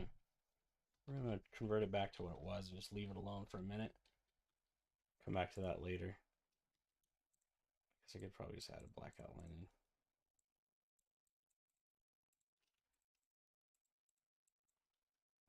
That's too intense now. So one of the main differences in that art style versus what I'm doing here is that this style doesn't have the black outline.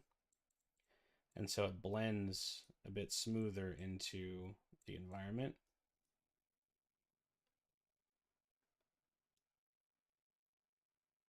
And in this case, I want it to pop. So I gotta be on top of making sure everything is as it should be. There we go, that's a fine rock. I do want to improve the stone, so we'll go here and fix that. I think that going back and there we go. There. The saturation stuff is a bit more controlled in this one. I don't need this either right now. We're going to rebuild that later. Our pigs, you can probably change up their pink a little bit. These big bright pink nose. And we'll use this to color that. I actually kind of like the pigs the way they are.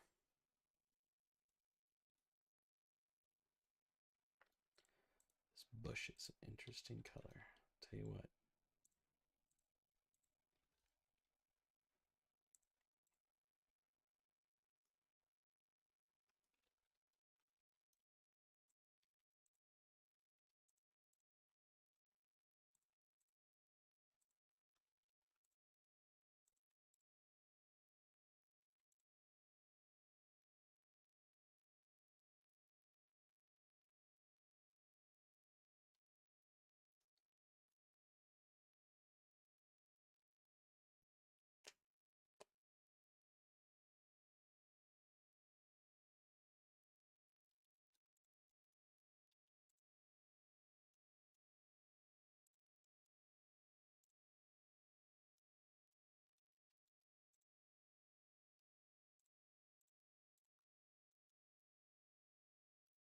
Um,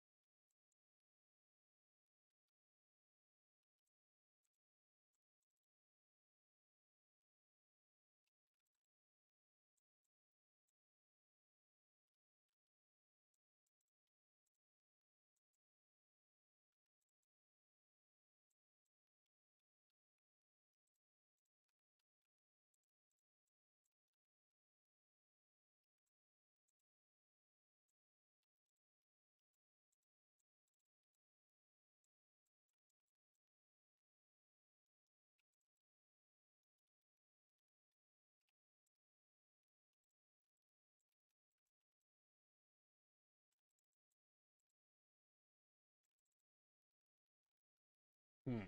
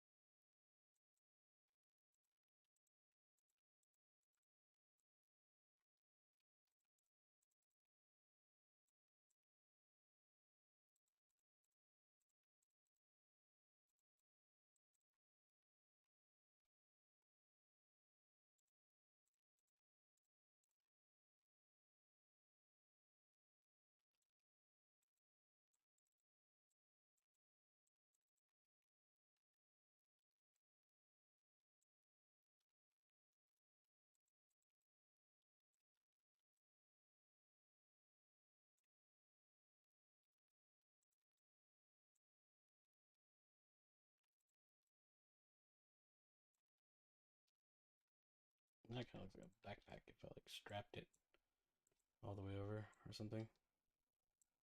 I don't know, it looks weird. Not happy with it. But I'm starting to get tired. So I'll probably end up I'll probably stop here shortly. And then I'll keep working on it. And then tomorrow I'll be streaming again. I'll be streaming pretty much all week doing this project. I'm not going to stop until it's done. So I'll be doing more live streaming this week than I have been the last couple weeks. Uh, while I take a break from TerraFarmers and work a little bit more on transferring to gdevelop. So.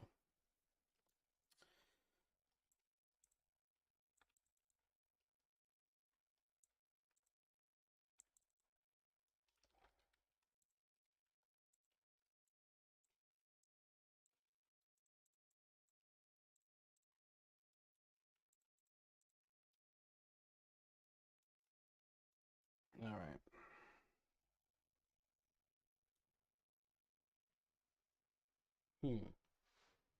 Still not sure what we're gonna do yet with this title. There's a lot going on here.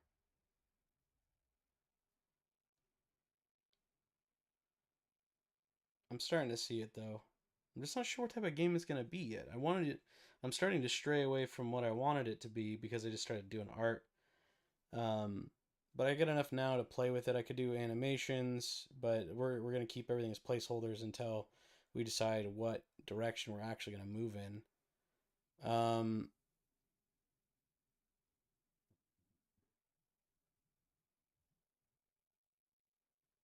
just knocked on my door. I will be right back.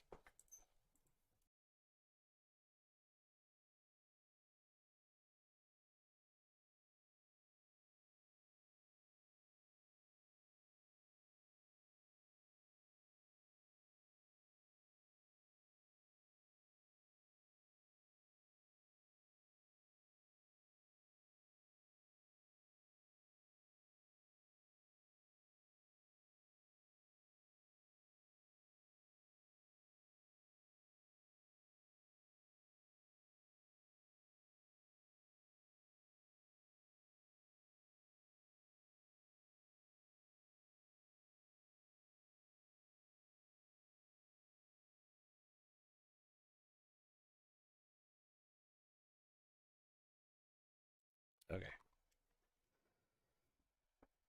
All right. Well, with that, I actually had a delivery, and so I need to take care of that. So, yeah, I'm gonna stop here. I'll be back on tomorrow.